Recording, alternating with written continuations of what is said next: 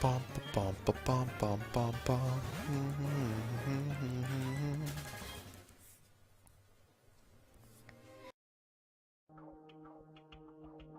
He's got airborne. He's got a second to airborne, isn't he? You know what? Oh, he's got two things. Shit. We have to use that.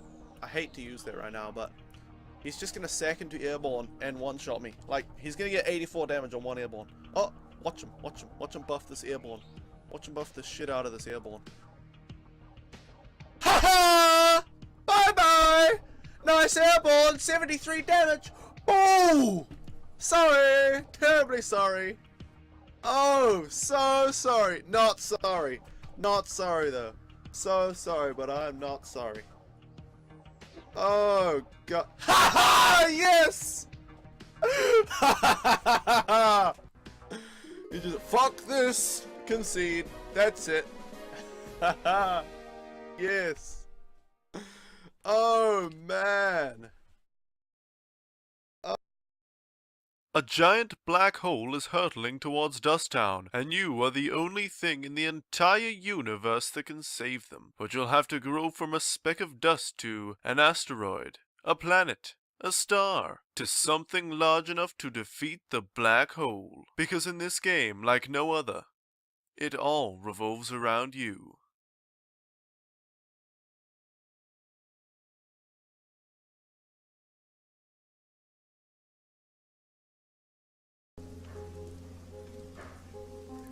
I'm sitting at this table called love, staring down at the irony of life. How come we've reached this fork in the road, and yet it cuts like a knife? I'm not crying.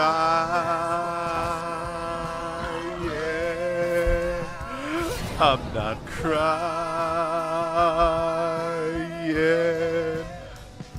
Oh, I'm not crying.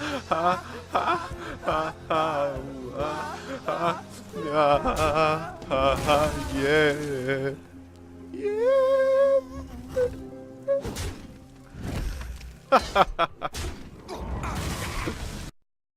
Ash Ketchum is a boy of 10 years old, and in the world of Pokemon, that means it's time for him to get a Pokemon from Professor Oak and head off on his own Pokemon adventure.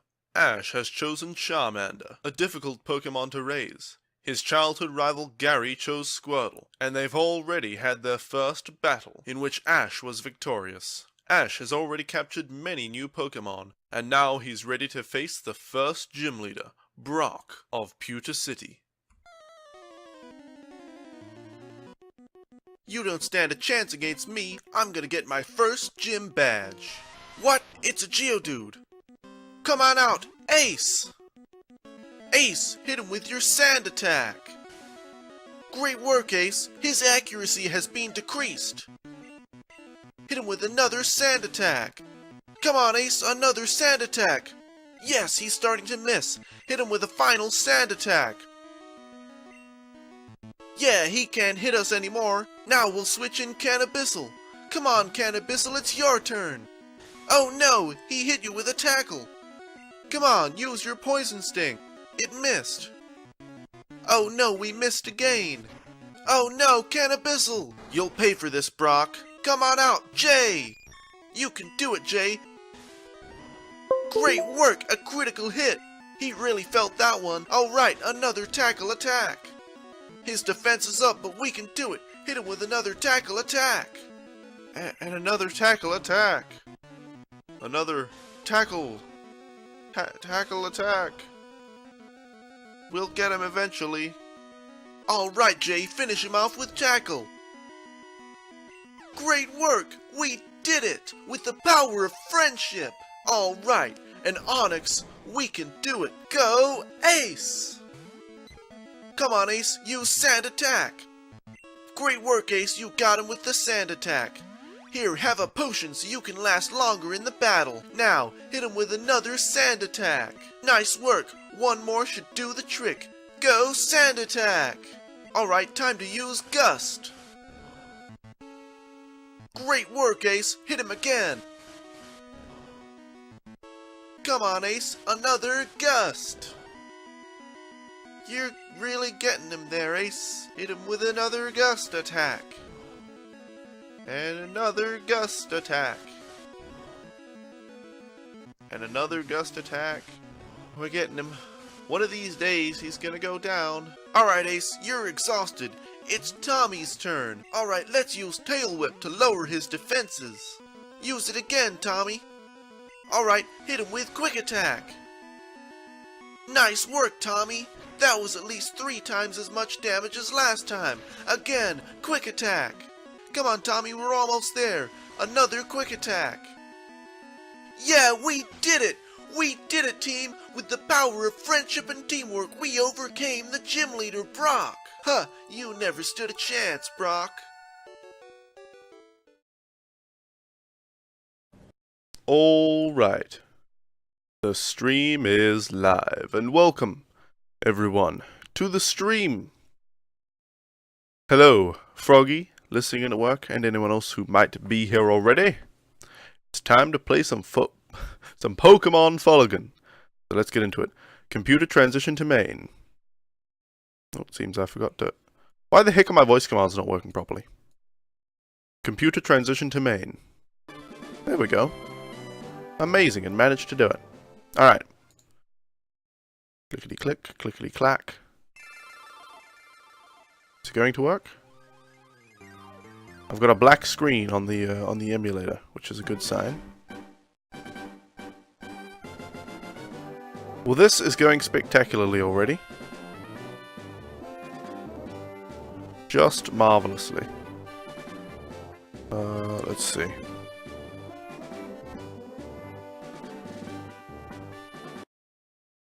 Well, Alt F4 closed it successfully. Let's see if we can reload into the game. Okay, there we go. Now we're all right. Hopefully we don't get that same issue again. Anyway, without further ado, hopefully, it's time to play Pkmn Fuligin. So let's do it. We went to Elemis City and obtained the Sylph Scope. We went to the Elemis City gym and bought a bunch of stuff. Still went to the Elemis City gym. And we saved the game on Route 19. Okay. I think we've already faced this couple. Let's see. Plant Man is, whoops, more in need of training than Chirpy, so let's put Plant Man in front. And you know what? I'm going to adjust, excuse the horrible audio lag. I'm going to adjust the repeat interval again because it just auto-repeated when I didn't want it to. Okay, so these guys don't want to fight anymore. Oh, bleh, I wish I had a nice sister. Okay, what's here? Spooky Tower, beware of restless spirits. Well, we haven't even gotten in and we're already in a battle. Against a Mareep. Or a Flaffy, rather. Well, Flaffy is a cool Pokemon, but I don't want to catch it this time. So let's just hit it with Sludge Bomb and see how we do. Alright, there we go. A single critical hit to do the job. I think Ivysaur is part poison, so we get the same type attack bonus. Alright, well, let's hit into the tower. Spooky Tower. We can't run in here, apparently. I came to pray for my dearly departed Clefairy. I'm awash in tears. Did you come to pay respects? Bless your Pokemon-loving heart, son. I don't need your stinking blessings. My Growlithe, why did you die? Gosh, this is such a grim place in the mod and in the original game. Pokemon Tower was erected in the memory of Pokemon that died. Yep. I am a channeler. There are spirits up to mischief. I sense them high in the tower.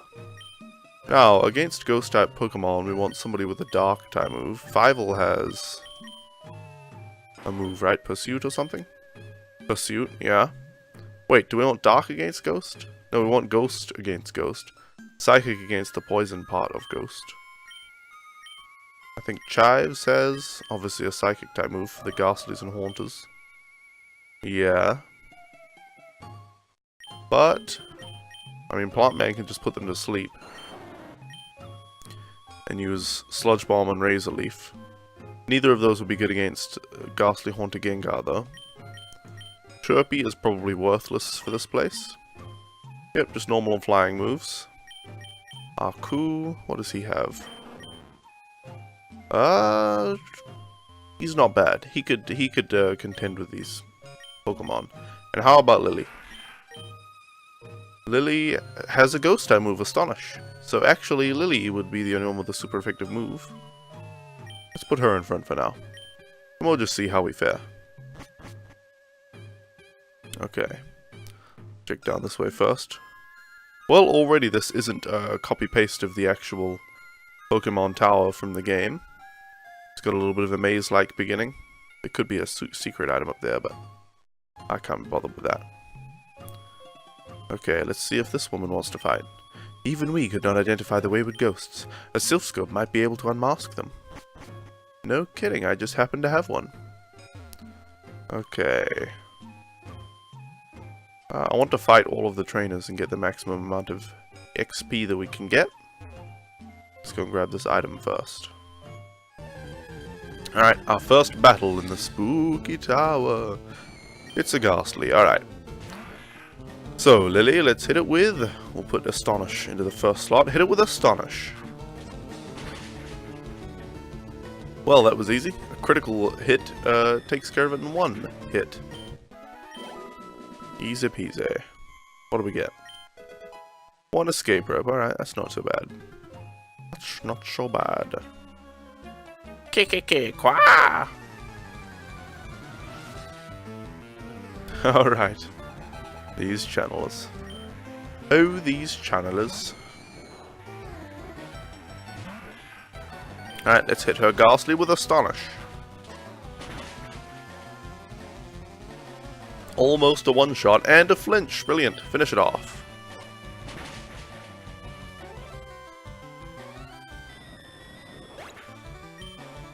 Well, that was easy enough. Now, a Haunter. I guess we'll keep Lily in for this. Come on, Lily. Hit this Haunter with Astonish. No, we used Nightshade, so this is going to be 32 damage. That's fine. That's fine. Wow, we didn't do a whole lot of damage to this Haunter. Okay, well, another Astonish. Shadow Punch. Okay. Only 21 damage from that. So whether he uses Shadow Punch or Nightshade will survive his attack.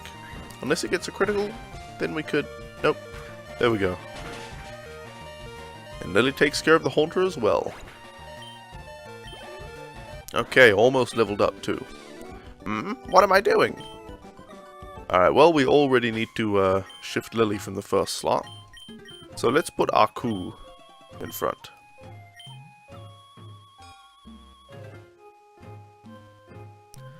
Alright, perhaps we should just try to make it to the healing spot, if it's still in this mod. One elixir, thank you all. I'll take this item. A Great Ball. Maybe I should just heal Lily. Well, we have to fight this channeler. Hoo, beat me not. Yeah, well, we'll see who beats whom. Okay. Gengar. Wow, a level 40 Gengar. Are you kidding me? Well, let's just use Yawn. Shadow Punch might knock out Aku in one hit. Critical hit. Brilliant. So, what the heck? Level 40 Gengar. Let's send out Plant Man and try to use Sleep Powder. This is freaking ridiculous. He uses Destiny Bond. I am okay with that.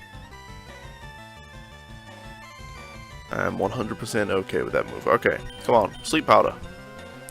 Confuse Ray. I don't know why this Gengar isn't just hitting Plant Man. I guess he has a bad trainer. She has a bad trainer, rather. Okay, good. We landed the Sleep Powder. Hit through confusion and low accuracy. Okay, what do we hit this guy with? He's Ghost Poison, so Sludge Bomb's not a great idea. He's immune to Body Slam. And his Poison typing makes him resistant to Grass, so perhaps we should bring out Chives. That'll be a good idea.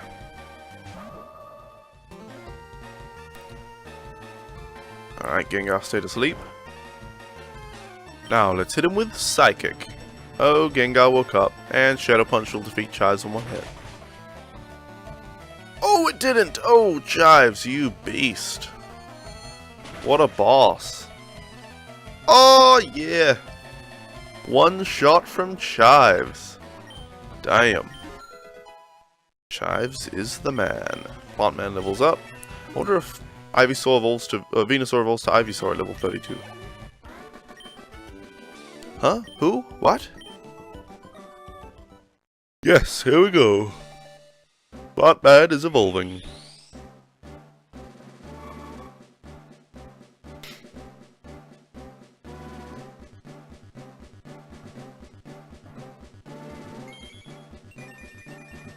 Alright, Plant Man has evolved into Ivysaur. Look at his tiny little teeth, they look even smaller with the filter on XBRZ. Let's see. So we don't want Chirpy in the front. We could heal Lily and keep her in the front. Let's see if we have a bunch of super potions, don't we? Super potions, yep, let's use one. Wow, the graphics look horrendous when it zooms in like that. I hate it every time. Okay, let's not encounter any more channelers. How about that? That sounds good. I think we have to encounter that one. Awakening might be alright. Yep, we have to fight this channeler too. Should we heal any other Pokemon? Yeah, Chives could use some healing. I'm actually questioning whether I should use an extra super potion on each of these Pokemon to fully restore their health. But that might be okay. Alright, let's do it. Yes. Ghost, no! Qua! Channeler Paula. Alright, a Haunter. Come on, Lily, you can do it. Hit it with Astonish. Haunter used Curse. Alright, well, hopefully we can finish him off with Astonish and have a short first Pokemon battle against this woman. Paula. Oh, come on, it was so close. The Curse is going to deal 25% of our health. Alright, finish it off, Lily. Nightshade will do exactly 28, so we can defeat it without fainting.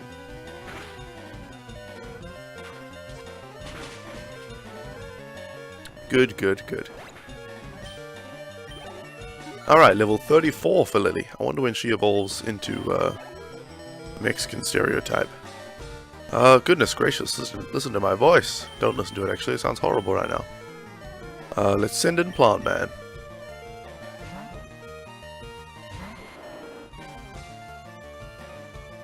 Okay, maybe it sounds better now. Alright, let's hit this Misdreavus with Sleep Powder. Good. Plant Man's showing what he's made of. Okay. Let's hit it with... Let's try... I don't know what types Misdreavus is. Let's try Sludge Bomb. Okay, not very effective Sludge Bomb. But it did do decent damage, so it wasn't a waste of a turn. Let's try Razor Leaf now. About the same damage. Confuse Ray from Misdreavus. We either have to hit through Confusion twice to finish her off, or hit through Confusion once and get a critical, so... It might take us a minute here. Yep, there we go. Self-hit. Brilliant. Psybeam comes in. That'll be super effective. But Plant Man can take the hit. Come on, another Sludge Bomb. Good. One more hit is all we need. She uses Mean Look. Alright. Think that, yep, that stops us from escaping. Alright, Plant Man. Yeah, snap out of your confusion and use Sludge Bomb. There we go. Easy peasy. And we defeated Channeler Paula. Where's the ghost? Don't worry, I took care of it, you foolish channeler. These channelers can't even do their own jobs. So Lily needs healing? Gosh, the graphics when it zooms in like that. Okay, and we will give a potion to Plant Man.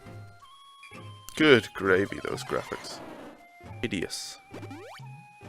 We get a sneak peek of what the game would look like without the XBRZ filter.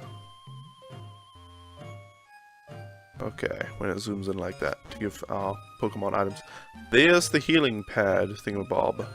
Do hickey majiggy. Getting jiggy with it. Na na na na na na na. Oh, what's this? Shuppet? Yes, Shuppet.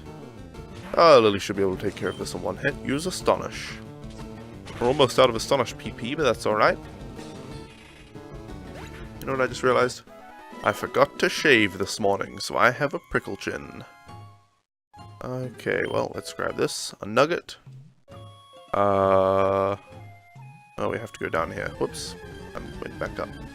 Derp, derp, derp. Cubone. We can heal on this Cubone, actually. Lily can. Use Absorb. That should be super effective. Oh, almost a one-shot. Got a bit of health back, and how much damage will Cubone do with Headbutt? Not so much. Alright, finish him off.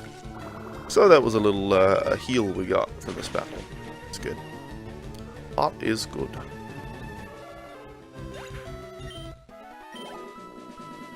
Okay, let's head on this way.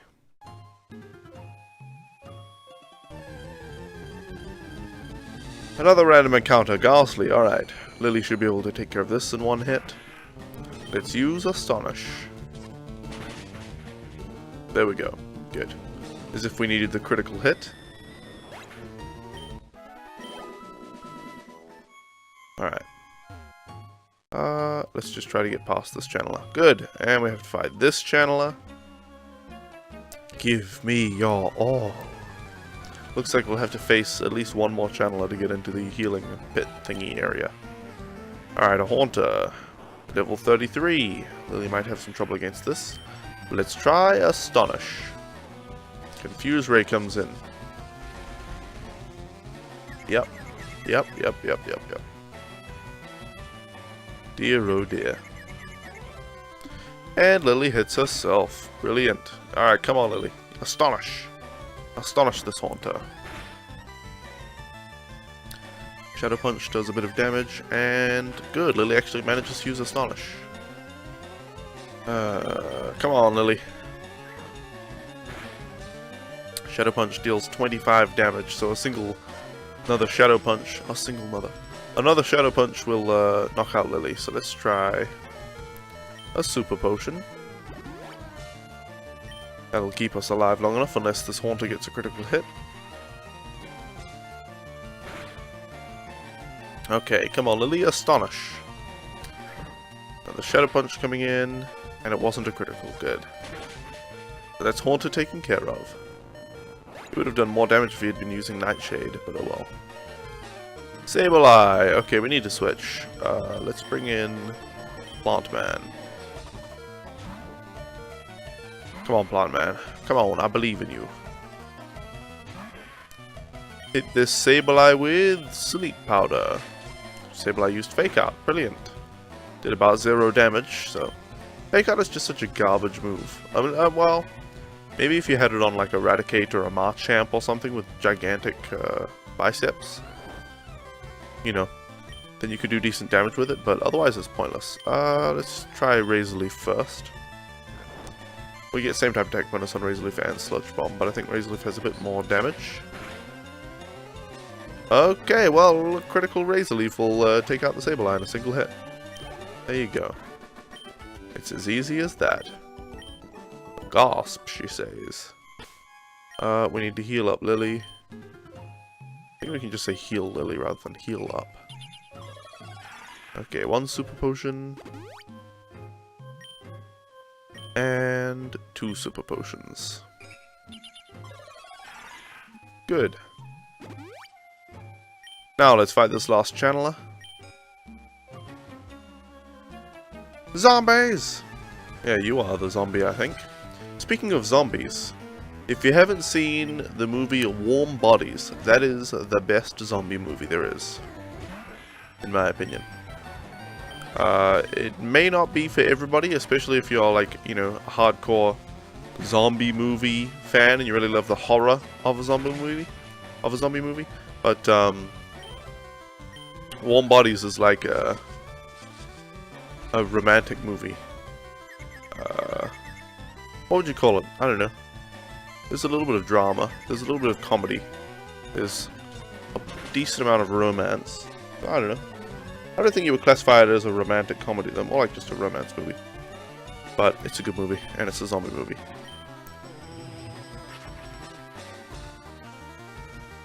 Alright.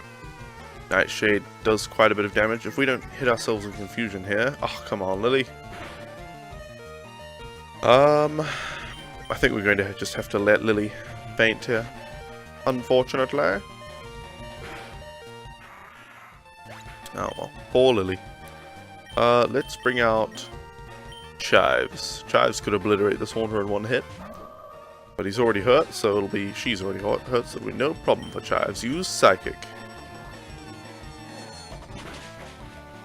Excellent work, Chives. Chives is like my hitman. I bring him in, he kills whomever I direct him at, and then I give him his money. Alright. Defeat this Gengar with a single psychic move. There you go. He's my hitman. Easy peasy. And Karina has been defeated. Huh? She says. And this is not a trainer. So we're finally healed. Okay.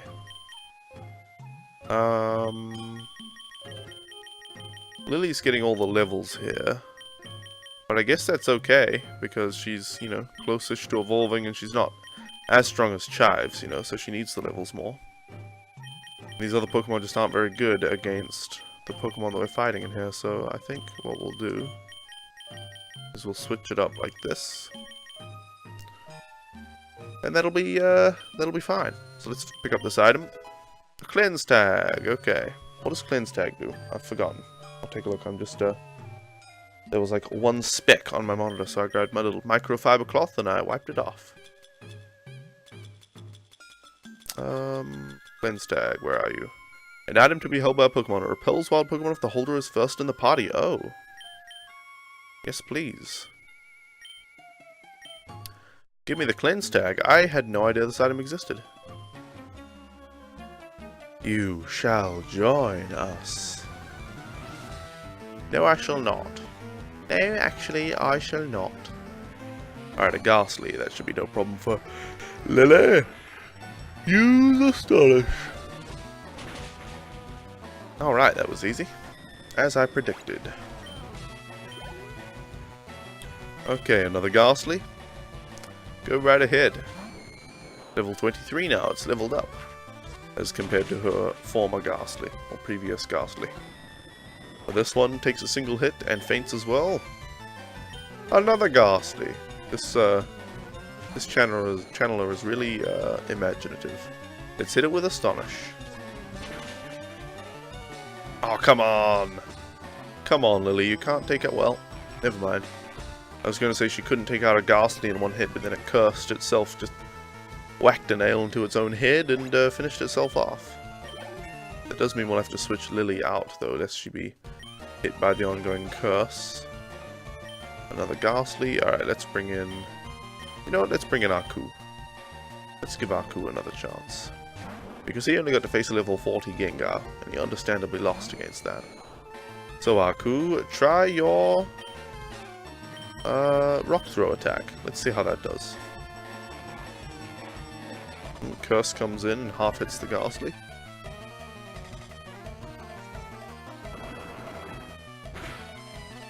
Alright. Aku finished off the Ghastly. That was a half health level 25 Ghastly. So it's certainly respectable. Much as I would love to have Aku in for this Shedinja, I think we're going to have to switch to Lily.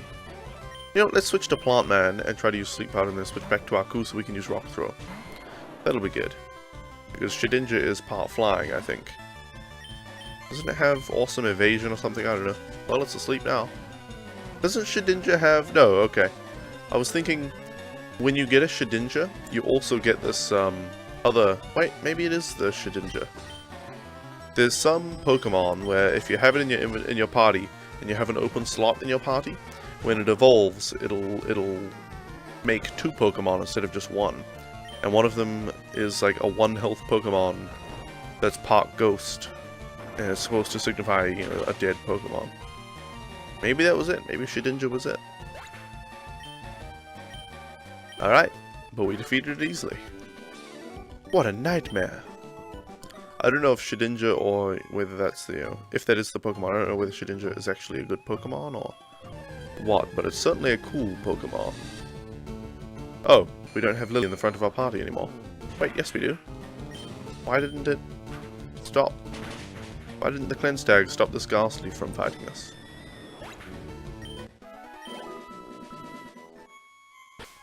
Why did the Cleanse Tag not work? We gave her a Cleanse Tag. I don't know. I'm lost for words. No, we want to go this way. Maybe it just lowers the encounter rate? It's Ninjask and Shedinja, yes. Thank you, Froggy, you're right. I don't know which one's the ghost one, but I can only imagine Shedinja is the ghost type because we just encountered it in, you know, the Pokemon Spooky Tower. A mic. Okay, let's fight this woman. Ooh. I don't know what she's saying. She's saying nothing. She ain't saying nothing. Ain't saying nothing, sir. Cleanse Tag isn't as good as Repel, it just helps a bit. Okay, thanks, Froggy. Alright, let's hit this Haunter with Astonish. Want to use Nightshade for 32 damage. Nightshade's damage is always exactly equal to your the level of the Pokemon using the move. So it'll always do 32 damage until this Haunter levels up. Which means we can survive one more Nightshade, just by 1 HP.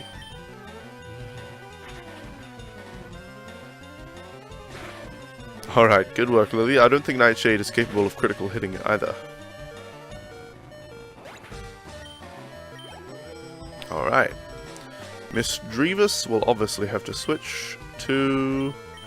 Isn't Miss Drevis part fire or something? No, I'm thinking of something else, that candle type one. Let's switch to Aku.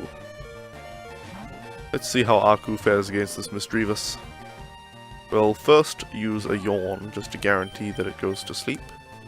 Psybeam. Okay. Aku took the Psybeam like a champ. Like a champion. Okay, now let's try Rock Throw. Confuse Ray.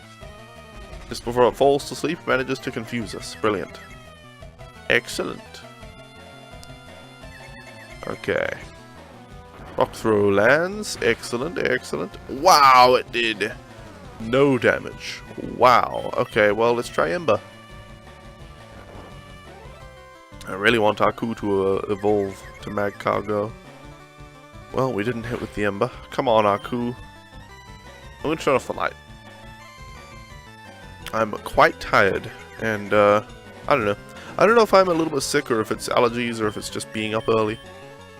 But I sneezed a bit this morning, and I'm feeling a bit, you know, blocked up and everything. Hey, Druid Bean. Welcome, Druid Bean. Do you want a Twitch Turbo code for a 1 free month? Because I won 1 free month of Twitch Turbo, but I don't actually care to use it, so you can have it if you like.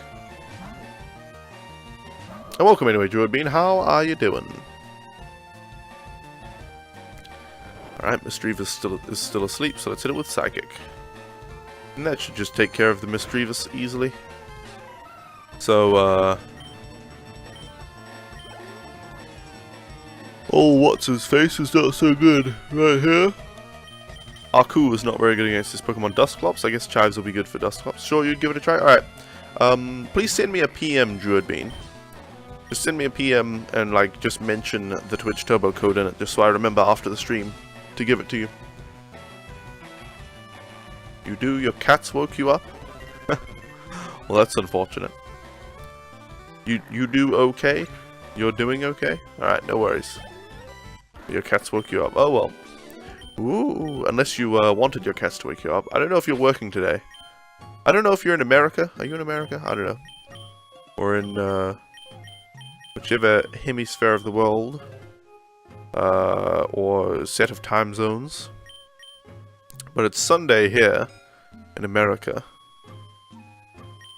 Let's see.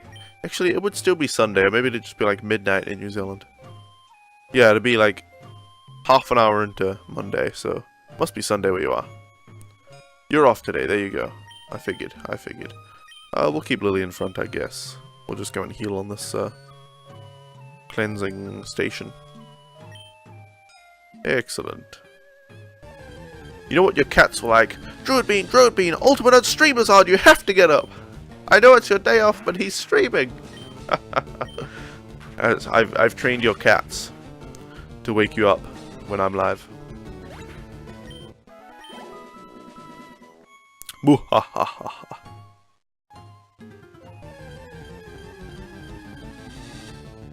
Alright, another Shuppet. This cleanse tag doesn't seem to be doing a great job. I'm encountering about as many Pokemon as I would expect to encounter.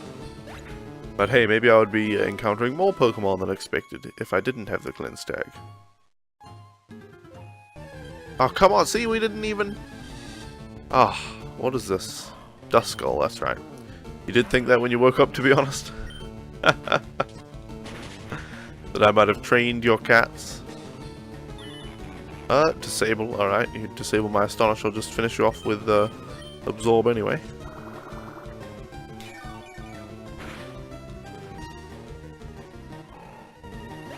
Alright, Duskull is down. Okay. Hoi. We've already faced this trainer. Okay, whoops. We'll go around this way then. You're like, oh, it's Sunday. He's streaming. I see. The damn cat's waking me up on my day off. Oh, well, it's Sunday, so I guess Ultimate's streaming. I might as well get up. You probably had to do some stuff if the cats were waking you up in the morning. They probably wouldn't leave you alone if you just went back to sleep. When I was living at my mum's house, we had a cat called Tutu. And she was a little rascal. Be cursed with me, quah! And sometimes she would try to wake me up. Like, she would climb in. I would leave my window open while I was sleeping. It had a lock on it, so it couldn't open very far. But just enough, you know, to let air circulate and keep me cool. But she would climb up through my window and come in and, like, paw me in the face. And jump on me and stuff like that. And I wouldn't even wake up. And I know that she did this because I did wake up just a couple of times when she did it. But I know that she did it much more than that because I would wake up with her on my bed just looking at me waiting. And so she'd obviously been up to all those other things trying to get me to wake up. Then they'll do it when they're hungry? I see. No, Tutu was just very energetic and curious. Which is the recipe for one smart cat. You know, energy and curiosity means she's got plenty of time to be climbing around, discovering things and figuring out how things work. Figuring out how to destroy flowers and knock over Mum's little statue things and break them all. She would go out and pick up flowers, and then she would bring them inside and destroy them and get their leaves all like ground into the carpet. Or their petals, rather.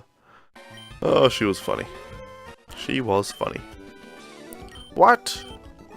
She also never killed any mice or anything while I was there, so that's nice that she wasn't a murderous little animal. I don't know, she probably would be if she met one, though. Hey, Toby Rocks, welcome. How are ya? And Death Gorseth. Your cat used to always open your door to get into your bedroom and sleep in your bed? Nice. That's cute. It used to open your door, though? Was your door just, like, you know, slightly ajar and it would push it open? Or was your door, like, was it actually able to operate the handle? Like, jump up and slap the handle down? Or whatever, if it's one of those lever-style handles. Because that would be pretty impressive, if it learned how to use handles on doors. Alright, Lily hit this ghastly with Astonish.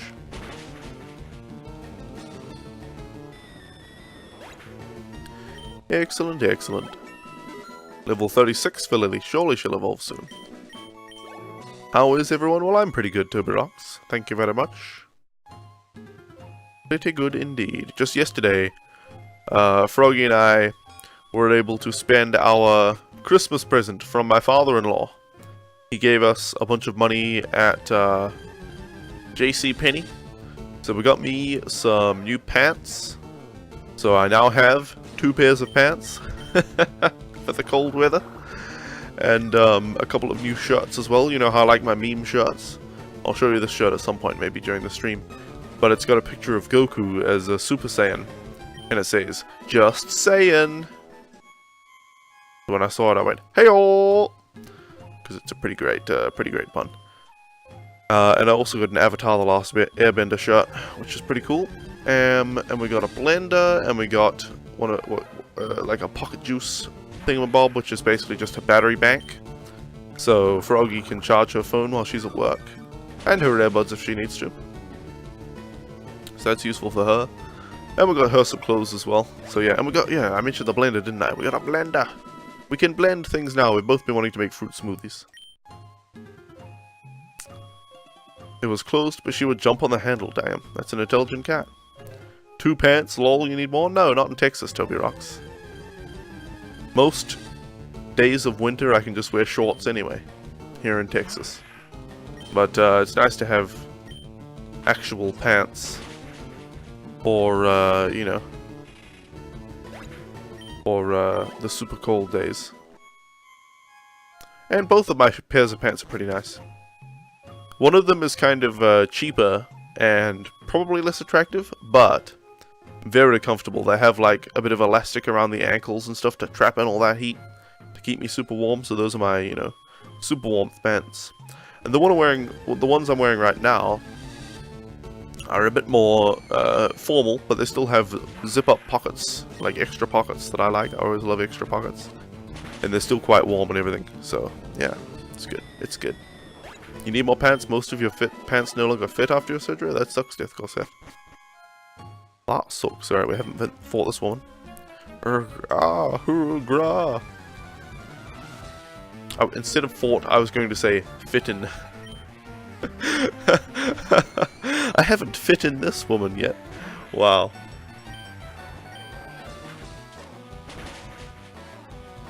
Well, bite, bitten, fight, fitten, right? It makes total sense. You had pants surgery? At least you're okay. Yeah. At least your pants made it. Oh yeah. Deathco Sith had back surgery. Not a great kind of surgery to get, generally speaking. Not exactly what people want to get. But if you have a back injury, which, you know, is one of the worst kind of injuries, then you need the surgery to go along with it. Come on, Lily, hit through the damn confusion. You can do it. Stamp out of the confusion, good. And Astonish lands. Wow, it doesn't do much damage. Okay, we might need to switch or heal Lily. Let's just switch to Chives. That'll be good. That'll be good.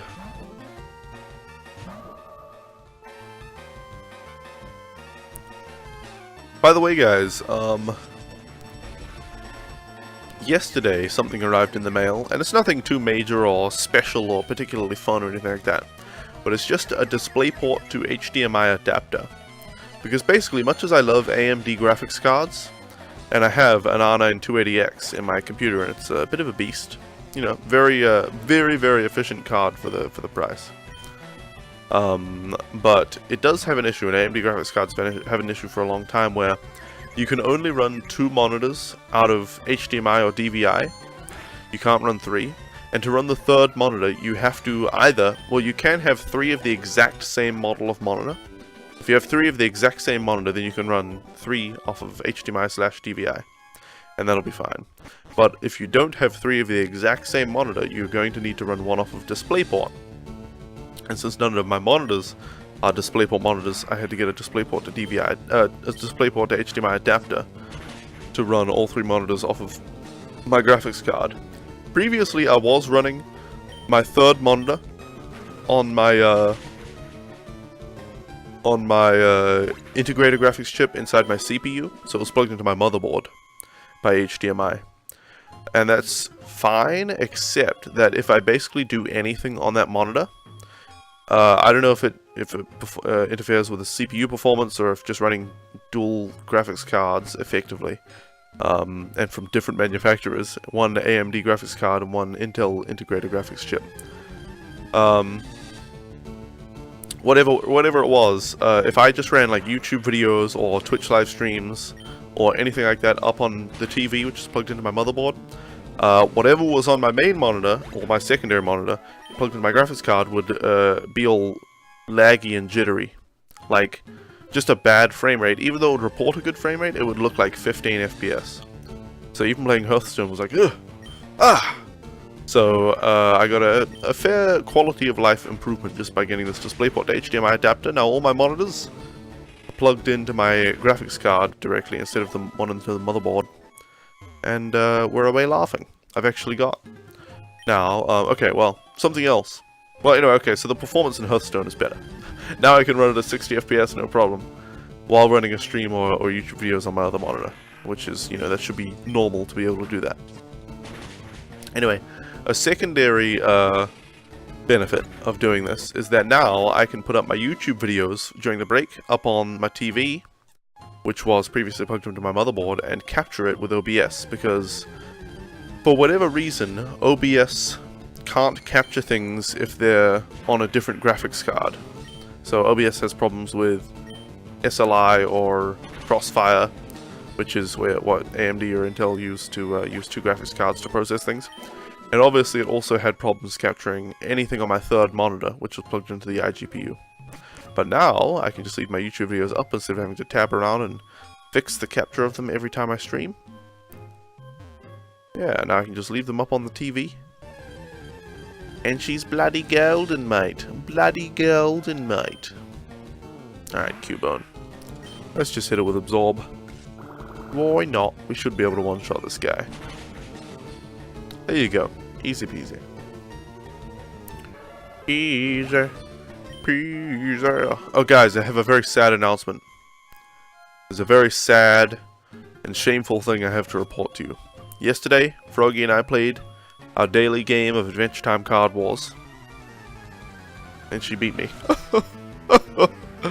I'm the dweeb and she's the cool guy. It's a sad day. I swear, guys, I swear, I was the cool guy. I was the cool guy on Friday. I beat her. But then on Saturday, yesterday, she beat me and I'm the dweeb. I didn't even get to stream. I didn't even get to tell you guys that I was the cool guy before I lost again. And once again, reclaimed my title of dweeb. I'm so sorry to disappoint you all. Alright, Lily got Thief, which is a dark type 40 power move with 100 accuracy, an attack that may take the foe's held item if the user isn't holding one. Well, Lily is holding an item, but we might change that at some point. The thing is that, well, Thief would be more powerful than Absorb with flat damage. Absorb has 20 power with the same type attack bonus that's 30 power, but it also heals us for half of that, so it's like a 30 power damage and 15 power heal versus just a 40 power damage. So we want Astonish, even though it's not very good. Dark would be good for both. For both what? Dark is good against Ghost. Are you sure? Are you sure about that? I always think that's the case, but then think it's not. I don't know. Are you sure Dark is good against Ghost? Should I get rid of Astonish? Lily's high enough level anyway. We could just use another Pokemon, Chives, for the rest of this tower. Yeah. Okay, well let's get rid of Astonish then. I'll take your word for it, Druid Bean. We'll get rid of Astonish and use Thief instead. And we'll immediately try it on the next Ghost type Pokemon we fight. A Ghastly. Well, there you go. I don't think Dark is weak against poison, so this should be super effective against Ghastly. Alright, thanks Druid Bean. I appreciate your help. You were right, super effective move almost defeats the level 30 Ghastly. Okay, well, and we'll use Thief again, even though, okay, now we're going to have to take the item off of Lily, because using Thief, we might as well have her item slot open so that she can take the enemy's item sometimes, you know. Phew, the spirit left. Yes, indeed it did. Alright. Let's take her item. And we'll actually put Chives in front because Lily's now out-leveling her. Maybe we should give the cleanse tag to Chives as well. That'll be good. That'll be good. Oh, there's nothing up here that we want. Is there a trainer? Have we faced all the trainers yet? Oh, I think not. We didn't face this one, did we? We did? Why did I face this one? Oh, that was before I decided not to face all the trainers, so this must be the first level with actual trainers on it. Oh, come on. Well, the cleanse tag, you can see the cleanse tag doing work there. It was quite a while before we got another encounter. Alright, let's hit this Misdreavus with Psychic.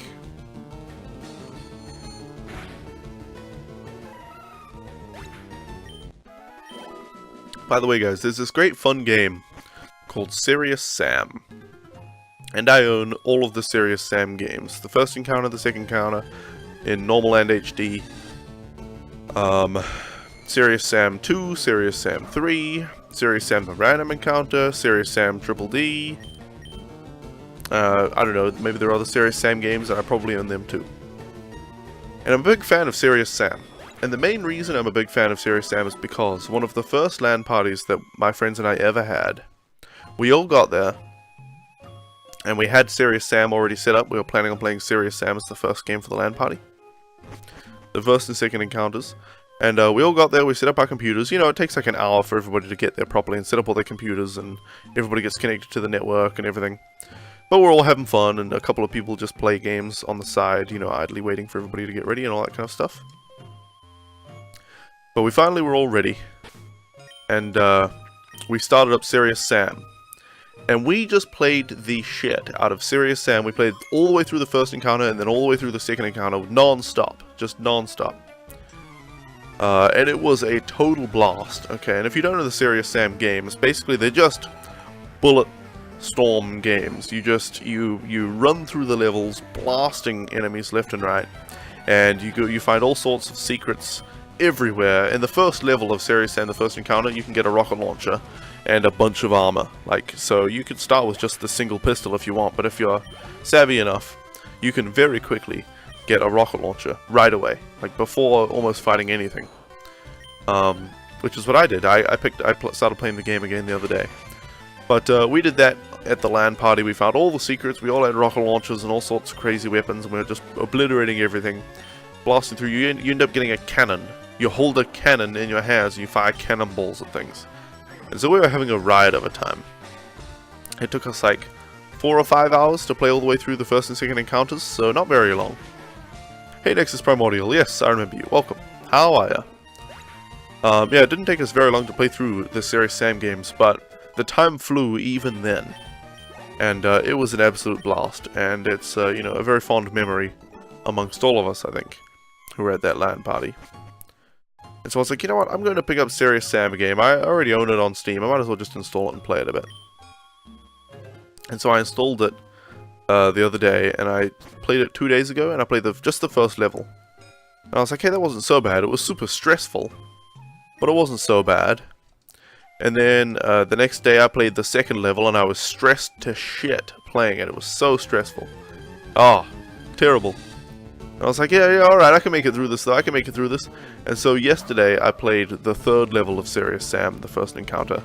And I wasn't having any trouble at all. I put the difficulty at the lowest possible, because I play that game for fun, not for challenge. You know, I don't actually want a challenge. I just want to blast millions of enemies and get all sorts of crazy weapons and stuff.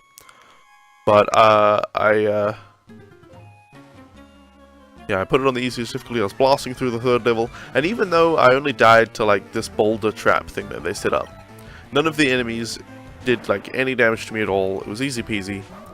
I just get so stressed in that game with enemies spawning left and right and behind and in front, all, you know, all over the place. And you have to constantly be looking around to find the enemies, or they'll just run up and explode on you.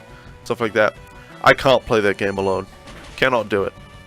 Cannot do it. So maybe one day I'll end up playing through the Serious Sam games with 1 or 2 other people, but for now, Serious Sam will remain a fond memory for me, unfortunately. I just get way too stressed playing it. Way too stressed.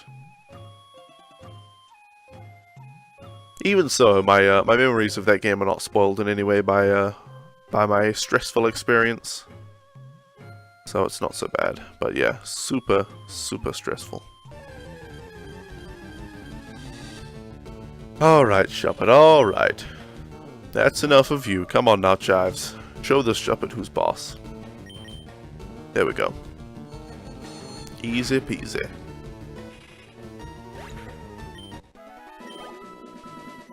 Alright, let's go. By the way, guys, there was a recent Windows 10 update. I don't know if you've heard about this or if you've experienced it, or if you guys use Windows 10. But this Windows 10 update just broke so many programs. I use a program called Game Streams, which is a Windows 10 app, to watch streams on Twitch. Because if I watch them in Chrome browser, it takes like 50% of my CPU. If I watch them in Game Streams, it's about 2% of my CPU. So yeah. Anyway, it broke Game Streams. It broke Skype, which I don't even usually use, but I heard from others that it broke it. Which is Microsoft's own software. And it broke Game Maker. That was the real worry for me. I was like, oh crap, is my game project ruined or something? But no, it was fine, I just uninstalled that update. But it was a stressful time. I was like, oh crap, did I lose all the work I just did on this game? Alright. I wouldn't like Unreal Tournament Alien stages? No, I'm sure I wouldn't like Unreal Tournament. I mean, playing online would be fun. I've played Quake Live, and Unreal Tournament is very similar. I've played UT 2K4 actually. Used to play that quite a bit. And I've played UT3 as well. But yeah, playing the single player is just so stressful. Are we going to fight a bunch of rockets, or what's going to happen here? I see an NPC there. I guess we'll keep Chives in the first slot. Let's just save the game and see how we do. Let's see how they fare. Greetings, young traveler. Have you come to pay your respects to the spirits of dead Pokemon? What's that? You say you're here to steal my Pokemon? I will not allow it. Oh yeah, I'm Team Rocket Guy. I forgot what I was doing here. I was like, I don't know, Team Rocket Guy stole my, gave me my, the Sylph Scope, so I guess I'll go here. It's ridiculous, but oh so fun. Oh, the alien stages are an online mod. Okay. Alright, let's hit this Haunter with Psychic.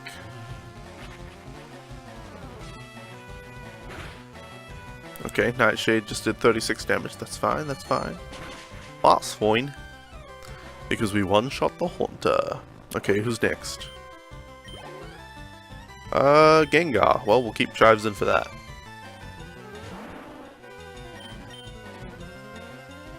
It's level 45. Chives is screwed. Wow. Okay, I would send out Lily, but I think she'll just get wrecked too, so let's use Plant Man. Come on, Plant Man. You can do it. Use Sleep Powder. Destiny Bond, that's fine. That's fine. Alright, good. Sleep Powder landed. I'm sorry to hear the stream's buffering for you, Nexus Primordial. Do you watch just in the Twitch browser, you know, the Chrome or whatever? Because you might want to try watching in a third-party app like Game Streams or with a Live Streamer or something like that. Yeah, there you go. Death Corseth uses Live Streamer. Wow! Thief did no damage to this Gengar. Okay, we need to revive. Do we have revives? I think we do. We need to revive Chives. Yeah, Livestreamer is a third-party app that lets you watch Twitch streams in like VLC or MPCHC or anything like that. You know, a desktop video player. Let's use a Super Potion on Chives. Okay. We're going to have to let Lily just faint, I think. Hey. Okay, well, we'll try a Water Pulse just to confuse the guy. Nope. That's it for Lily. Okay, let's send in Plant Man, and then we'll put him to sleep, and then we'll switch to Chives.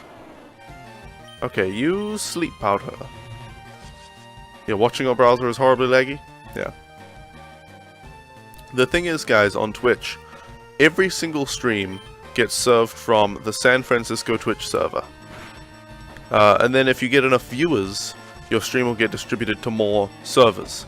So basically what that means is people who don't have many viewers only get distributed from the San Francisco Twitch server. It's usually around 10 or below, but nobody knows the exact number except for people at Twitch. But if you have around 10 or below viewers, your stream will only be served from the San Francisco Twitch server.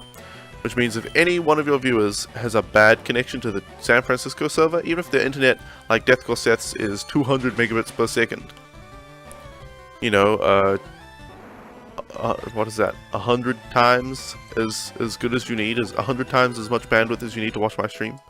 Even if your internet is amazing, if you just have a bad connection just to the San Francisco Twitch server, you're not going to be able to watch without buffering. But programs like Live Streamer and Game Streams seem to alleviate that issue a lot of the time. Alright, let's use Psychic. You have 12 followers. What, on Twitch, Druidbean? Do you stream?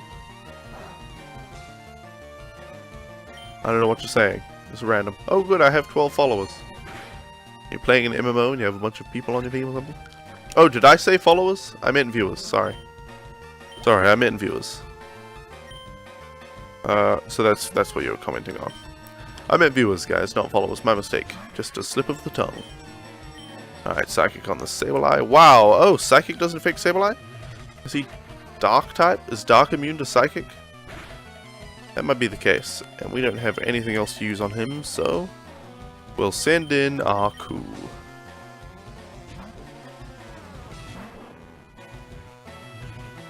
Okay, Nightshade again. That's fine. Okay, hit it with Rock Throw.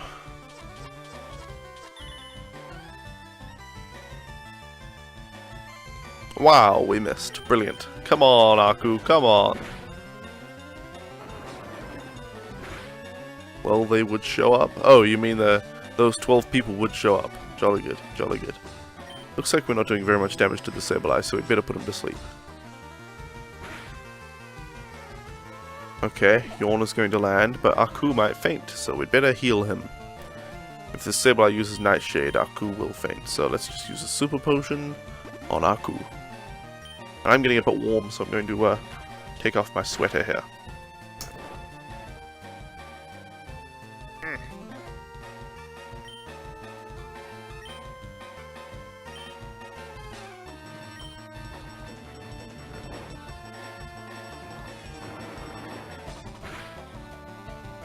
Oi. Every time you open a website to read the news, your internet dies? What?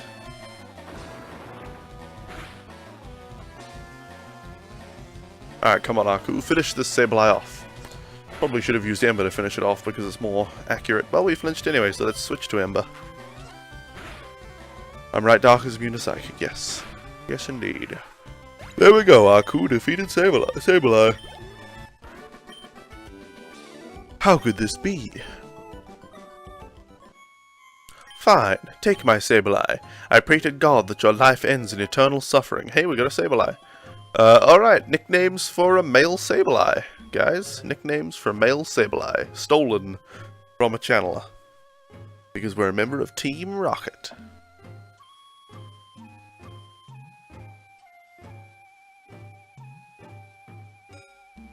Nicknames, Sableye. I wasn't planning on capturing a Sableye, but there you go.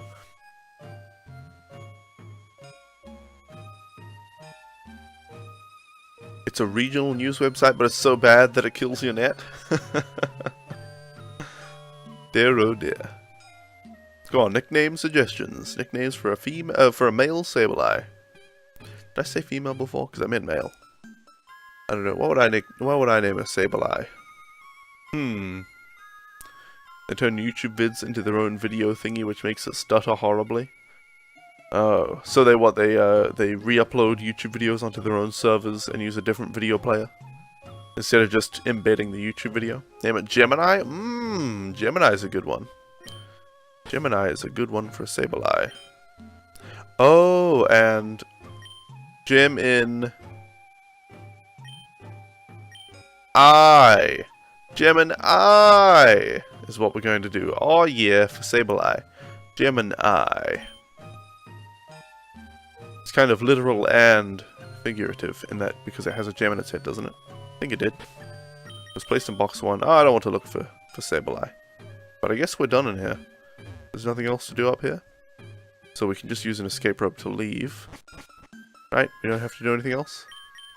Well, let's save the game. Because, guys, it's been an hour. Which means it's time for a break. Computer transition. Alright guys, thank you all so much for hanging out until now. I will be on for just a few minutes. And in the meantime, please enjoy my YouTube videos. I'll see you all back here very shortly.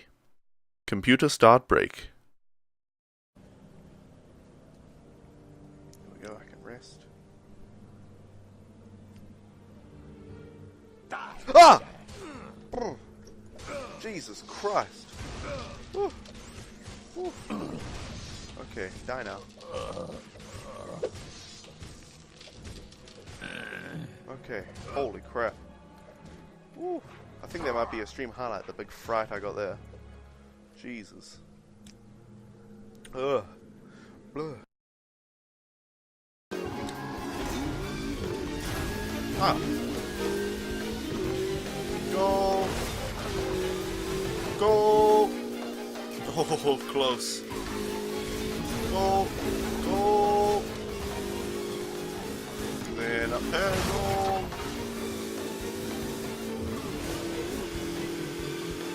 I normally go on the left side of this, so I wonder if it's different on the right.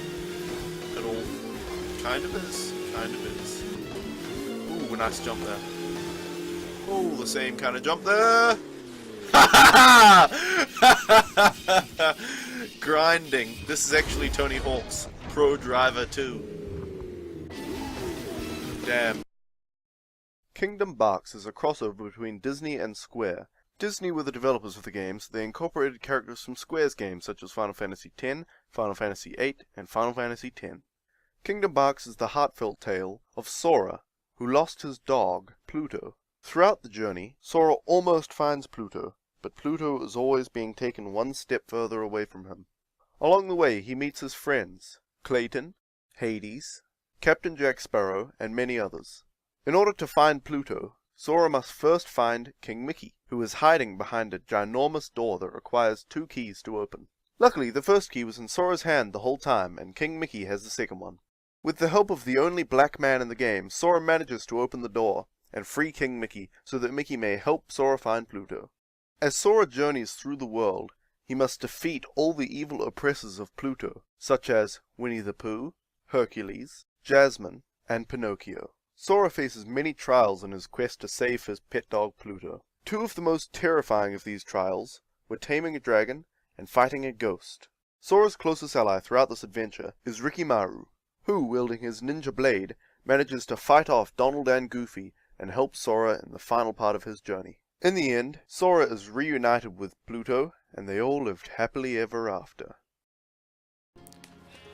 Where am I from? I am from New Zealand. Little old country down on the bottom of the earth.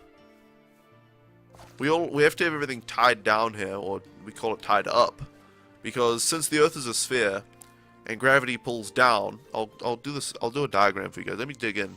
Let me make myself safe. And I'll explain this to you guys, because I know a lot of people in the northern hemisphere don't really understand, you know, our sort of special requirements. Let me open up Paint and I'll show you guys. So, the Earth is a sphere. Let's see here. This is a little science lesson for you guys. The Earth is a sphere. And you have the North Pole, it's all cold, and the South Pole. And you have, you know, America and Canada and stuff, which are kind of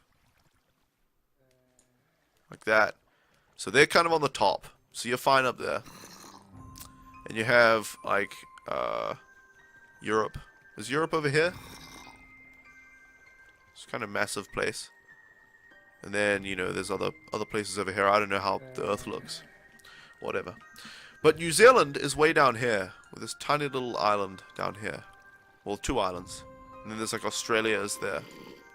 So this is New Zealand right here. Since we're on the bottom of the Earth, you know, gravity is pulling down, we would just fall off the Earth. We would literally just fall off the Earth if we didn't. So we tie everything down. And we have, like, rooms built. Like, I'm in my bedroom and it looks all normal. But this whole room is upside down and the roof is, like, tied to the ground.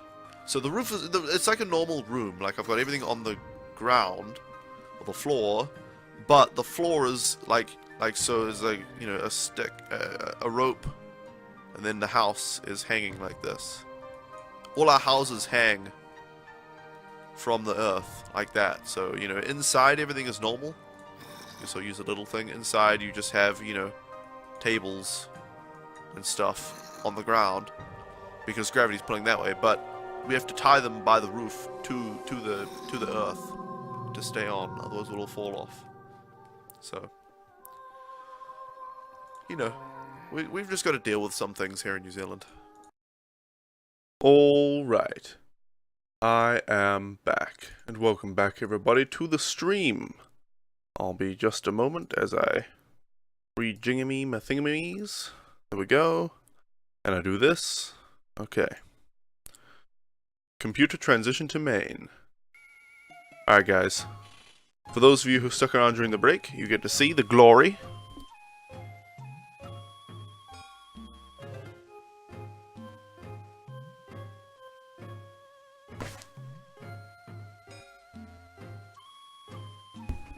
That's one of my new shirts that I got, just saying. Yeah, I think it's a pretty cool shirt. Anyway, welcome back everybody after the break. I hope you all enjoyed the YouTube videos in my absence. But it's time to continue playing Pkmn Fuligin. So, let's go into the bag and use an escape rope to get the heck out of here. Alright. We're out of there. You like that shirt? Thank you. I do too, that's why I bought it. Let's see. We don't need chives in the front slot anymore. Let's put Aku in the front slot. Then Chirpy and Fievel and Lily can go right up the top because she's the highest level. We'll take the item from Chives. Okay. And you know what, we'll teleport back to town to heal. It needed more ace. What, the shirt or the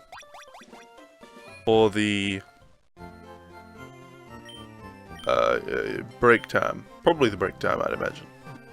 You know, if I were to sell shirts, which I don't know, I might at some point just because I would like to make my own custom shirts and then buy them. You know, get printed shirts, probably for myself. But if I were to do that, I would probably make one that said, Ace, hit him with your sand attack, or just Ace, sand attack, and it would have a picture of a Pidgey from, you know, the original Pokemon Red and Blue. That would be pretty great. Is this Cycling Road? No, Cycling Road was to the east. So is this where we went? Yeah, okay, this is where the building is. And there's a Flaffy, alright. Front side Ace, hit him with your sand attack. It won't be on the back then. His accuracy is being decreased. Backside, we'll get him someday. Yeah, something like that. With a little, maybe, I don't know, I don't know, I was thinking of showing, like, the Onyx with a little bit of a decreased health bar, but I don't know, what would I put on the back? Oh, that reminds me, just talking about shirts, reminds me, when I went to Thanksgiving dinner with my new family, you know, my new in-laws, my brother-in-law was there. Wait, no, he's not my brother-in-law, he's just my sister-in-law's husband. I don't know, I get confused with what people are. He's my sister-in-law's husband, so I guess to me he's just a friend, right? 2 steps of legality don't make family, I guess. I don't know. But I don't know. Anyway, he was at a family dinner, and he's a pretty cool guy in general, but he's heavily religious. Very Christian. And so Christian, in fact, you know, those two, my sister-in-law and her husband, they both, like, they switch churches if they have, like, one interpretation of one passage in the Bible that they don't like. They're like, no, that's not what that passage means. It means that, you know, blah, blah, blah. We're going to a different church. So, you know. I don't know why they go to church in the first place. Well, I guess it just says to in the Bible. But they'd be better off just studying the Bible and praying and stuff in their own home because they disagree with everyone on how to interpret it. Personally, I think they should just throw it in the bin, would be the best interpretation of the Bible, but he went to this family Thanksgiving dinner, and he was wearing a shirt, and I can't remember what it said on the front, but on the back, or maybe on the front it was, maybe it was on the front, it said something like, to honor God is to obey God, not to obey man. We must abolish child abortion, or human abortion. And it had some Bible passage like, you know, James 16:2 or something, you know, it wasn't that one, but it was something like that. I was just like, good gravy, man. Talk about coming off a little too harshly. We must abolish human abortion. We must abort the human abortion. Abort. Anyway, that was funny. Holy hell, you actually did it? Shit, I guess you're pretty good. Okay, for completing your mission, here's your reward. HM3. It's an HM. You can use it to cross water if you teach it to a Pokemon and have the Elemis City Gym badge. Also, you can keep that Sableye since you did such a good job. I'll catch you later, you little shit. Kisses. Okay. Okay. Let's open the TM case, and we have Surf now. 95 damage, 100 accuracy. We'll teach that to Lily right away. Okay, Water Pulse is 60 and 100, so we'll get rid of that, even though it has the chance to confuse. We need Surf, and Surf is actually better than Water Pulse. So there you go.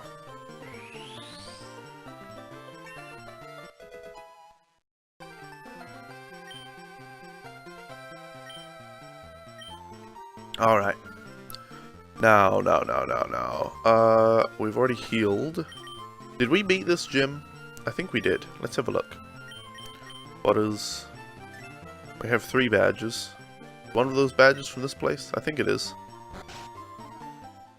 Let's have a snoop around and see if that is the case. Needs to come with a recording, the Ace shirt. Ace, hit him with your sand attack. Little, yeah, actually, oh, I could sell a Pidgey doll. I could sell a little plushy Pidgey doll with the squeeze hand. You know, you squeeze one of its wings or its beak or something like that, and it has a sound chip in it that plays a randomized little clip from that Master's Journey episode 1.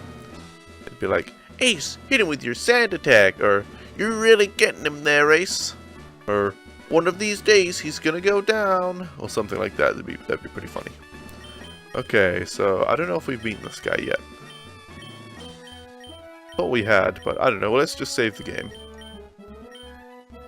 Over here, there was an old lady with some disease you don't remember, but she opted for euthanization? Is it euthanization? Like that? Euthanizing? She opted to be euthanized? I see. Welcome, Challenger. Okay, so we haven't beaten this guy. We have faced him and we lost. I remember now. Alright, let's see how he fares. The place she was staying at was very Christian and banned the doctor from entering without telling the lady/family. Well, so she ended up in a lot of pain? Oh, that sucks. I don't know, should the family... I mean, the family should probably know. But it shouldn't be the doctor's responsibility to tell them. It should be, you know, if the woman, the old woman who's dying in incredible agony, wants to tell them, that she can. Okay, we need to, Was there a way? Did somebody mention a way to... Hold on, I need to... Okay, this is what I'm going to do. Pokemon FireRed reset. What buttons do you press to reset? Soft reset, yeah. Start select AB for about 2 seconds, and then it does it, apparently. Okay, well that did it immediately. I didn't need to hold it down at all. Alright, we're going to rearrange our team and put Lily in the front, I think. That would be a good idea. Lily, there you go. I don't know why you wouldn't allow legal suicide, you know, like assisted suicide. Because if you don't allow assisted suicide, you know, through, you know, drugs and doctors and all that good stuff, people are just going to find another way to commit suicide that's going to be more gruesome, you know, that might end up with brains all over the walls or a bunch of frothing at the mouth and that sort of thing that you don't really want to see. I don't know why I wouldn't just let them do it the easy way. If they're dying in agony and there's virtually no hope of survival. Can you make save states? Yes, but I choose not to use them. I don't want to use any, emulator functions in this playthrough. Magma? Okay, we're going to switch to Aku for this Magma. I want Aku to level up. So we're going to use Yawn on the Magma and then use Rock Throw, which would be super effective. And hopefully we can survive. Brick Break on Aku. He's only Fire type, right? Not Rock Fire. Aku's just too weak for this battle, I guess. That's too bad. That's too bad. Okay, let's use Surf. Magma went first and use Fire Punch. Should be normal damage. Okay, we survived it, but not by much. The family is suing the place now? Wait. So, wait. I mean, I can see why the family would sue the place, but I guess you insinuated with what you said before that the family didn't want her to be euthanized. But, I don't know. Let's bring out Chives. Aku has terrible stats? Yeah, he sucks right now. He sucks right now. Okay, let's use Psychic on this Magma. Fire Punch. Ay ay ay, critical hit. Goodness gracious. He uses a Hyper Potion.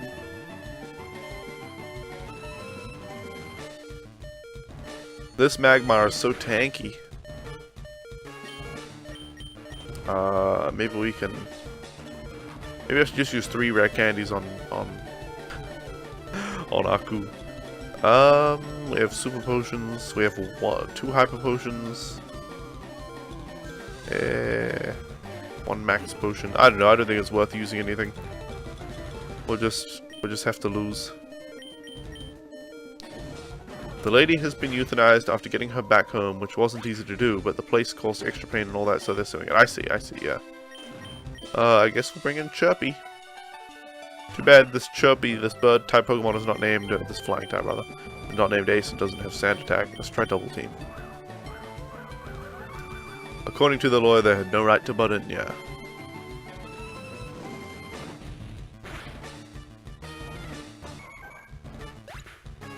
Well, Double Team did nothing for us. Let's try Plant Man. Come on, Plant Man, you can do it. Just hit him with Sleep Powder. Fire Punch is going to one-shot Plant Man. It might not, but probably will. Yep. There you go. Okay, Fievel, you can do it. I believe in you, buddy. I don't. Fievel can't do it. Hyper Fang, come on, yeah. Oh, Brick Break. Ay, ay, ay. Okay, it looks like we need to level up a little bit before we can beat Tom. Oh dear, that was painful. That was painful.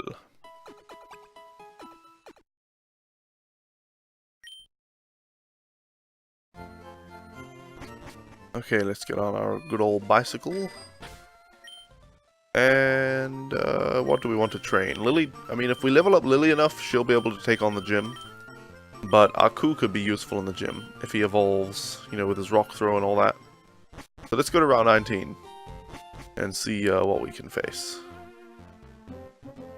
And, you know, explore over to the left here. Time to steal some stronger Pokemon, right? I'm a true Team Rocket member. I could use that Sableye, but, I mean, tanky as it is only level 20. Probably better than Aku at the moment, though. Oh, Aku. Oh, Aku, please. Please just land the rock throw. Come on, man. There you go. Wow, that did nothing.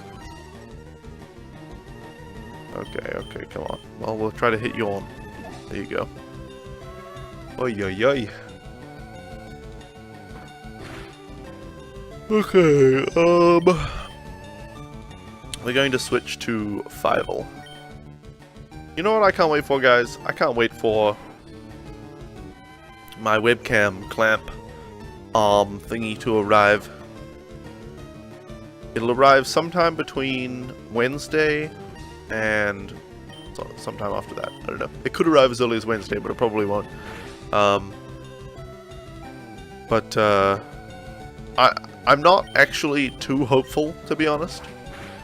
I'm not like, you know, oh yeah, this is gonna work, it's gonna be great.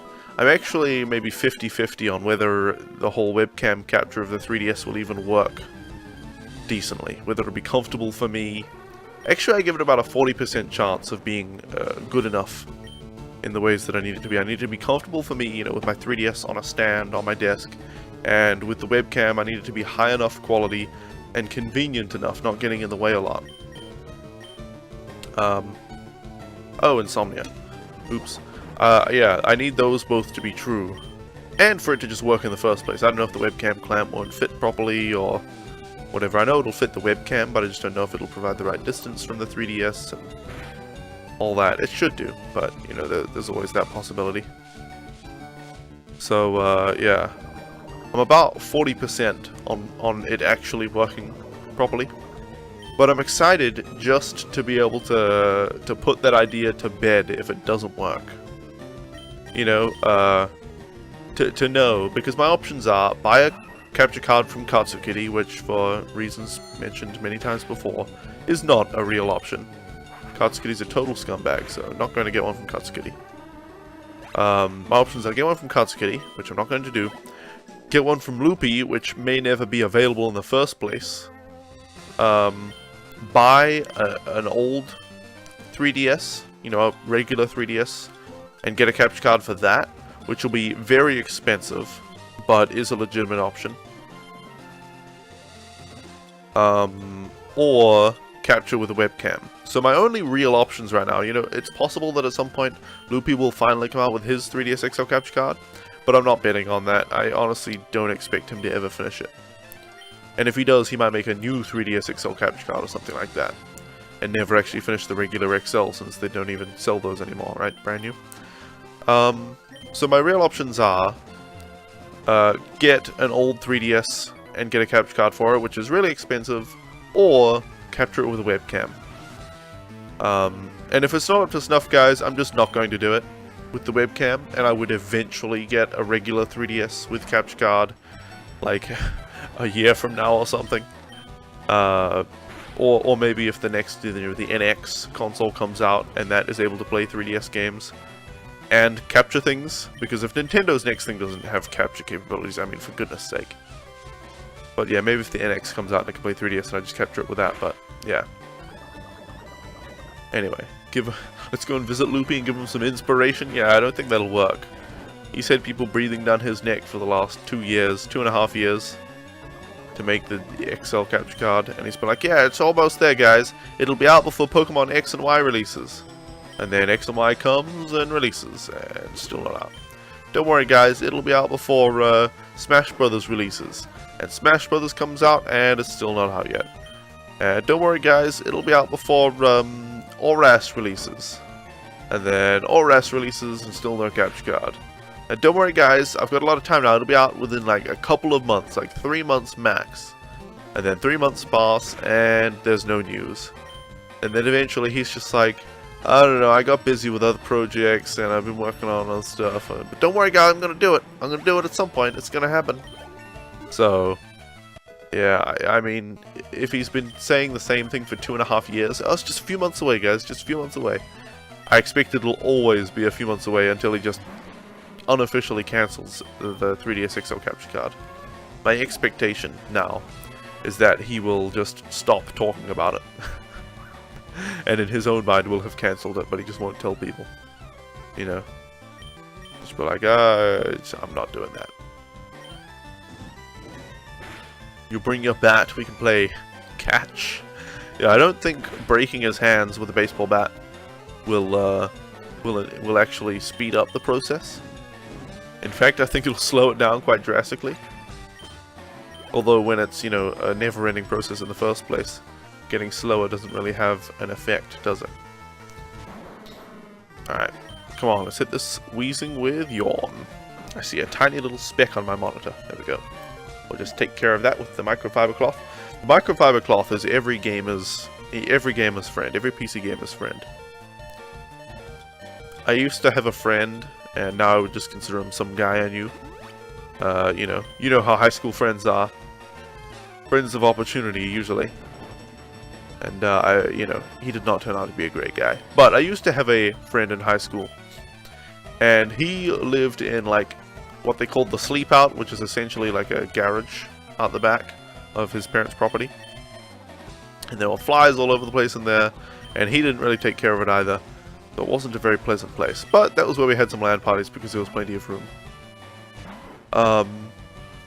So we went there plenty of times, and every time we went there was fly poop covering his monitor.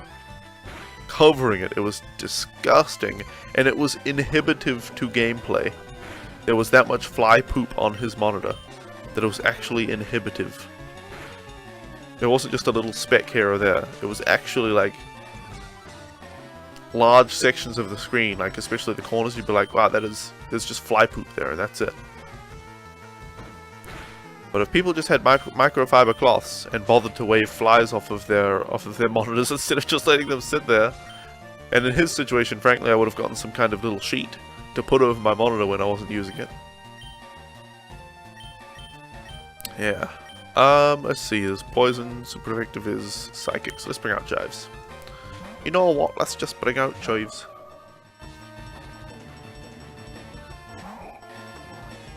Maybe against Golfun I could have brought out Aku again. You haven't seen a single fly since you moved into your new place? You know what? I don't think I've seen any flies in Texas. I mean, flies are not exactly, you know, a menace in New Zealand, but there are flies, you know. You'll see flies around the place. There will be flies. But, yeah, in Texas, I don't think I've seen any flies. I've seen lizards, which are cute. And I've seen... I don't know, some snails. I've seen some spiders. Not many though.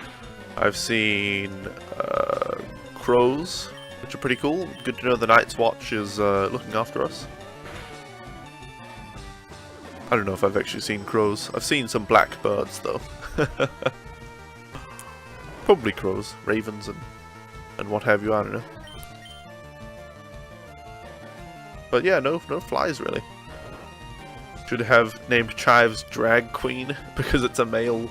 Curly looks like a woman. Yeah, that wouldn't have been so bad. Would have been all right.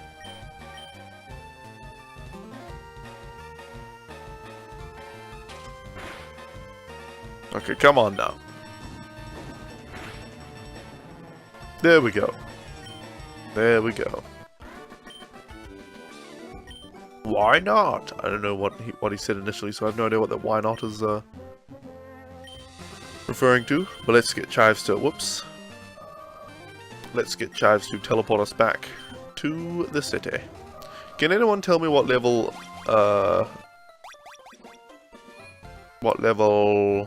Slugma evolves into Mag Cargo?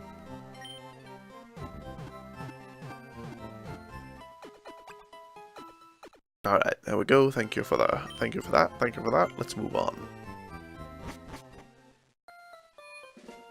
Alright, let's head back to Route 19. And get a little bit further and train up a little bit more. Oh, not tired at all, guys. Yawning is the best tool in a Twitch streamer's arsenal. Level 38. Okay, thanks, Druid Bean.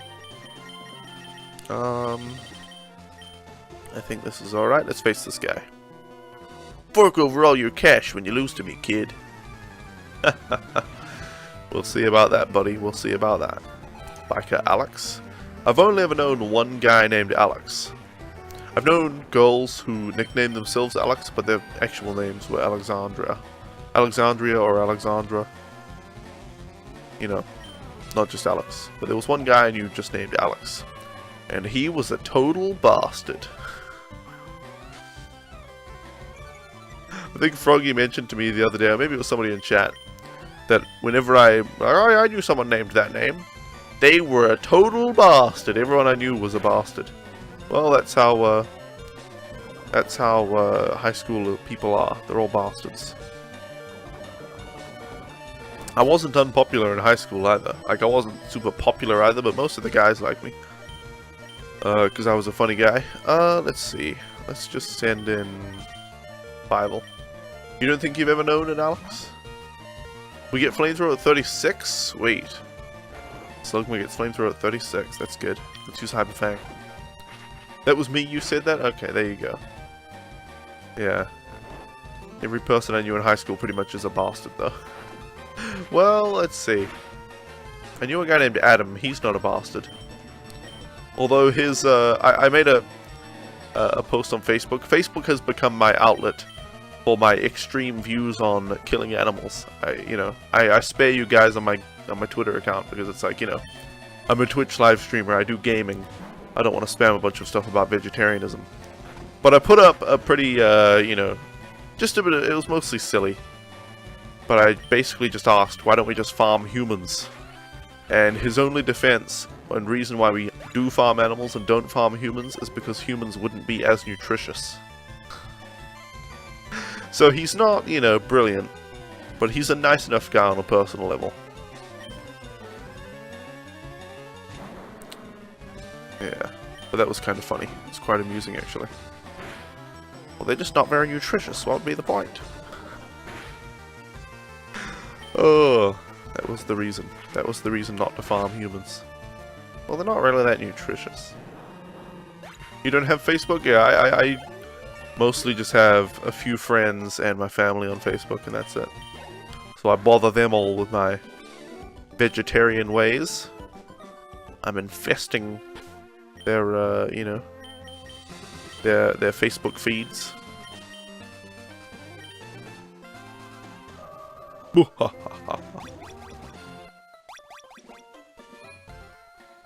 Alright, let's go and heal. Oh, we didn't even take any poison damage from walking around. Kinda reminds you of someone who commented to Peter? What? What did they say? What was the... Oh, you know what you just reminded me of mentioning Peter?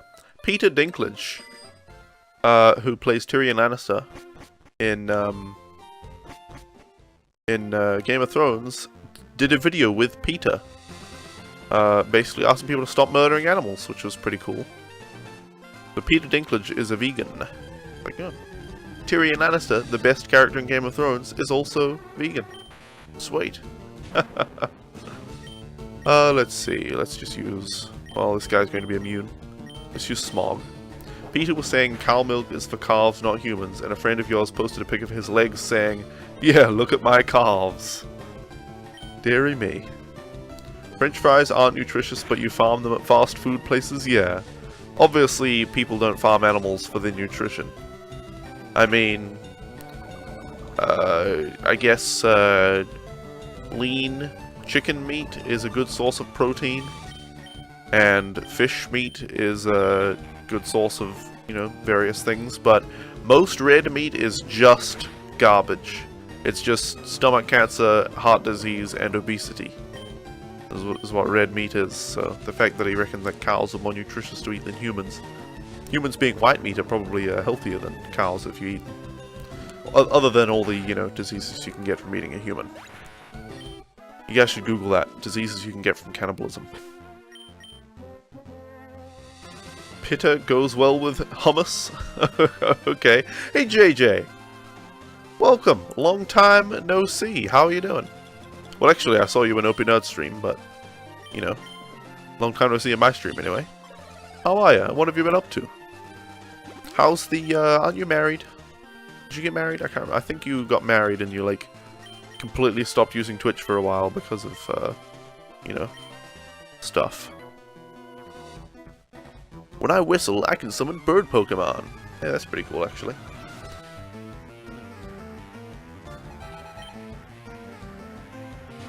You guess you could get AIDS from cannibalism? Well, I wasn't even thinking about AIDS. But that is something you can get from cannibalism. Alright, one more rock throw will take care of this Pidgeotto. Ah, whirlwind. I just want Aku to get the XP. Can you please? Can you please? Can you just let Aku get some levels, Pidgeotto? Damn it. Okay, level 34. Let's see, Farfetch'd. Let's switch back to Aku. Well, this is Aku's time to shine. Likewise, yeah, you got married, though the drop in Twitch viewing was more of a work schedule change / change in work duties. I see. I just remember, because you were still in my stream for a little while after you got married, and the two events coincided. I remember you saying you had to spend less time on Twitch, but I didn't remember why. So I guess in retrospect, I just thought it was because of the mariage. The mariage.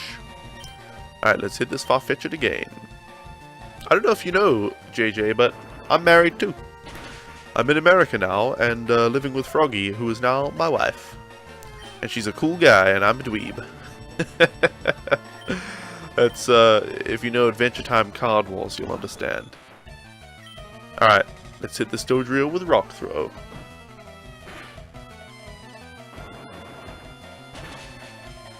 Oh, come on. Barely any damage on this Dodrio. Hit it again.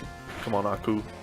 Ah, dear. That was a lot of damage. Okay, well, you know what? Let's bring out Chirpy.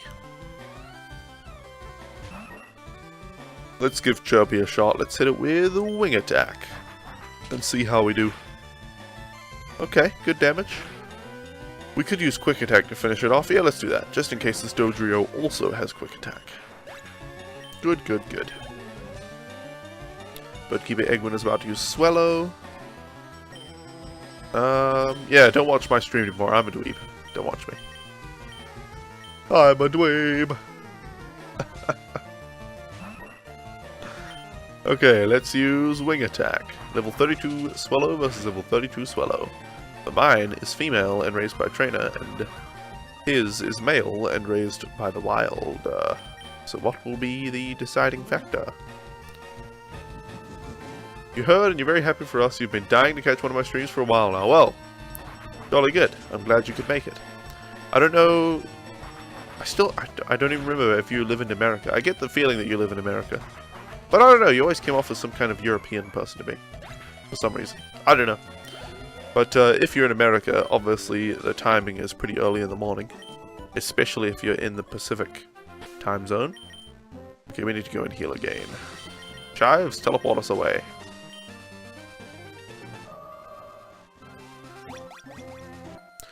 Okay, let's head back in and heal. Oh, by the way, guys, I prepared the graphic.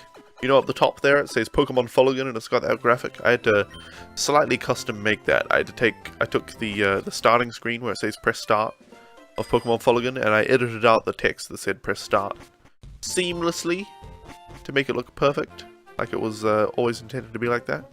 I did the same thing for Pokemon Advanced Adventure for when we play that. So I've got a graphic ready to go for up there once we move on to that game. Oh, Girafarig. Girafarig, eh? Aku might have trouble against this. But let's just use Yawn. Stomp comes in, that might do a lot of damage. Ooh, 28 damage. Okay, Girafarig is drowsy though, so let's hit it with Ember. Okay, Astonish barely did anything. And now this Girafarig will go to sleep. Good. And it'll only take 2 more Embers to finish this Girafarig off. There we go, one more time. Aku. Oh, come on, Girafarig woke up. Only 1 turn of sleep. Oh well. Oh, Aku flinched. If it uses Stomp, Aku will faint. I believe in you, Aku. Don't use Confusion instead. Oh, 5 HP left. Not even close. Not even close, thank you. Okay, we should probably heal, but I don't want to teleport back again because we just left. Well, we only have 5 super potions though. So, teleporting is the best option, unfortunately. You're as Yankee as they come, really. Let me just say that if you live where I live, if you live where I think you live, we're less than a day's drive. I don't know why I had trouble reading that. It's just, you wrote it perfectly fine. Less than a day's drive. I live in the desert. Yeah, that's where I live. The dessert aisle in Walmart. Just eating Klondike bars all day. Which, by the way, I had my first Klondike bar just the other day. It was alright. We saw there were Reese's peanut butter Klondike bars. So we decided to give them a try. You know, whenever Froggy and I are shopping, we just buy 1 or 2 things just to try or to have a treat. It's pretty much like we have, I don't know, less than $10 to spend on treat-type food items every 2 weeks, as we go to the supermarket every 2 weeks. And usually we use most of that budget to try some new food. Like we tried these vegetarian corn dogs the other day. Oh! Oh, so tasty. What brand are they? I can't remember. But they're freaking delicious. Are they from Morningstar? I think they're Morningstar veggie corn dogs. Freaking delicious. And we also tried, I can't remember what the brand is for this either, but they're called Smart Dogs. And they're like your smartphone. They've got Bluetooth and everything. No, they're just vegetarian sausages, and they were delicious too. So we're expanding our repertoire of delicious foods to eat. That should be the Klondike slogan. They're okay. Yeah, it definitely should be. I'm sure they get a lot more customers that way. But we'll probably try Klondike bars again at some point, because Froggy reckons the mint Klondike bars are significantly better than the peanut butter ones. Even though peanut butter is generally better than mint. I mean, mint is not necessarily that much worse than peanut butter flavor. And, you know, if it's just executed much more betterer. More betterly. Alright, let's go. Let's not encounter a giraffe rig this time, because we get obliterated by it. Okay, good. Alright, let's fight this woman. What's cool and happening? Trading Pokemon! Alright. You know what you guys need to try? Boca Burgers. So freaking delicious. Even compared to, well actually, especially compared to meat patties, Boca Burgers are freaking delicious. Boca Burgers, eating Boca Burgers. We have them like twice a week now. They're just too good. They're too good. Clefable missed with the sing, and is now going to sleep herself. But wow, we do no damage at all to her. We don't have... Oh yes, we do have a fighting type Pokemon, or a fighting type move on Lily with Brick Break, I think. Yeah, see? Yeah. Alright, let's hit this Clefable with Brick Break. There we go. How much damage will we do? Oh yeah, that's much better. Still not as much as I would like to do, but, you know, good enough. Good enough.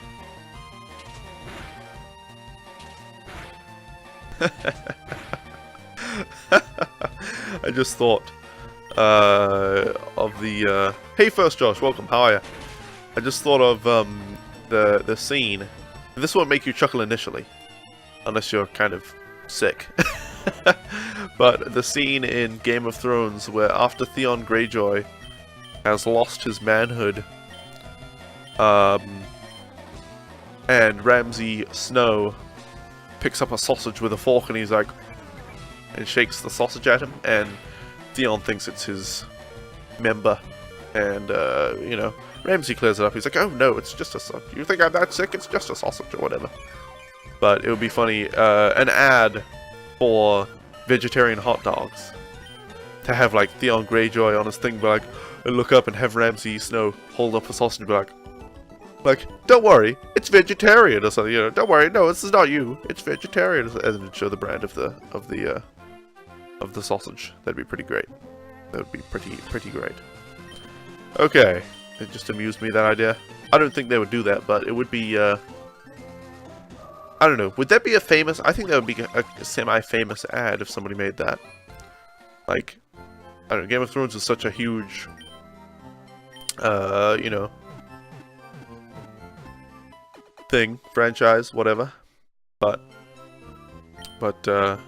that particular scene, if people remember it, is like pretty brutal, but comical in a dark kind of way. So to have an ad in that theme, that'd be pretty great. Boca Burgers are just not a fan. You like those quinoa burgers more? You like the crunch quinoa burgers?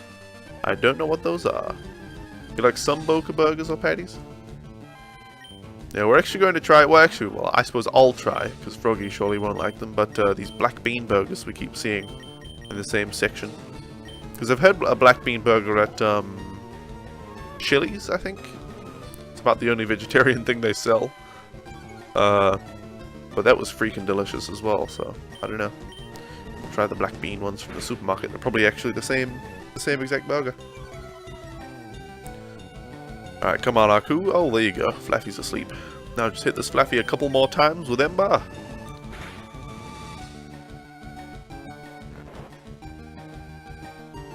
Oh yeah, guys, by the way. You guys probably know by now that I like Taco Bell bean burritos. I'm just talking about food the whole stream. This is my stream now. Food stream. I get annoyed when other streamers do this, but I want to do it anyway. You guys probably know by now that I like Taco Bell bean burritos, which are vegetarian. Kiri, here we go. We have to try hard. However, we calculated the price. The price of getting 2 bean burritos each at a Taco Bell is like $5.80 or something like that. Ah! Cradley and Armaldo? Aren't these like legendary Pokemon or something? What the hell? Anyway, we calculated the price, or maybe they're just fossil Pokemon. The price of getting 2 bean burritos each at a Taco Bell is like $5.80 or something like that. And then we tried these corn dogs recently. You get 4 vegetarian corn dogs in a pack for like $3-ish. It's like $3.20 or something, I don't know. It's a pretty good price. And so the other day I was like, oh, I want to go to Taco Bell. I know we shouldn't, you know, we're not going to go to Taco Bell today, but I still want to though. I can want it even though I can't have it.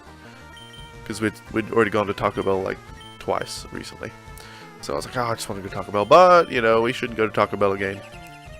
And then I said, you know what? Taco Bell costs like $5.80 for 4 bean burritos, or sometimes we would get little nachos, whatever, you know, but same thing. But we could just get 4 corn dogs, which is like the same amount of food, almost. But for a cheaper price. Like $3 or $3.20 or something. So now, every time I think, oh, I want to go to Taco Bell, I'm just like, yeah, but we could just go to the supermarket and get corn dogs. And eat corn dogs instead. They're good corn dogs. They're better than bean burritos. They're tastier. They're a little bit, I think they're like slightly smaller, ounce-wise, you know.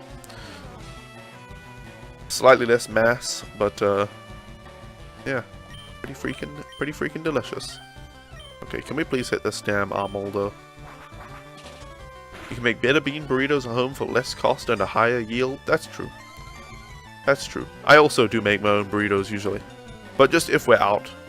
I get hungry, I'm like, oh, I could go for some Taco Bell bean burritos, but then I'm like, yeah, but I could just wait until we get home, and we could have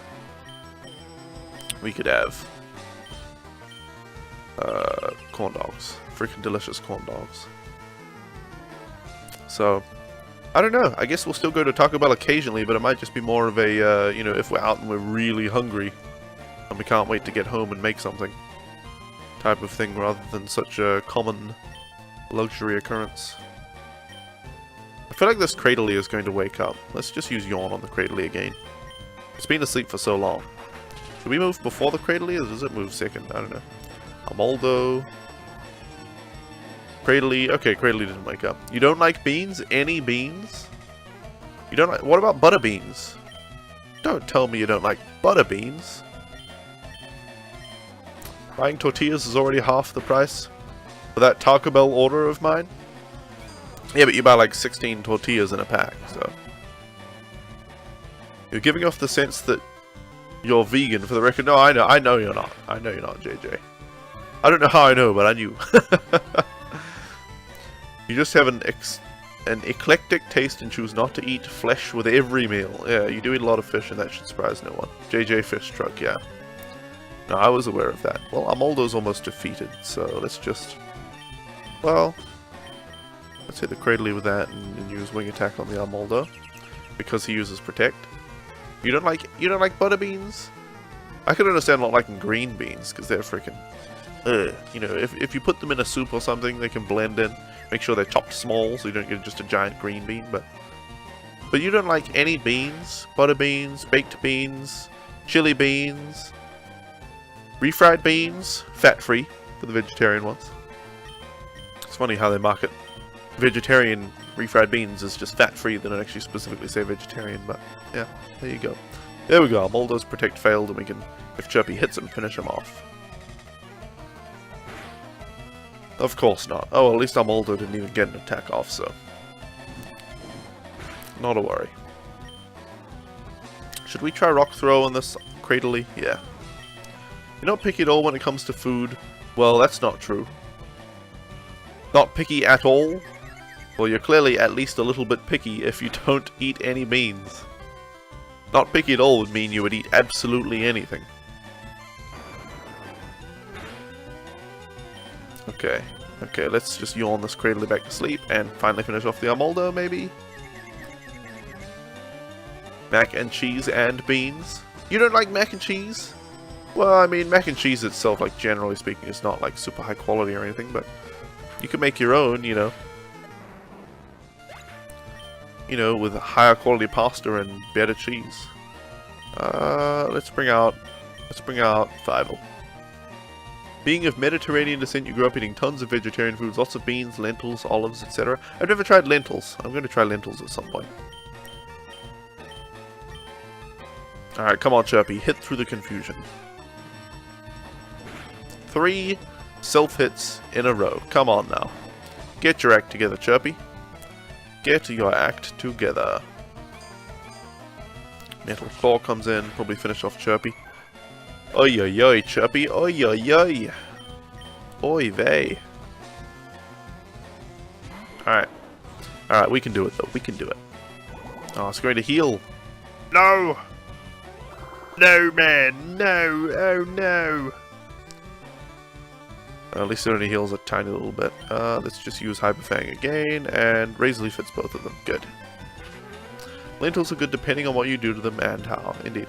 You still listen to that Mount Mulholland song about mac and cheese? Indeed. It's a damn fine song. Do you listen to any of his other songs? Because he made one recently called Broke as F. And I find that one quite amusing as well. Quite amusing indeed. Oh, for goodness sake, Cradley, stop healing! Stop healing! Okay, let's finish these both off. Protect! I'm going to have to quick attack Armoldo to finish it off because it'll just keep protecting itself. I don't know if protect has higher priority than quick attack. I don't really know. Okay, let's just... oh, we don't even have quick attack. Oh well. Oh well. Finish the devil off. There you go.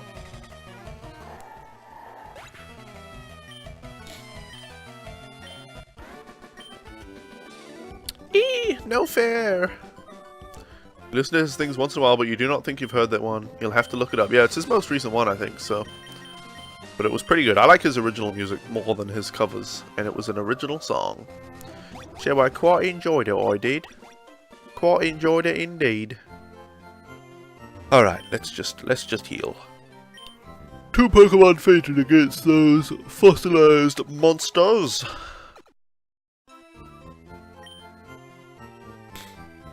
Alright, alright. Okay.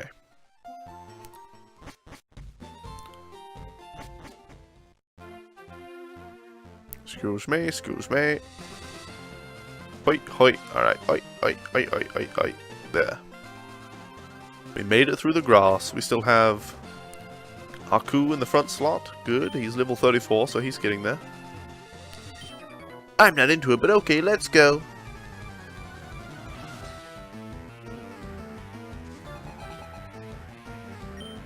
What's this? I'm seeing hashtag Oregon under attack on Twitter. Does anyone know about that? I can't really look up news. Somebody showed up to some kind of protest with an AK-47, according to my Twitter in Oregon. To a peaceful protest holding an AK-47. What?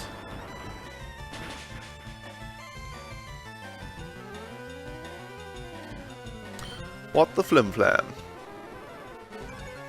What's the flim-flam? Wow, we're not doing much damage to this Pharaoh. Come on. Maybe I should yawn him, just in case he heals or something. I don't know. Hashtag Oregon under attack. Growing up in a Greek Orthodox home, Great Lent was always a living hell for you. Not only does it go vegetarian, but then it goes full-on draconian for the last 2 weeks. You're talking nothing but lentils and water? What? What's Great Lent? The last 2 weeks of Great Lent. Orthodox is referring to Judaism, isn't it? Like a Jewish... I didn't even know Greek people... Are Greek people generally Jewish? I have no idea. How do you write Oregon? Exactly how you wrote it. We need to yawn this guy and then heal. Okay, he double teamed. That's fine. That's fine. Okay, we'll heal in this next step because it'll fully heal us without wasting any of the potion. Super potion. Good. I should probably buy some more of these. Thank you, thank you. Double team again. Sure, it's annoying that he's going to be so evasive when he's sleeping, but... oh well. Let's use Rock Throw. Now I can just hold down the A button and let the turbo mode do the rest. Ding ding.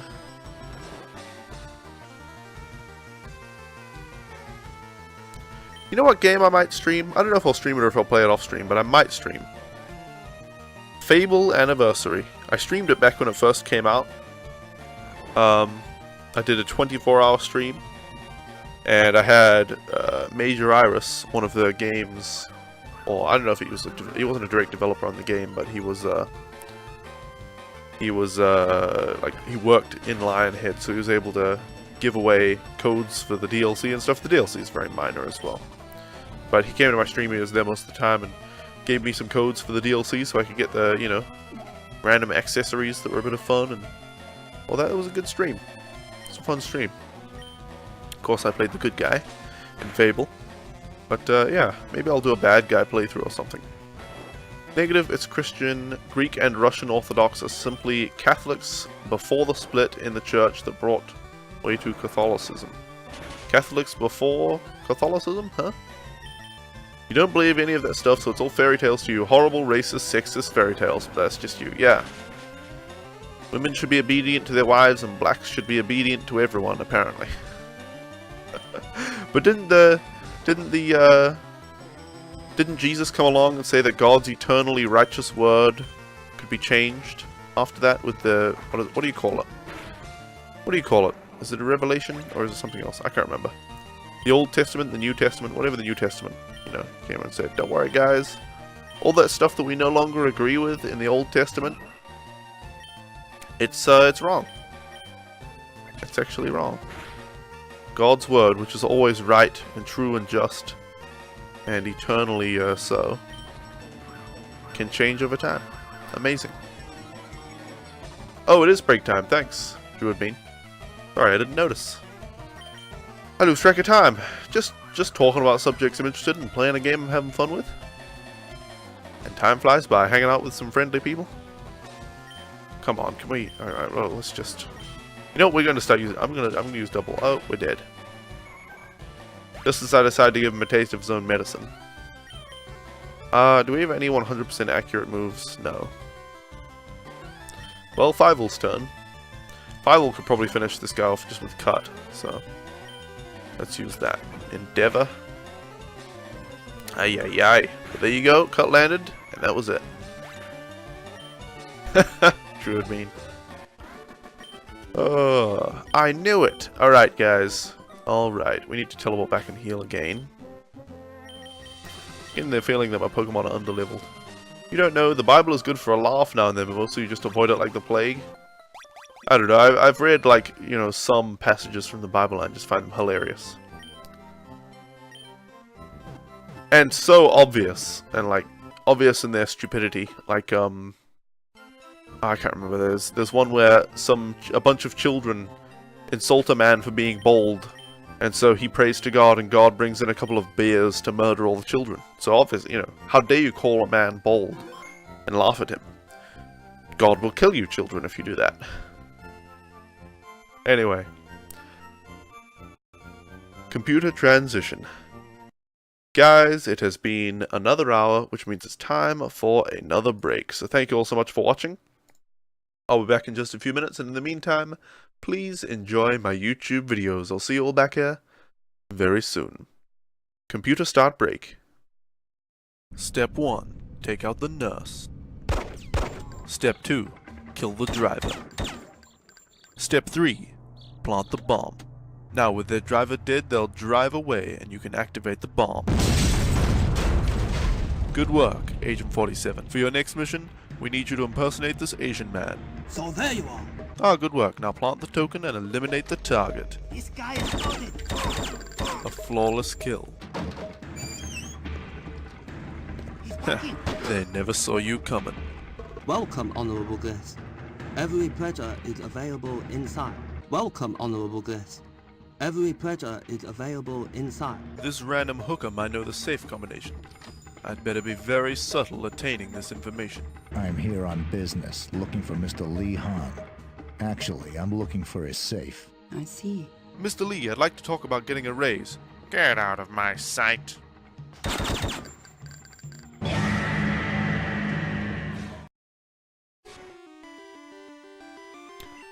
Alright, metronome, use flamethrower. Go on, one time. Just give me a flame. Transform.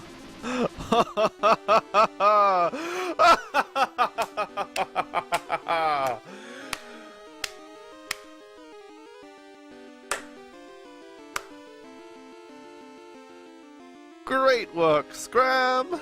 Great work! You transformed into a shiny canopy! Oh god. What are you doing, Scram?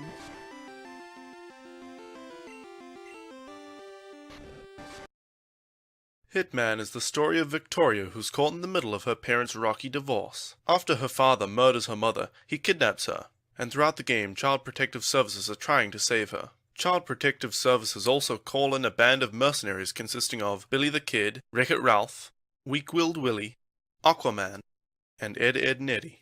Together, they are initially successful at rescuing Victoria, but Hitman is persistent, and soon the group begins to fall apart. I got wood, man. Why do I have wood? Hitman continues his ruthless pursuit of his daughter, killing cops and other innocents. Soon he begins to take pleasure in the kills, even dressing up as his victims, and he changes from a worried father to a heartless killer. CPS managed to temporarily recover Victoria, but she has been tragically wounded by Hitman. Hitman continues his descent into madness, even going so far as killing innocent nuns. With Hitman's murder of Weak-Willed Willie, the group is stretched to its limits. Are you fucking kidding me? God damn it! In the nick of time, Sicko Rico steps in and captures Hitman, but he soon escapes and continues pursuing Victoria with renewed fervor. Hitman is now even more ruthless than ever, even burning down a church. Hitman decides it's time to employ some help of his own, but Victoria learns to fight back and escapes from Hitman's clutches. Hitman, however, doesn't give up, and in the end he's able to finish off CPS, and Victoria is stuck as his hostage. Well, until the next game anyway.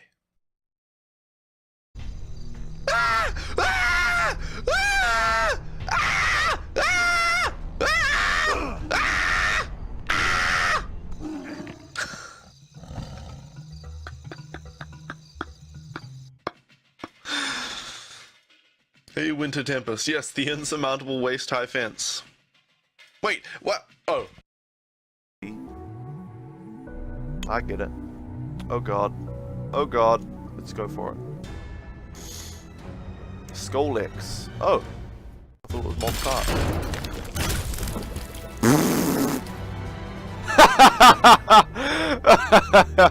Oh wow. Wow. Wow. That was the most difficult boss fight of all time, I think. Sneak.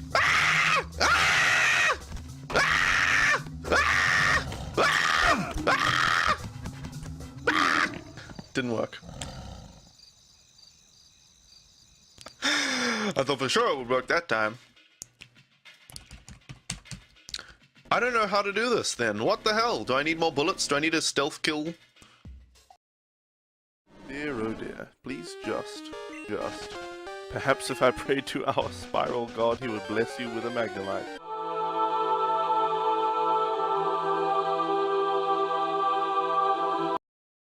Oops. I accidentally went to the, I said end stream instead of end break for my voice command, so I went to the wrong scene there. My bad. But anyway, the break is over, so welcome back everybody to the stream. Let's see. Computer transition to main. Why? Computer transition to main. There we go. It did it, guys. It really did it. Okay. Welcome back, everybody. Is my webcam in the right place? I don't know. When OBS is in a small window, things look weird. Anyway, welcome back, guys, to the stream. I hope you enjoyed the videos during my absence. But it's time to continue playing Pkmn Fuligin now. Aku's leveling up. He's almost got flamethrower, which actually won't be that useful to us because we're trying to beat a fire gym here, but oh well. Let's continue on to the left and see what we can find. So, you guys were looking up the Oregon under attack thing in my absence, I'm glad. It never ends well for these types. I imagine you mean terrorists. Are you kidding me? I mean, according to Muslim terrorists, after they die, they go to, you know, whatever their version of a fancy little afterlife is, and they get 100 virgins or whatever. That's great, isn't it? Actually, I wouldn't want 100 virgins. Basically, you know, have to be very careful or inflict pain upon all of them. It doesn't exactly sound like paradise to me, but, you know. Anyway.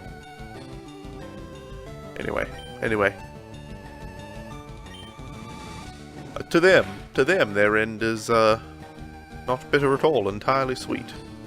I don't think they actually end up going to any form of afterlife, but they think it ends very well for them. Who the hell wants a bunch of virgins? I know, it's not exactly what I would want in an afterlife, is it? Let's just use Ember on this guy. Gonna beat your computer slave more often? Wait, nice to know peaceful protest can turn violent at a moment's notice. That's been the case with peaceful protests since probably the first peaceful protest. It only takes one person in a peaceful protest to make it a violent protest. You know, one person pulls a gun, shoots one person, a gajillion cops shoot that person. You know, then the cops have to try to keep under control the other people who might get a bit more violent in light of the events. Things like that. Yeah, it's never... Peaceful protests are still protests, and protests are dangerous. Obviously, protests are not a bad thing necessarily, but, you know. What else is new? You've got two dogs, beagles, and they're awesome. Nice. What else is new for me, I wonder?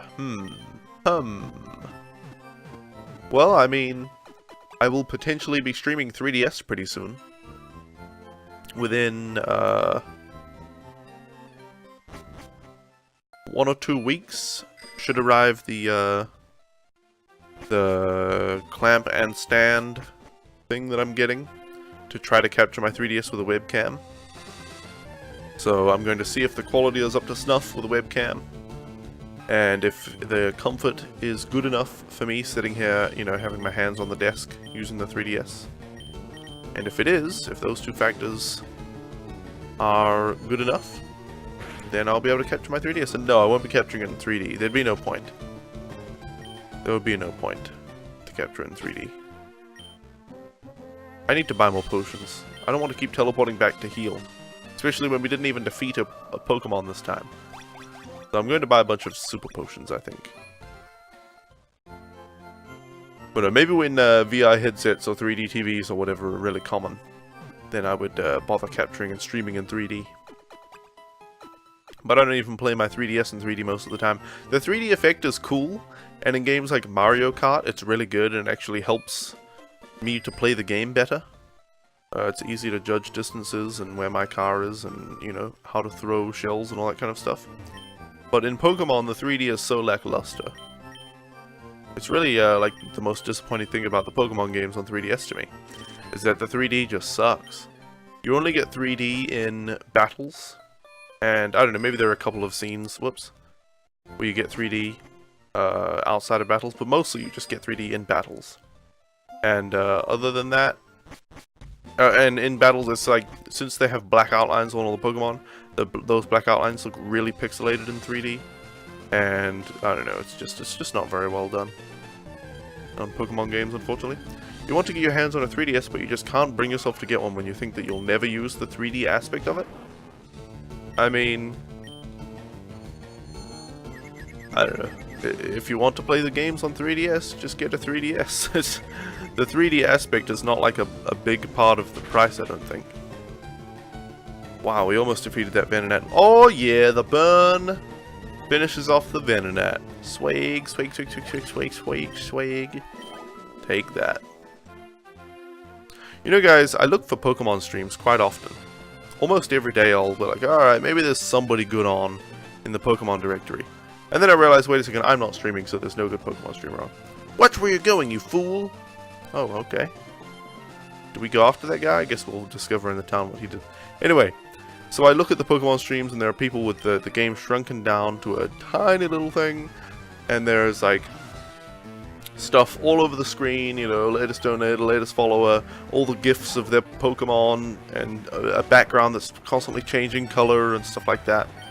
And it's horrible. But I saw a stream the other day, and I was like, maybe this is it. Maybe this could be a good stream. And he had, like, the game was big enough. It was shrunken down a little bit to make room for his overlay, but it was okay. And he had a bit of stuff on the screen, but it wasn't super egregious. It was alright, visually speaking. The quality was decent. So I was like, okay, I'm okay with this. But I noticed in the title it said interactive stream. And I noticed that a lot in Pokemon streams. They say interactive stream as if streams are not interactive. I mean, if it's a shiny giveaway stream, that's obviously self-explanatory and not going to be very interactive. If it's a tournament, it's not going to be very interactive. If it's like an esports stream, whatever. But just people streaming games, they're probably going to be interactive. I think it's a bit, it's superfluous to put interactive stream in your title. That's the entire point of live streaming when you're not doing live, you know, tournaments and giveaways and shit like that. But this guy was streaming his interactive stream, and I think he took the interactivity to a whole new level, because I got in there and he was doing a little bit of, he played the game for like 30 seconds, and then he literally paused the game, put down the controller, turned his chair, and just talked to chat. He was just reading the chat and talking to people in the chat for like 10 minutes. Not even, the game was sitting there paused, and he was just talking to the chat. It's like, well, he's not lying when he says it's interactive, but when you're so interactive that the gameplay is secondary and takes a huge hit, just so that you can talk to people more, I mean, I think that's too far. I think that, well, I mean, if that's how he wants to run his stream, that's fine, but it's not good for me as a viewer. Obviously, for people who want to constantly chat, it's good for them. But for people who want to lurk, or people who actually want to get entertained by Pokemon gameplay, it was terrible. I was like, oh, God. I had hope for this one. You would get a 2DS, but Nintendo gave you the finger by not just giving you a 3DS minus the 3D. Oh, giving us, yeah, the consumer, a 3DS minus the 3D because the giant block that is the 2DS is an insult. It's for children. The 2DS is not designed to be a non-3D, cheaper version for everyone. It's designed to be a 3DS for children. It's sturdy. It doesn't have the hinges that kids will break when they throw their thing around. You know, come on, man. It's not an insult to every consumer. It's designed for kids. And if other people happen to like it, if older people happen to like the 2DS, then that's just a bonus. PS4 has some interactive streams, as in you can press a button and it'll do something in the game. Eh. You've seen a streamer like that, it bugged the tar out of you, yeah. Right? If you say something about it, you would just get banned. Oh, shouldn't you be playing the game? Message removed. Yeah, message deleted. Right? Every 10 minutes you would ask, what's going on with the game? And she would tell you, we'll get to it. Wow. We'll get to it. We'll get to the game. Don't worry. Okay. They have TMs on sale at the largest department store. TMs aren't really rare, but not many people have HMs. 30 minutes later. Bye. You were there for 30 minutes before you said bye? Damn, man. I wouldn't give them 30 minutes. I gave this guy 10 minutes just because he was on mostly in the background anyway. I wasn't really super in-depth watching him, listening to every word he was saying. But I just wanted some Pokemon gameplay on the side while I was doing other stuff. And I cannot get it. There's this one stream that Pokemon Real Time keeps tweeting out. I guess Pokemon Rotom really likes that stream, which is fine. But it's like, the webcam is pretty big, but it's okay. And then there's a big box that's just a huge list of all the Pokemon games they're going to play. And then the Pokemon game, it could still be the maximum size within the remaining screen area without being shrunken down. But he shrinks it down and puts just something below. Now it's a dual screen thing, so he's doing DS, so that's alright, but still bad. And then his background is all these shiny, three-dimensional Magnemites, and it's so overwhelming. The background is just so distracting. I can't even watch his stream. He's an alright guy. He's an alright streamer in what he does on stream and everything, but it's just so visually confusing that I can't watch it. It's outrageous. I wish I could watch that guy. You say, eh, but when it's a really scary game and you can click a button to give him a heart attack, that's good game design. Well, I mean, it's not for me, but if that's what people enjoy, then that's good game design, I guess. Firo. I want to bring out Aku, but, you know, I want Aku to level up. I'm trying to train Aku right now.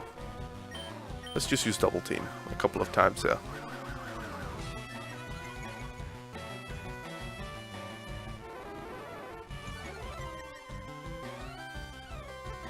Alright, I don't mind our attack decreasing.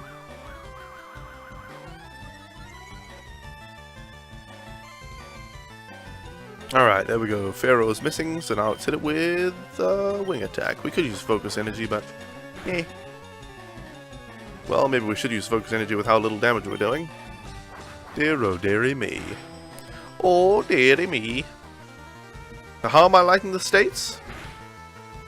It's pretty similar to New Zealand, really. The weather is a bit more extreme here, thanks to global warming, obviously. And there are a lot more religious people. But on the plus side, when you go to restaurants, you get unlimited drinks, you get unlimited breadsticks and chips and stuff. That's cool. You don't really get that in New Zealand. Unlimited drinks, unlimited breadsticks, unlimited this, unlimited that. So, and people like my accent here. Although in New Zealand, people were always asking me where I was from and where my accent was from. So that's not exactly new. I like the stores here, though. There are just better stores here. Like, you know, we had a place called The Warehouse, which is like Walmart, but shitter. And we had, you know, I don't know, Hot Topic is a place here in America, right? It has a bunch of just nerd stuff. They have nerd apparel, they have pop figures, and they have, you know, hats and stuff. It's where I got my Adventure Time hat. They have all sorts of cool stuff. But, in New Zealand, there's not really a Hot Topic. I mean, you would find similar stores to that, but not one store that has everything that you want relating to, like, you know, just nerd culture or Adventure Time, you know, Night Before Christmas, that kind of stuff. So it's pretty cool. Hot Topic's cool. There are stores like that. Yeah. Let's see. One deficit of America, specifically in restaurants, is that, well, in New Zealand restaurants, they would have a separate vegetarian menu. Like, everywhere. Everywhere has a separate vegetarian menu. But here in America, you pretty much just have to look through the menu and find the few things that are vegetarian. I need to burn some time. Shut up and battle. Unlimited breadsticks? Do you live in heaven? I live in the land of the free, home of the fat. Death or Seth? Land of the unlimited. Okay, let's use yawn. Bane of your existence, unlimited soup, salad, and breadsticks. That's right, you get unlimited soup and salad as well at Olive Garden. At the Olive Garden. Unlimited soup, salad, and breadsticks. Hey, Royal Citizen, welcome. How are ya? And what have you been up to?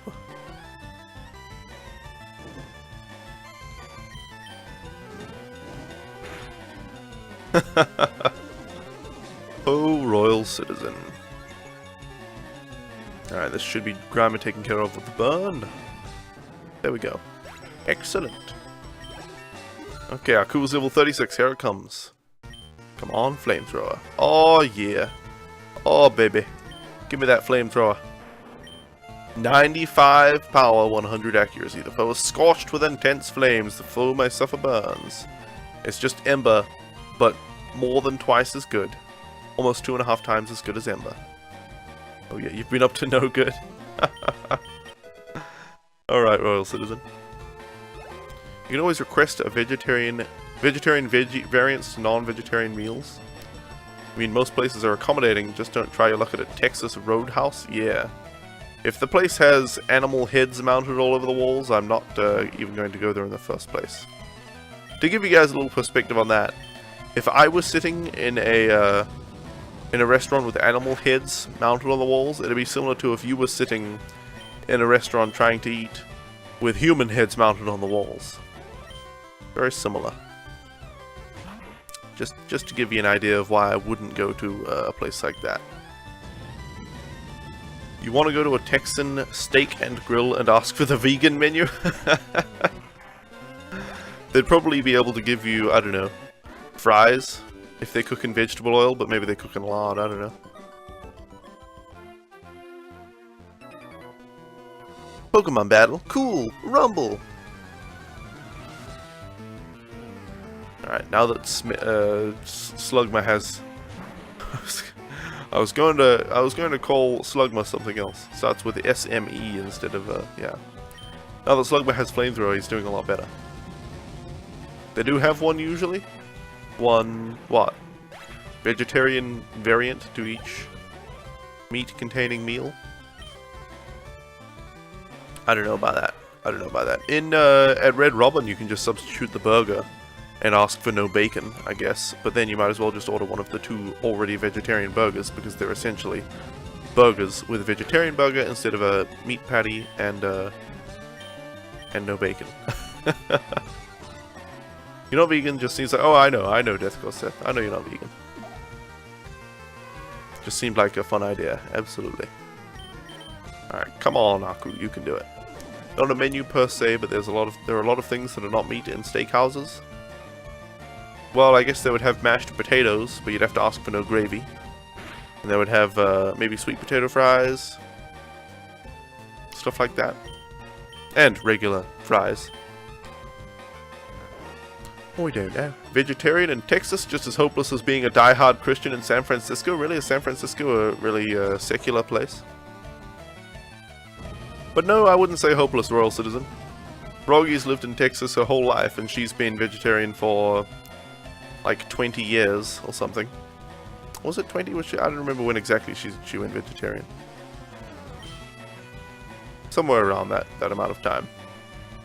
And I've been here for 7 months, and I've been vegetarian the whole time, and it hasn't been too difficult. Although if you go to a place, well, like a Texican restaurant, I prefer Texican to Tex-Mex. But just a fake Mexican restaurant in Texas, or Texas's version of Mexican food, Texican. If you go to a Texican restaurant, you've pretty much got cheese, and that's it. Just everything will be cheese. So vegans are screwed at any Texican restaurant. It's okay to have Taco Bell, yeah. It's not the easiest thing to do in the Southwest, but it's not impossible. It's easy peasy. I mean, you just don't go to places where they have animal heads mounted on the walls. And, you know, there are plenty of vegetarian things and vegan things to buy in supermarkets. Actually, I'm quite surprised at how many there are. There are more here in Texas than there were in New Zealand. There were plenty of things in New Zealand as well, but like, you know, just not as much of a variety. Here you can get, you know, sausages, corn dogs, burgers, all sorts of burgers. You can get, there's a whole brand that just does fake meats, like fake shredded chicken, fake shredded turkey, fake shredded, fake pulled pork thingies, fake, you know, everything. They call them like pulled porkless, and they call them fishless fillet, and stuff like that. Yeah, it's pretty funny. But we didn't have that in New Zealand, so it's actually a bit of an improvement as far as being a vegetarian. Wow, goes. I turn on the spot and encounter another Pokemon. You went vegan for a whole year on a bet and it wasn't so bad? Why did you go back? You've been vegetarian almost 11 years. There we go, 11 years in February. I forget exactly when things like that happen. I forget exactly when anything happens. I have a terrible memory in general. It's the post-secular, post-hipster, post-urban, suburban boiling point of all that is hip and progressive. Okay. You meant full vegan, that's the hard thing to do because of animal-laden products? Well... I mean, then you just wouldn't be able to go to any Tex-Mex place either, but... I actually had almost a vegan dinner at Olive Garden last night. The only thing that wasn't vegan was the artichoke fritty, which has aioli sauce, which I think has some dairy in it. Does aioli sauce have dairy in it? Probably. I mean, it seems like it does. I mean, so Olive Garden, you can get an entirely vegan meal pretty easy. Well, yeah, just don't eat the breadsticks, because I think they come out with butter or margarine or whatever on... Well, margarine is vegan. I don't know, I'd have to find out if the stuff they put on breadsticks is actual butter or margarine. Kind of like when you go to a Chinese place, if the Buddha statue has its left arm raised, you don't want to enter that place? Why? What does that mean?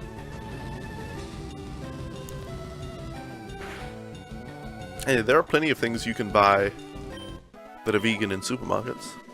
Yeah, it just cuts down your fast food and restaurant diet a bit, if you were vegan in Texas. If you taught your bird Pokemon how to fly, you'll be able to soar with it into the sky.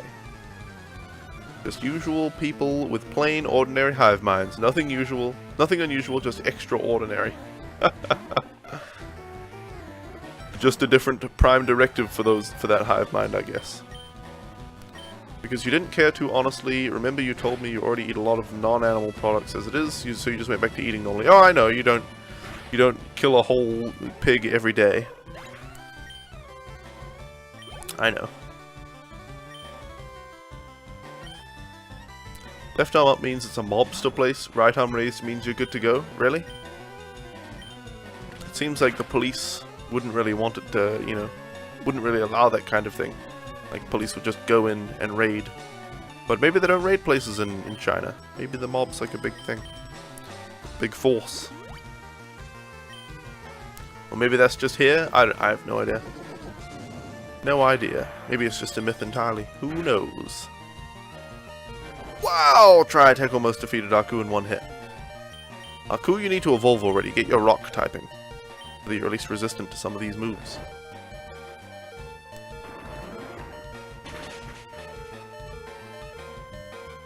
That was something Notch tweeted the other day, though. Notch tweeted, he was like, oh, it's a good start to the new year. I've already eaten a hashtag pig's worth of bacon. Or something. I was like, Jesus Christ, man. I can understand people being apathetic about killing animals, or not really thinking about it too much or whatever, or knowing that it's, you know, blatantly evil but not caring enough, because I was like that for several years. I was like, yeah, I shouldn't kill animals, but I just don't really want to stop, so... But tweeting stuff like, oh, I just killed an entire pig, it's the new year and I've eaten an entire pig already. Yeah! One day into the year and a whole pig has been feasted upon by one person. Hooray! Just a bit. Just a bit. Just a bit, you know, just a bit. Police have nothing to say. No, not China, Belgium. Oh, in Belgium? Oh, a Chinese place. You said a Chinese place. I thought you meant in China. But I guess you mean in Belgium. For instance, you smoke up jerky and fish fairly often. But lately you've been trying your hand at fruit. Oh yeah, you said something about fruit leather. Sorry, I saw it during the break. And so I forgot it. I forgot it, guys. I done forgot it. I forgot to comment on the fruit leather. What is fruit leather? The only times I've heard of fruit leather are like I don't know. It's been mentioned in a couple of shows, specifically The Walking Dead. Mentioned fruit leather at some point, but didn't show it or talk about it any further. And now you've mentioned it, but I don't know what fruit leather actually is. Maybe I'll Google it to actually investigate this further after the stream if I remember. But I've never known what fruit leather is.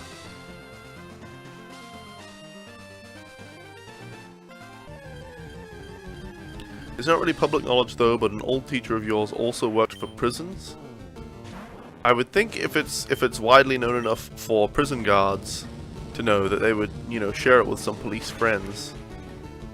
But I don't know, if it were widely known, then they would switch to some other method of indicating what place is a mobster place, I guess. Essentially like a fruit roll-up, but not full of corn syrup. Okay. I was actually vaguely thinking that, like, oh, I wonder if it's that. I wonder if it's like a fruit roll-up. So yeah, it's just like a healthier fruit roll-up. Not like a school lunch style fruit roll-up, but an actual healthy one, maybe. Come on, let's go, let's go! Let's go, let's go! Well, alright, man, slow down there. Slow down. My slugma needs to catch up. Alright, oh, by the way, guys. So, Froggy and I bought a soldering iron, some solder, some wire, and a 3.5mm male adapter as well. Because specifically the 3.5mm adapter is for this little project, but the other stuff like the soldering iron, the wire, the solder, I've wanted all that stuff, and I had it back in New Zealand. I was able to just, you know, fiddle and diddle around with the soldering fun little stuff. I made myself an arcade stick. So I always have some use for soldering irons. It's like, you know what, it'll be worth buying a $5 soldering iron and stuff. So we bought that stuff and a 3.5mm adapter because Froggy had this old microphone, which is not great. The voice, like the capture quality of it is pretty decent. If you're talking to it, your voice comes through clearly, but there's a constant coming through. And even if you turn the microphone off with the off switch on it, it'll still happen. So what I thought was that maybe that is from the USB adapter that's on it, because it's a USB microphone. So I decided I would take the thing apart and solder, you know, cut the wires to the USB adapter and instead solder it onto a 3.5mm adapter. And make it into like a lapel mic, or make it into some kind of mic I could mount on my face somehow so it can sit right here, you know, and be close to my mouth. And maybe it would be just as good at capturing my voice as this microphone. You know, it's worth a try. Worth, you know, fiddling around with and having a bit of fun with. So I opened it all up and I chopped some wires and I got my soldering iron and I soldered on this 3.5mm adapter and plugged it into my computer, and it came through us with a constant and then if I breathed into it as hard as I could, it would be a louder, like, you know, you could hear it being breathed into. So it was actually picking up noise, but it was horrible. And I tried talking into it and it didn't even hear anything. And then I tried like putting it in my mouth and talking into it, and you could hear me going like blah blah blah, hello hello. So you could actually hear the noise being captured, but it was like the worst quality ever. So I think I screwed it up somehow. The mic is it's not broken or anything. I could solder it back together and it'd be fine. But it's just amusing how horrendously badly that little project went initially. But we're going to buy another 3.5mm adapter, one that's only you know, a mono instead of stereo one. It's only like 50 cents or $1 or something. And I'll try again and see how we go.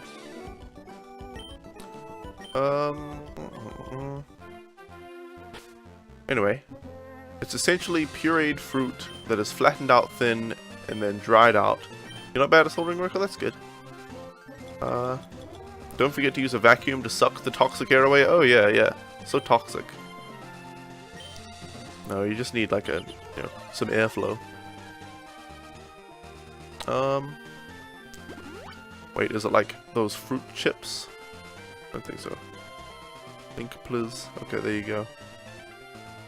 I'm not going to click on that because I'm busy, you know, in the game and have to alt tab and everything, but I can imagine what fruit leather would look like, and maybe I'll look it up after the stream. You need to use TMs to teach good moves to Pokemon. Or I can just level them up, man. For the most part. Anyway, let's fight this guy, this Pidgey. You've made fruit chips before? Fruit chips. Oh, ooh. Why did I use flamethrower instead of rock throw? Anyway. You know what I just realized I could do?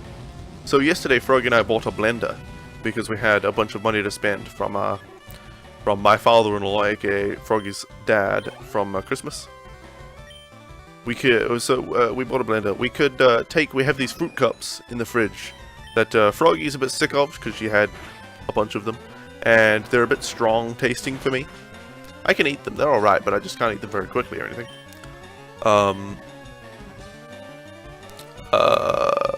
So I could take those fruit cups and blend them, maybe with some other stuff, What are they? I think they're mandarins. Mandarin fruit cups. Take some mandarins, put them in the blender with, I don't know, a mango and maybe a banana. Ooh, we'll be away laughing. Aren't apples really cheap? We could blend some apples up. That'd be good. That'd be good. Pidgeot. Aku might get wrecked by a Pidgeot. Ah, I'll be fine. You don't retweet, but maybe we'll post some pics one of these days on some of your products. Oh, nice. Okay, let's yawn this Pidgeot. I have a feeling that will be necessary for Aku to triumph.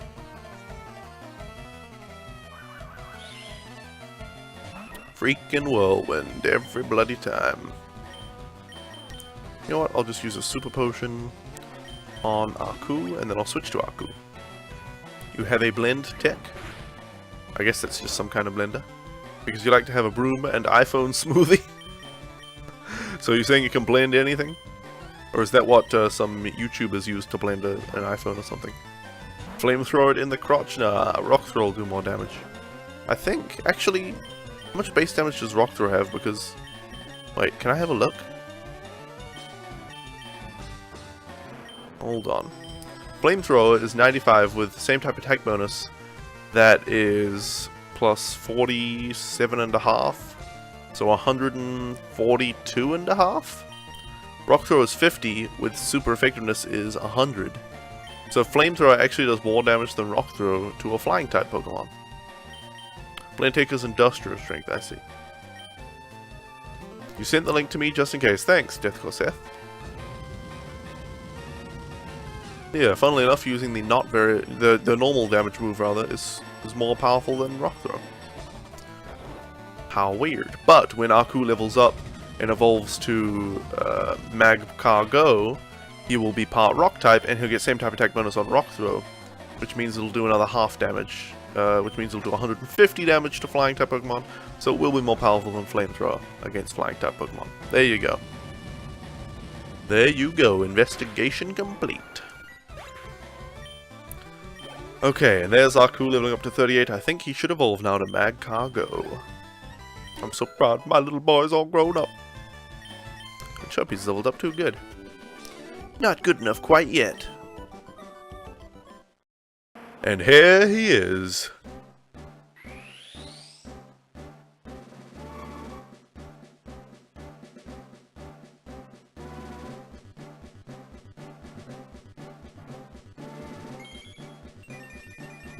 Unfortunately, he looks less like Aku now, but there you go. Aku is evolved into Magcargo. Have you ever felt while watching culture happen that you would prefer to just sit it out? Sometimes you'd rather observe than interact with the merry-go-round. It's in plain sight here, south of Stockholm. It's like contemporary undercurrent Berlin. Unbearable? The merry-go-round? You mean a literal merry-go-round, or is this a figurative merry-go-round? I'm forgetting about the base stats? What? Rock throw is physical? Oh, is it? How do I tell? Flamethrower? What does it show? Does it show? Well, it doesn't say. But if Rock Throw is physical, it would base it on regular attack.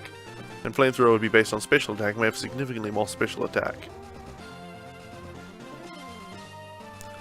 Oh well, now Aku's level 38, maybe we can take on the gym. I doubt it though. Let's say that Lily could use some more leveling now for the gym. My bird Pokemon should be ready for battle. Alright, let's face this guy and see what he can do. Bird Keeper Mitch. I really need Fly at this point. This game is waiting a long time to give us the Fly HM. Let's hit it with Surf. Maybe I should use Thief on all of these Pokemon. Just to see if we get a nice item. A nice little old item. Spearow. Let's hit it with Surf. Surf will just knock them out all in one hit, so... knock them all out in one hit, so... we might as well not bother with Thief.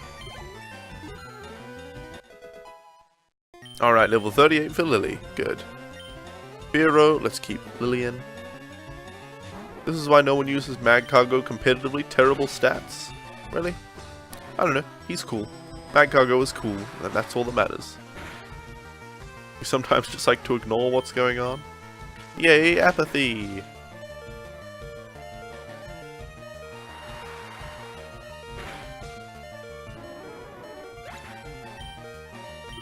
Alright. Noctowl, we better switch out from Lily now because she's almost fainted. Actually, let's keep Lily in and use Thief on this Noctowl because it might be super effective. Is Dark super effective against Psychic? I think it is. Use Thief. It's a high level Noctowl though, 36. Hey, it is not super effective. Not at all. Surf. Ay ay ay. You mean competitively? You'd use it in game? Okay, good. Good, good, good. You don't really think that's apathy? Just ignoring what's going on? It's kind of active apathy. I don't see how it would not be apathy. I mean, you can still care about it, but ignore it. But it's still, you know, your actions are apathetic then, even if you're mentally not apathetic.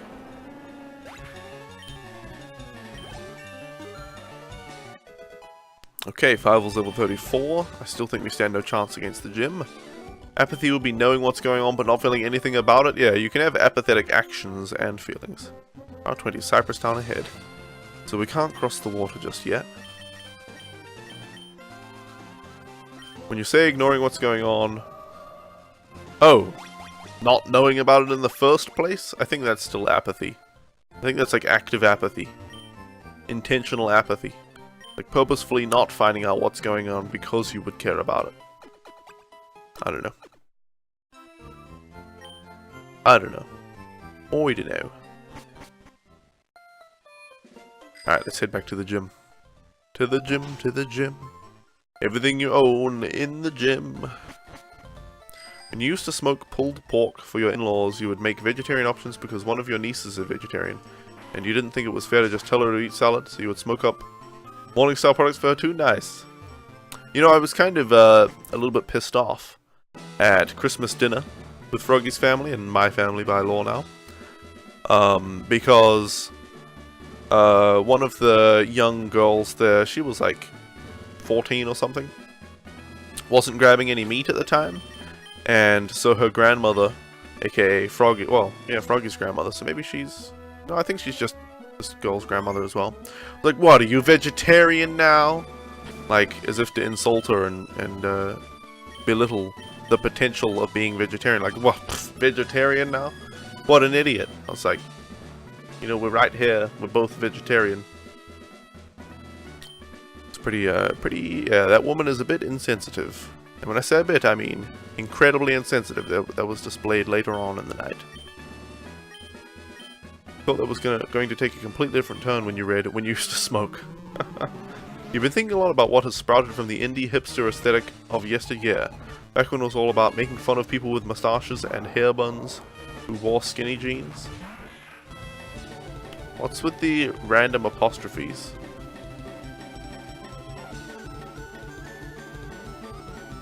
I get the apostrophes around making fun of people with moustaches, but then there's just a random apostrophe before war. Yeah, let it go, older folks tend to be stuck in their ways. No, I'm not gonna hold it, well, actually I'm gonna hold it against her. I'm not super bitter about it or bothered by it, but I don't know, I don't give old people a pass just because they're old. I think being old is no excuse to not evolve.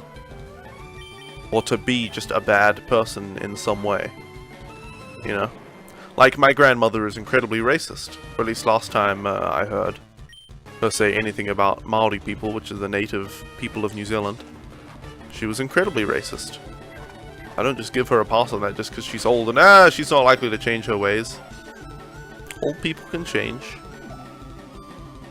They just use their oldness to not change. Let's see.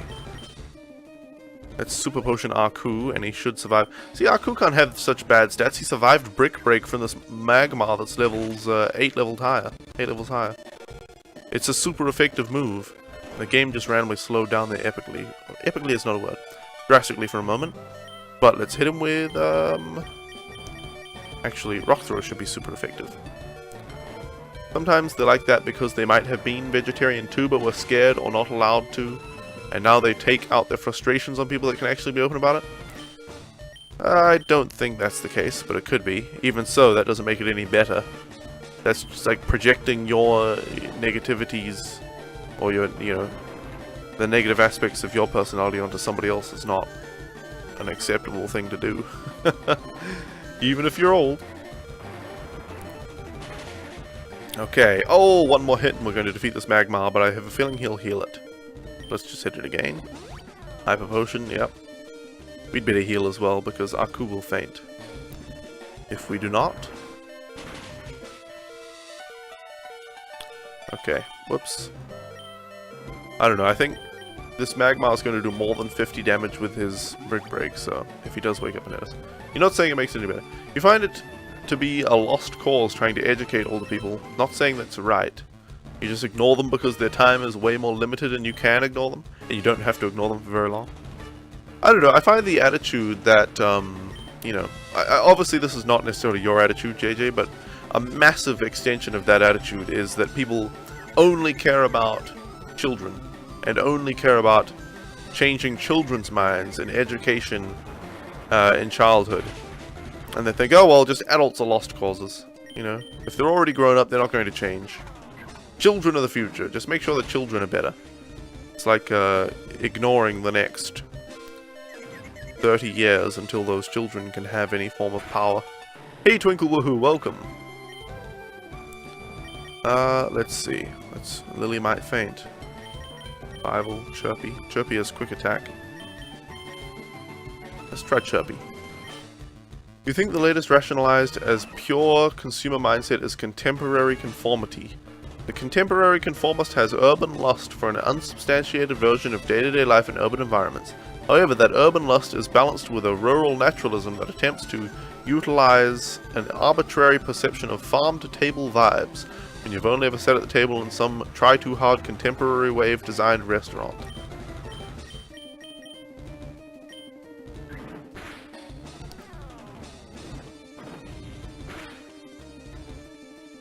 Heh.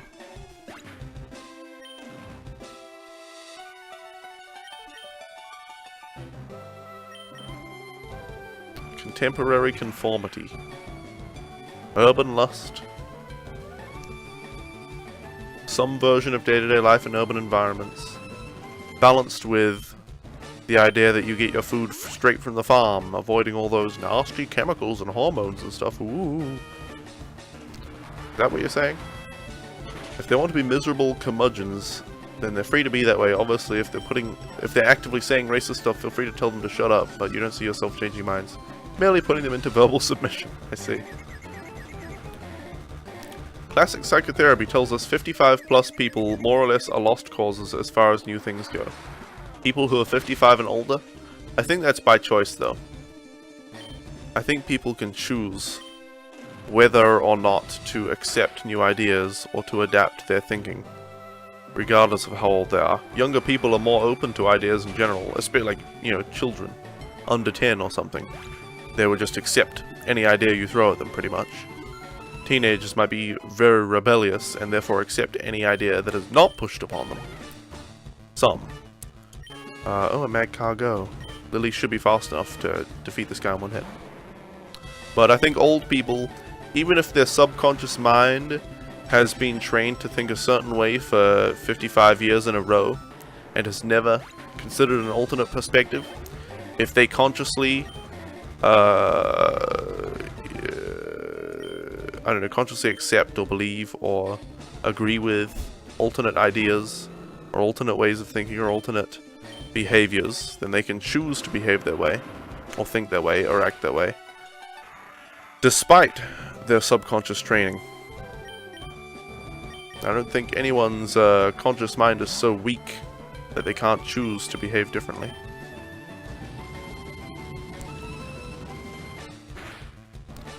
You can't tell me how many times you would talk about smoking things with your coworkers or friends and people would jump on their soapbox and berate you until you tell them that you're talking about jerky, not tobacco. Well, smoking tobacco is unhealthy for you. Smoking and then eating jerky is unhealthy for you and deadly for the cow. So,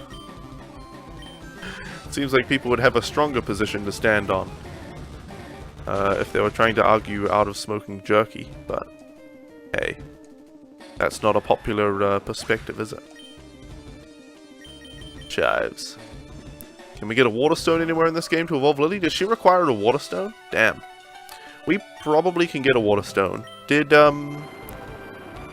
Lily's evolution exist in the 3rd generation of Pokemon games? In FireRed specifically? Oh, we're so close to beating this Blaziken. But we're going to lose. What can we do? What can we do? If we revive Aku, and then Chives faints, we switch to Aku. Then we revive Chives, and Aku barely survives 1 hit. Then we heal Chives, and Aku faints, and then we switch back to Chives. I don't think that'll work. It is not Ultima, it is not what? Smoking beef is not unhealthy? I mean, eating beef in general is unhealthy. You don't really get much positively out of eating any kind of red meat. Smoking it just adds extra carbon to make it more carcinogenic when red meat already causes stomach cancer, heart disease. You know, if you eat it in moderation, it's not going to cause obesity, obviously, but yeah. Smoking red meat just makes red meat even less healthy, right? And like I said, you've already had to kill one thing just to get the meat in the first place. Obviously, eating anything in moderation except for, you know, arsenic or cyanide is not really going to kill you.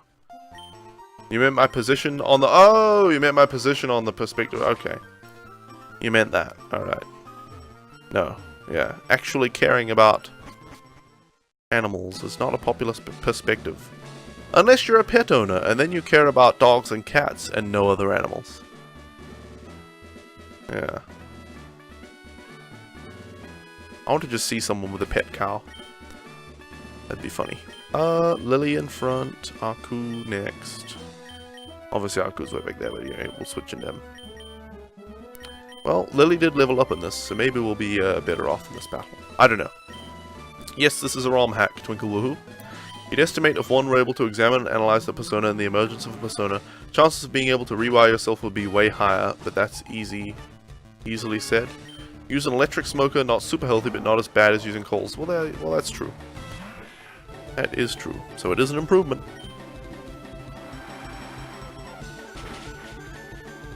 Alright, that should defeat the camera up to 1 hit. Yeah, there you go.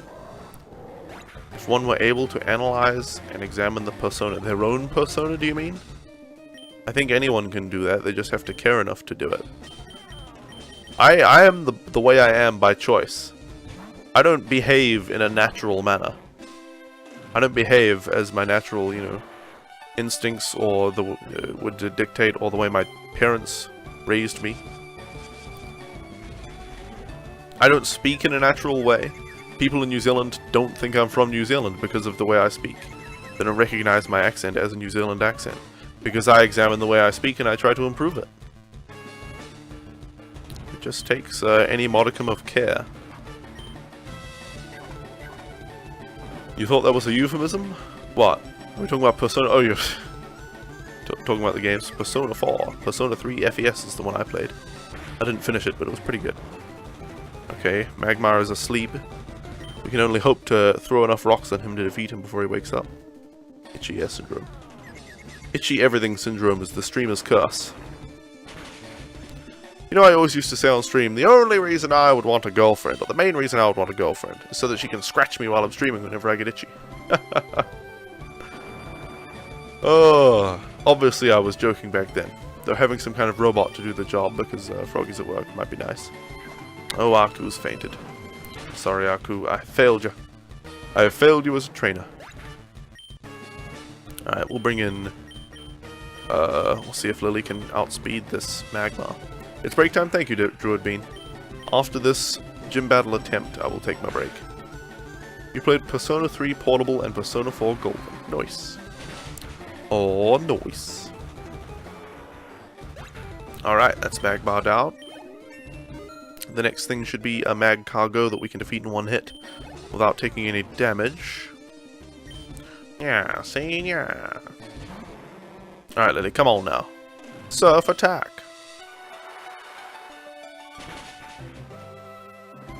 Easy peasy. Now, what we will do is attempt to switch to Plant Man and use Sleep Powder, and he'll just faint in one hit and not land the Sleep Powder. I don't remember who said it, but here goes. Every morning one must suppress the inner fascist. I don't know about that. Everyone must suppress the inner fascist? That's a bit fascist. That's basically saying that every single person is naturally a fascist.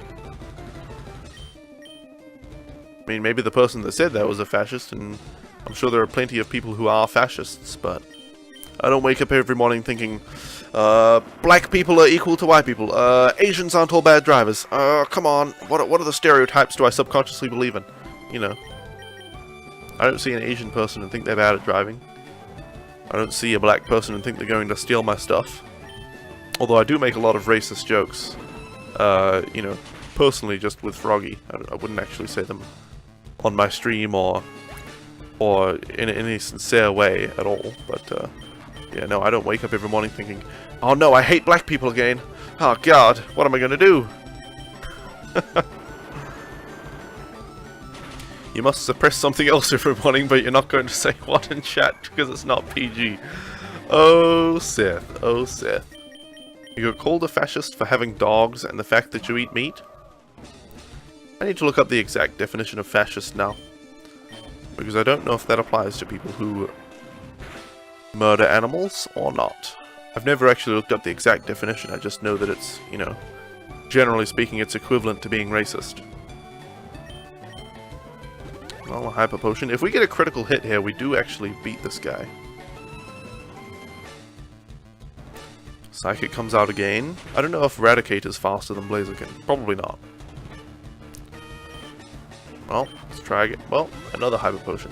Your beagles aren't treated like dogs, you treat them like your children. I don't understand that, JJ. How can you care so much about your two dogs that you have and treat them like they're your own human children?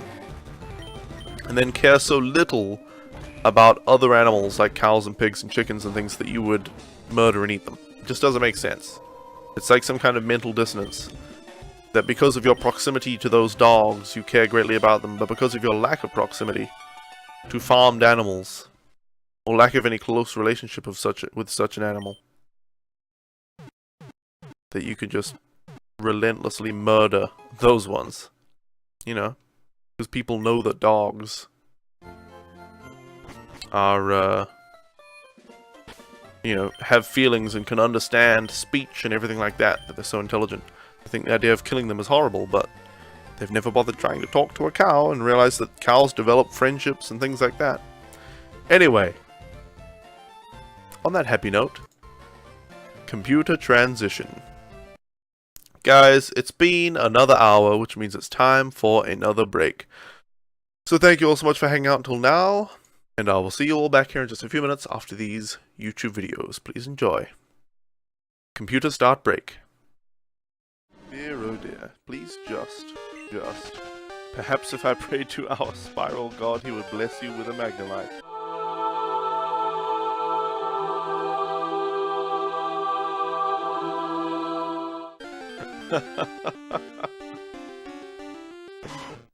Perhaps. Let's see if it works. Hold on. Everybody knows to pray to Helix, you need a Pokemon cartridge of some sort in your hand.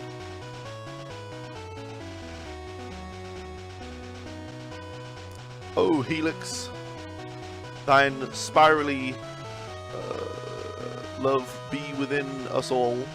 Please may you bless us today with a Magnemite. Praise be Helix. Hold on, what would you do with the Helix? Spiral shape. There you go. That's how we pray to Helix, right? Now we'll see if it works. If the next Pokemon is Helix, I'm a believer. If not, he's a false god. We'll see.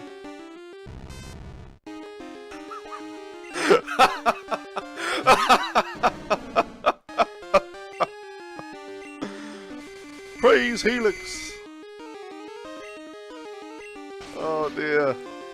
Alright. Goodness gracious. I'm converted. I know I'm converted. Helix. There you go.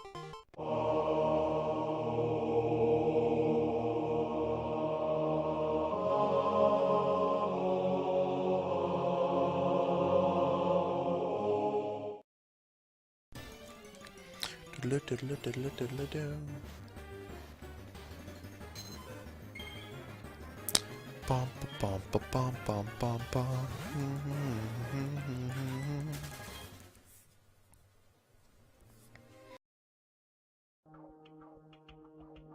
He's got airborne. He's gonna second to airborne, isn't he? You know what? Oh, he's got two things. Shit. We have to use that. I hate to use that right now, but he's just gonna second to airborne and one-shot me. Like, he's gonna get 84 damage on one airborne. Oh, watch him, watch him. Watch him buff this airborne. Watch him buff the shit out of this airborne. Ha ha! Bye-bye! Nice airborne, 73 damage! Oh! Sorry! Terribly sorry. Oh, so sorry. Not sorry. Not sorry, though. So sorry, but I'm not sorry. Oh, God. Ha ha! Yes! Ha ha ha ha! You just, fuck this! Concede. That's it. Ha ha! Yes!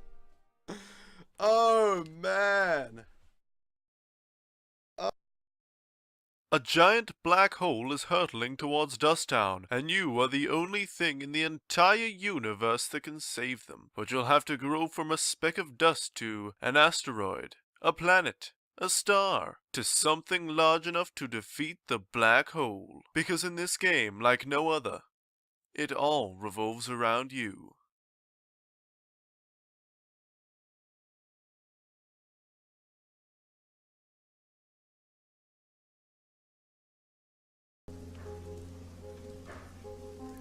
I'm sitting at this table called love, staring down at the irony of life.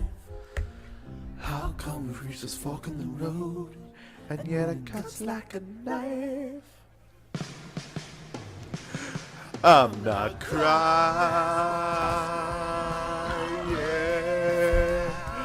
I'm not crying.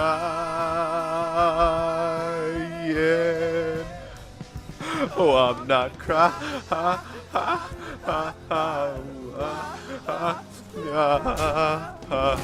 Yeah.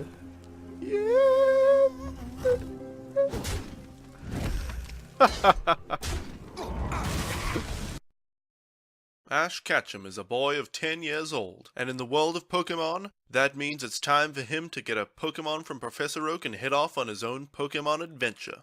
Ash has chosen Charmander, a difficult Pokemon to raise. Alright, I am back, and welcome back everybody to the stream. Computer transition, oh, hold on, never mind, let me press something first. There we go. Computer transition to main. Alright guys, welcome back everybody. I hope you enjoyed the YouTube videos in my absence, but it's time to continue playing Pkmn Fuligin. And did we beat the gym leader? No we didn't, we lost didn't we? Spawn back here. Okay, Lily's level 40 now. If Fievel had been alive during that last battle, we maybe would have been able to defeat the Blaziken. Or if Chirpy had been awake and conscious. Maybe. Mayhaps. So let's try it. Excuse me, Mr. Rock and sign. Let's go in. You're probably going to adopt a dog sometime this year? No, Seth. I'll let you know that it is perfectly possible to feed a dog an entirely vegetarian or even vegan diet without any harm coming to the dog. And dogs are perfectly capable of enjoying such a diet as well. Just so you know.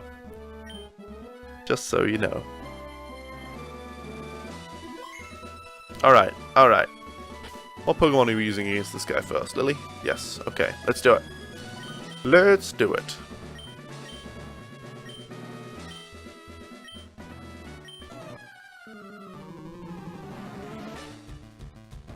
But your new place isn't that all that good for big dogs? Oh, so you're going to get a nice little dog? I prefer little dogs. Their poop's easier to clean up. if you take them on walks. They're not going to leave a whole brick for you to pick up. You have to carry 14 bags to take care of it. We've got a, Miko is our...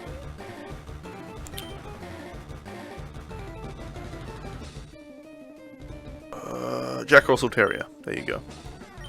And she likes to poop whenever we take a walk.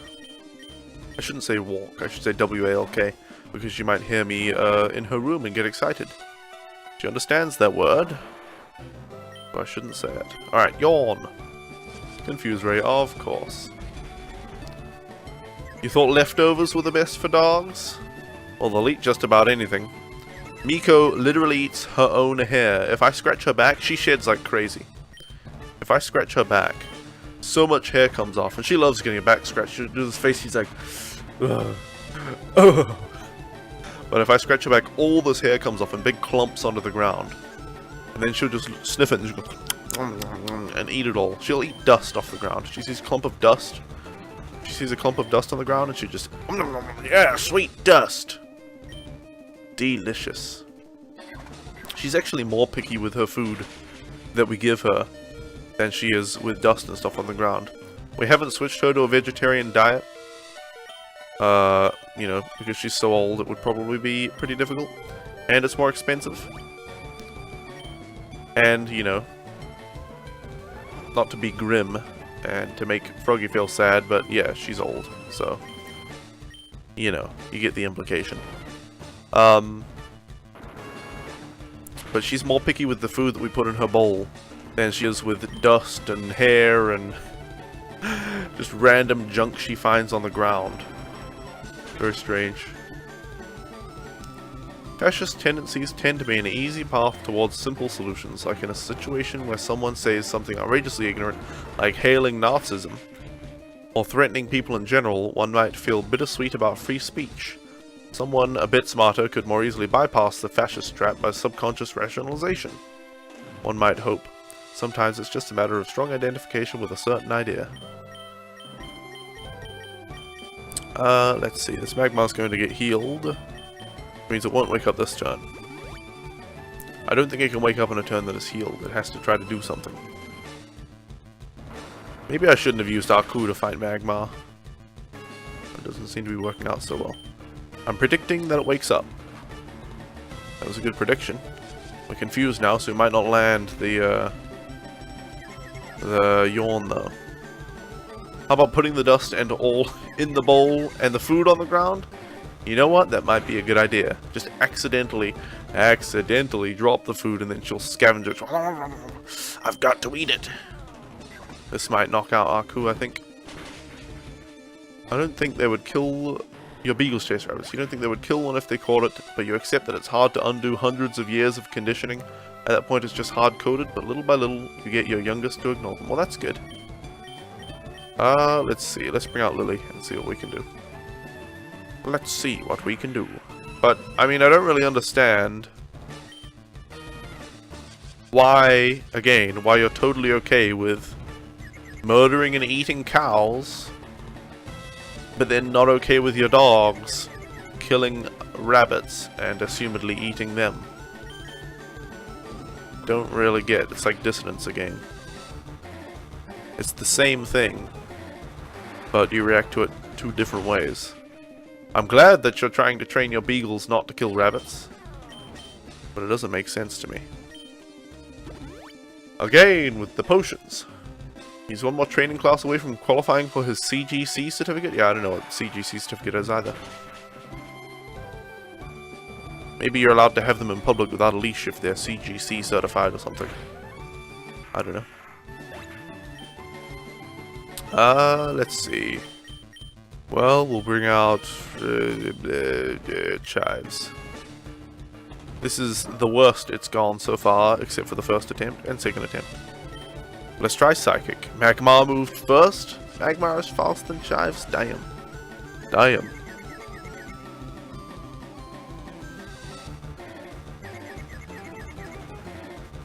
Alright, this should knock out Magmar, right? Good gravy. He used Feint Attack. That's going to do a lot of damage.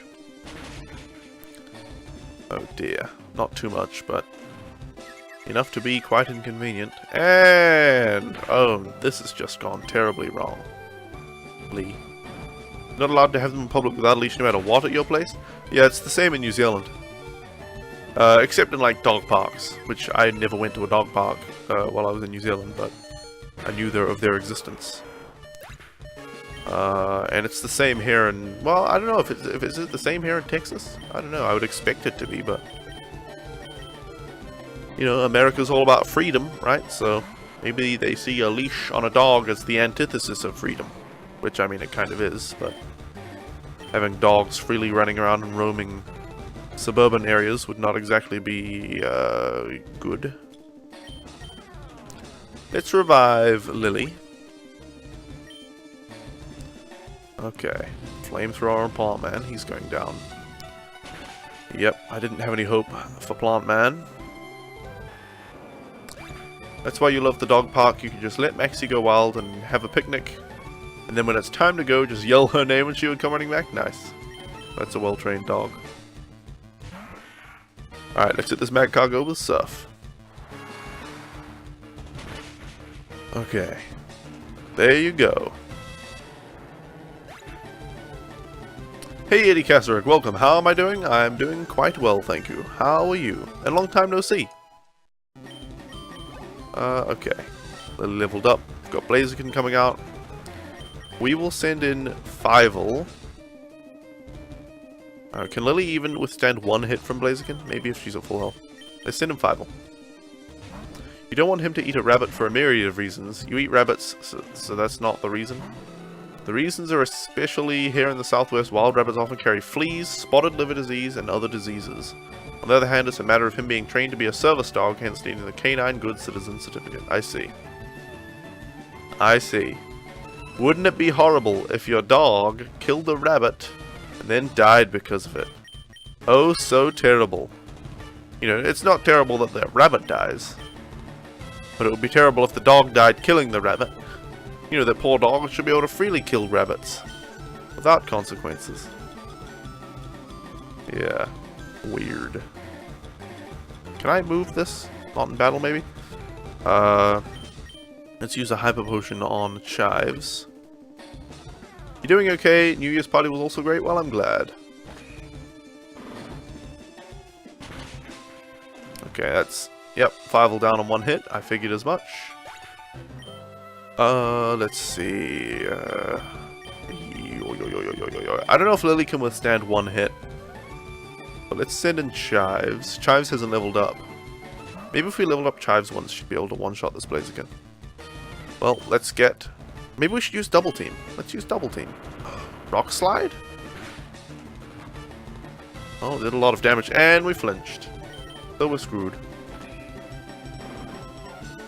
You wish you could tell me, but honestly you don't know. It's not like you stand at the fence of your local farm screaming obscenities at the cows and chickens. You find meat eating to not be bad for you, because animals eat animals and they don't feel bad about it. Really? Animals do it, so it's okay for humans?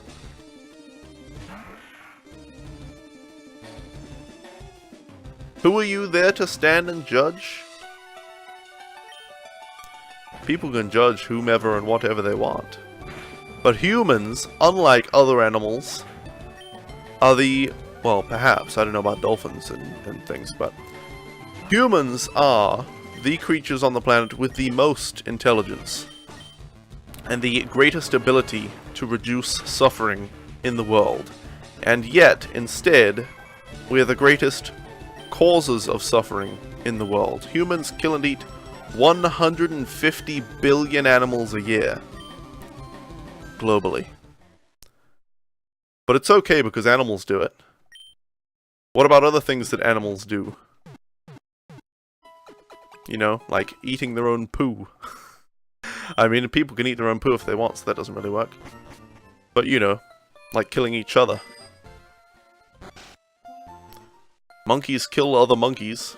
Well, humans kill other humans too, but we have different rules. If it's in a war, it's fine, and if it's just one-on-one murder, it's not. So, yeah. Humans are still working out that it's actually not okay to kill each other in any situation. In fact, I don't know, has America finally abolished the death sentence, or is that still okay in some places? Yeah. Let's see. Lily. I guess this is how we're going to do it. Some people are cannibals, yeah, but it's not okay.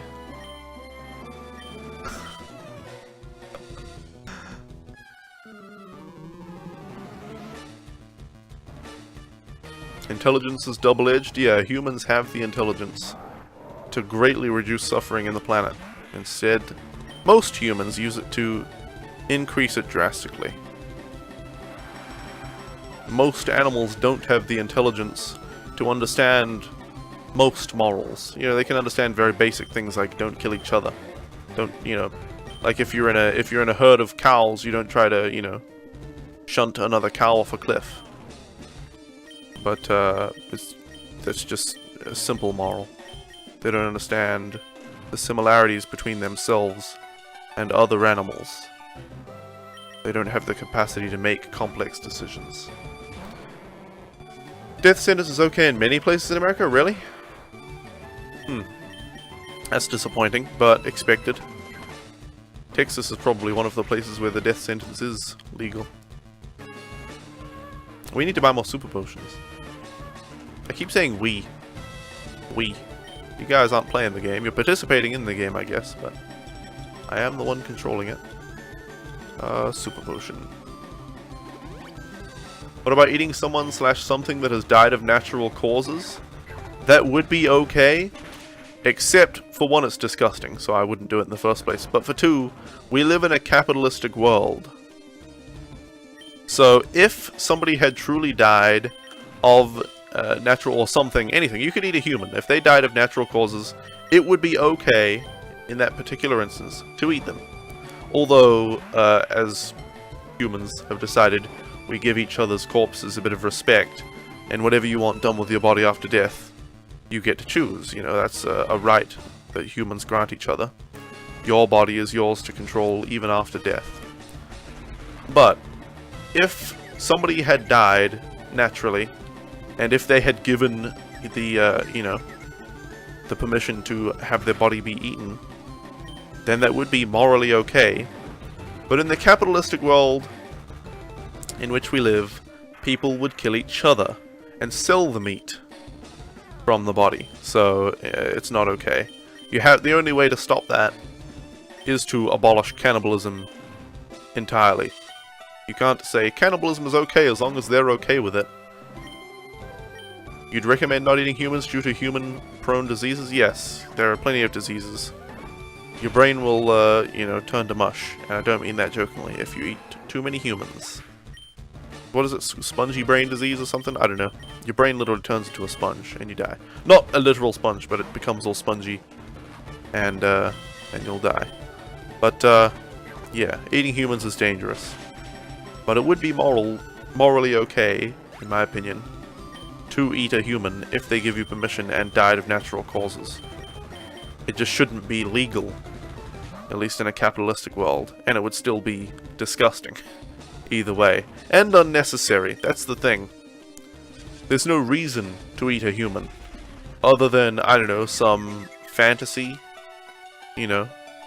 There would only be the desire to eat a human would be the only reason to eat a human.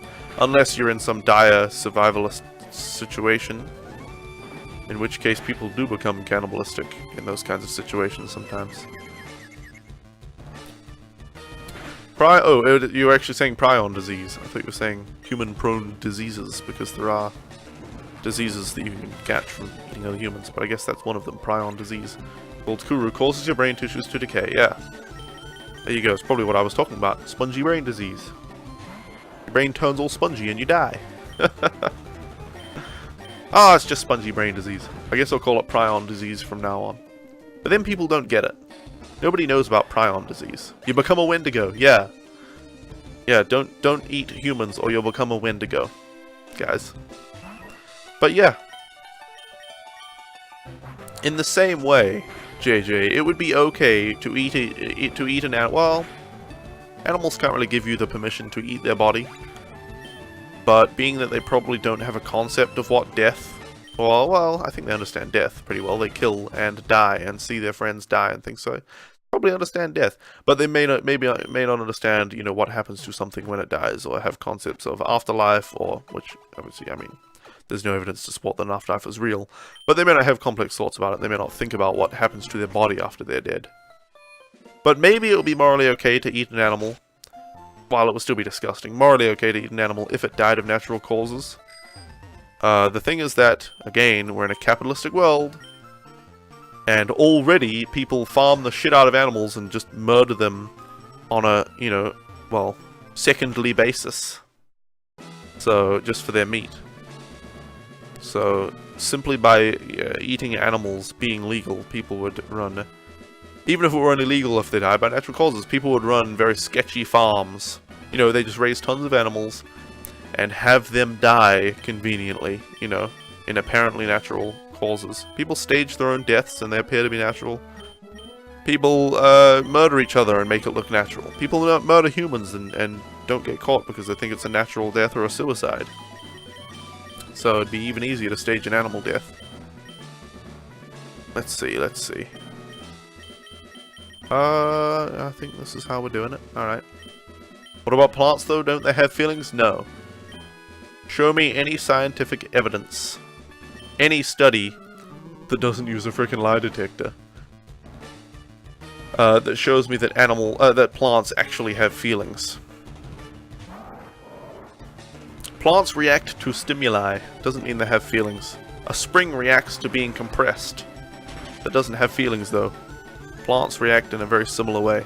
They don't have a nervous system. They don't have a brain. They don't have any form of consciousness. They don't understand anything. It's like, is a fungus alive? Fungi react to stimuli. They're alive, but they're not conscious. They don't have feelings. Yeah. The earth reacts to stimuli. And that's certainly not alive. Okay, let's use yawn. Only hunting as much as is necessary for survival and no more. What? Wait, hold on. Don't hurt the wildlife on the mountains or the winter will come out and get you. Yes. So what about hunting, and you don't mean for fun or sport, but for survival? For example, people living in nature where farming isn't a possibility, extreme cold. If they're living in a place that's so cold that you can't farm plants, then animals wouldn't be able to live there anyway. Because animals need plants to live. Animals have to eat plants. And if there are plants there for the animals to eat, then you can farm those plants. And even if you can't farm enough of those plants to survive, naturally, these days, genetic modification, people can whip you up some super corn that'll grow in just about any environment. There's no need to kill animals unless you're in an extreme survival situation stuck on a mountain somewhere. Not so? What's not so, JJ? Fire needs oxygen, it grows and it can die. Let's see. Well, you know, yeah. Yeah. People argue that fire is technically alive. I mean, living and sentient is are two very different things. Experiencing suffering is very different to reacting to suffering. What is your criterion? What organisms can you eat / not eat? Is feeling pain a criterion, suffering, or how advanced the organism is? Sentience. I don't kill bugs either. It's very easy to catch a bug and let it out outside. So I don't kill them. Lily. If it is sentient, if it has any real experience,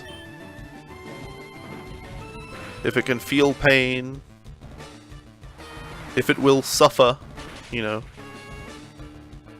And I think death in the first place for an animal is counted as suffering. Just as if a human died, you would say they suffered even if they didn't feel pain beforehand. But in the way animals are killed in farms, they certainly suffer regardless. Sorry, the opposite. No, I can't. I can't link you the download for this because it's a legal grey area, this ROM hack. But if you search Pkmn Fuligin, it should be, you know, just the top 2 links are probably both good, from what I remember.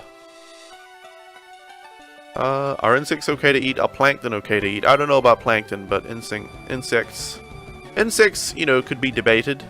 But I choose not to kill and eat them because, for one, it's not necessary, and for two, it might not be okay. I don't understand enough about insects to know whether they experience suffering. You know, ants are acting like a hive mind. I don't know if ants even have much individual thought. Whether they feel pain, but, you know. Play it on the safe side. If Blaziken misses one more time, it does something worthless. Oh! Ah! I can't believe it! That was a lucky fluke right there. Are bees and ants sentient? I think so, JJ, but I'm not sure. I play it on the safe side. Alright, easy peasy. Now that you have the soul badge, the defense of your Pokemon rises. It also lets you use Surf outside of battle. Ah, take this too. TM38. That TM contains Fire Blast. It is an incredibly powerful fire type attack, but the accuracy isn't that great on it. Well, thanks, buddy. Let's have a look at Fire Blast. Okay. Fire Blast. 38 was it? Yeah, Fire Blast. 120 power, but only 85 accuracy. Flamethrower is clearly better than that. Rock Tomb, 50 power, 80 accuracy. No, it's worse than Rock Throw. Sludge Bomb, 90 damage and 100 accuracy. Didn't we already teach that to Plant Man? Yeah, you already know Sludge Bomb. Can anyone else learn Sludge Bomb? No. Thunder, no. Frustration, no. Protect, garbage, taunt, there. Bullet Seed, Raw, Karma, okay, that's it. You confused on my stance? In what way, JJ?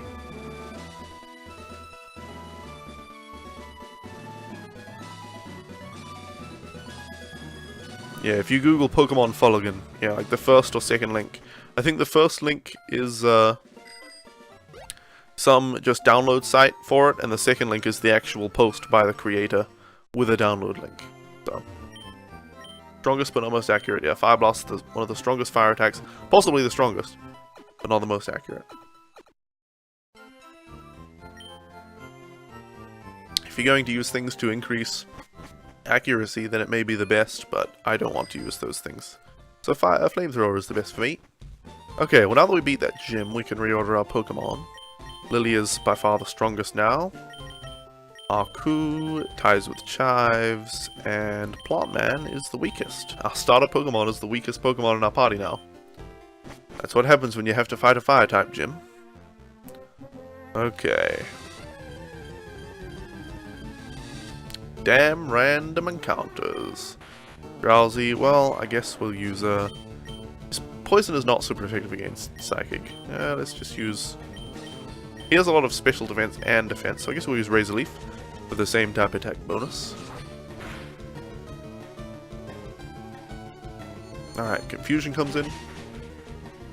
Would I refrain from killing insects in each and every instance? Would it be morally just to kill 4 dozen mosquitoes that accidentally have found their way into a camping tent when you were sent to sleep? Well, I think it's irresponsible to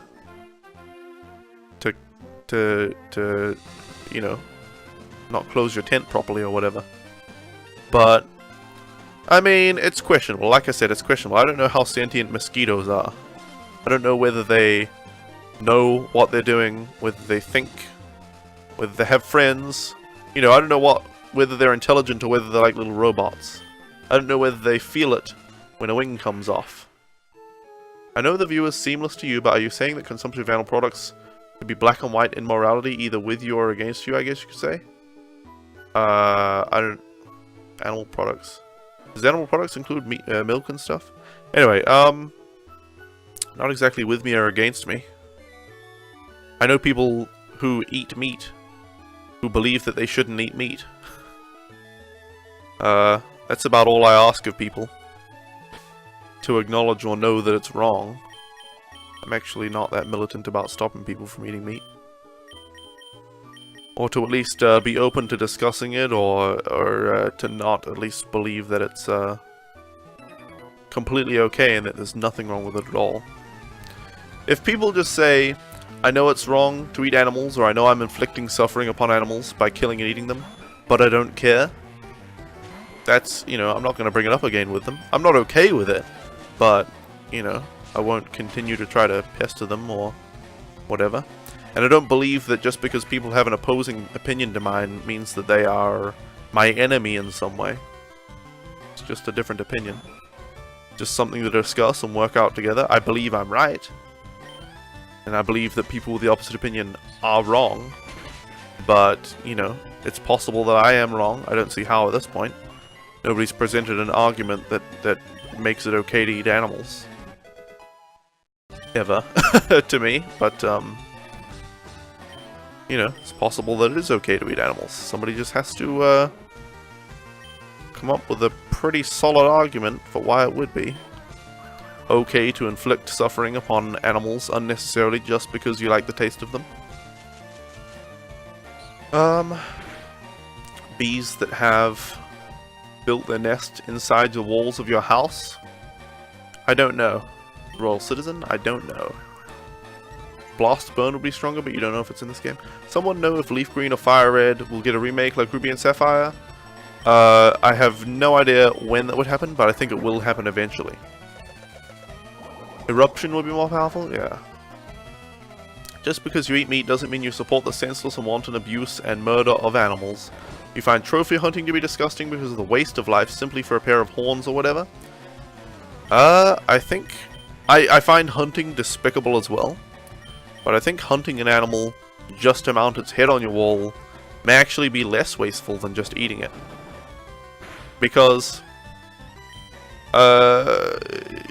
if you kill an animal just to eat it, what do you get? I mean, keeping in mind that people who mount their head on the wall probably eat the rest of the animal.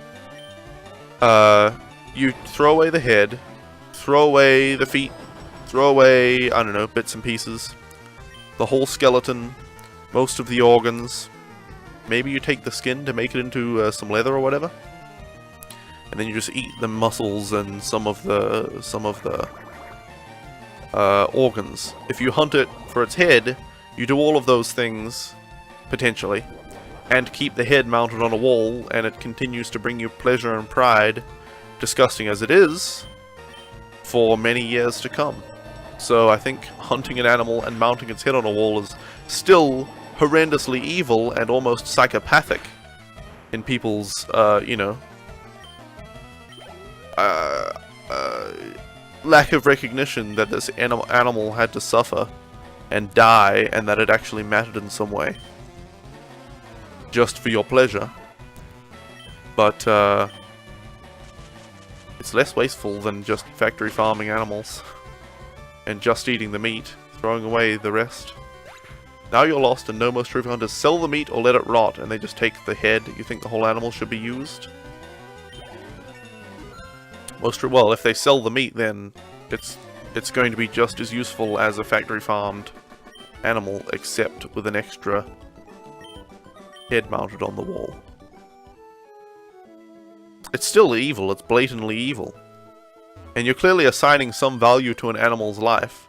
Like, oh, hunting an animal and not using the entire body of it is bad. Why? Because that animal's life matters? Apparently not enough to stop you from eating it. And we get a little meta here. Funny how we're talking about animal cruelty here when we're playing a game that's essentially legalized dogfighting. Oh yeah, I entirely recognize that. I find that quite humorous myself. I enjoy playing games where I shoot people in the head too, humans. I don't do that in real life. Mosquitoes have no brain, rather they have a central nervous system. Not especially advanced. One could hack their behavior by sending electrical stimuli into their antennas. You can do that to humans too. You can hack a human brain. You can plug into their central nervous system and control a human's entire body. You can stimulate parts of their brain to cause them to feel pleasure, pain, to want things or not. In fact, people do that through visual stimuli. You don't even have to plug an electrode into your brain. Hey KeyDNS, welcome. Want to hear a Mew story? Sure, go right ahead. Come to me, my cockroach armor. Now even the nuke can't stop me. I think you might have some trouble with that. There, Death Ghost Seth, just a little bit of trouble. For better coverage, you might want, water bears instead. You've been on Steam for years and just got Turbo like a week ago? Steam? Do you mean Twitch?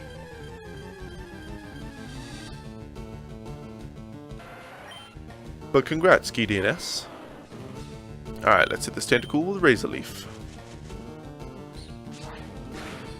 When you glitch summon it in red and blue, it only senses your teleport for about a town away. Now he can tele like anywhere, right? I'm not following, but go on. Maybe I'll catch up when you say your next thing.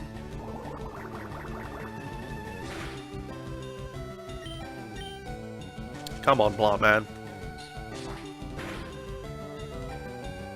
Get it together, man.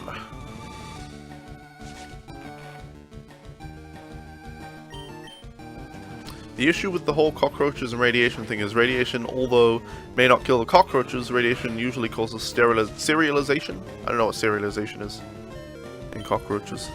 Okay, Plant Man is getting wrecked, but he'll finish this one off. How far can you teleport in Oras? I have no idea.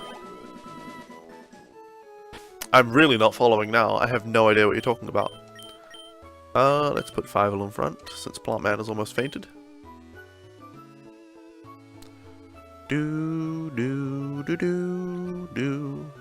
Excuse me. There we go. I want to just find whatever the next thing is and then come back and face all the trainers that I miss. Excuse me. There we go. Ah, Treasure Beach. This doesn't seem like it would have a Pokemon Center on it. Oh, one piece of grass. Sterilization. Okay. Okay. So the I was gonna say Pokemon. Any cockroaches caught in a nuclear blast, if they don't get burned up by the fire, if they just get irradiated, I don't know, won't be able to reproduce even if they survive. Well, that's unfortunate for them. You like how Lyme disease was created? They were just doing stuff like whatever they wanted? I have no idea what Lyme disease is. Teleport works the same way? What? Teleport to the last Pokemon Center? I mean, that's... I don't know what you guys are talking about. One of your old science teachers did an experiment with your brother's class where he guided a cockroach through a labyrinth by sending minor electrical impulses to its antennas. If that sounds cool, you can assure it was released into nature after that and got to feast upon some old bananas. I don't know if that would be cool or not. Was it feeling pain from the electrical impulses? I still don't know if cockroaches have any kind of consciousness or if they actually experience pain or if it's just reacting to stimuli, you know. I don't know. Just like if you, you know, if you burn a human in some way, they will feel pain. But if you, apply heat to a thermometer, it also reacts, but it doesn't feel pain from that heat. If it had any sentience, it would feel heat, but it wouldn't necessarily be pain. I imagine all animals who feel heat feel pain, unless they're like some kind of super animal that lives in lava, which I don't think exists. But yeah, I don't know. Do cockroaches feel heat as pain? Nemu Town, can I get in here? I'll save before I talk to Team Rocket guy, even though he's surely my buddy. That's like saying torture is okay if they get cookies afterwards. Well, if the person volunteered, people are into sadomasochism, right? Bondage and all that. They get, you know, some spiky paddle plastered on their butt, but then they get sexual pleasure afterwards, and they're into that. I don't think the cockroach could consent to being electrocuted, but it's a little cruel, much like the whole vinegar on the worm thing. I don't know about that. I don't know what that experiment is supposed to be.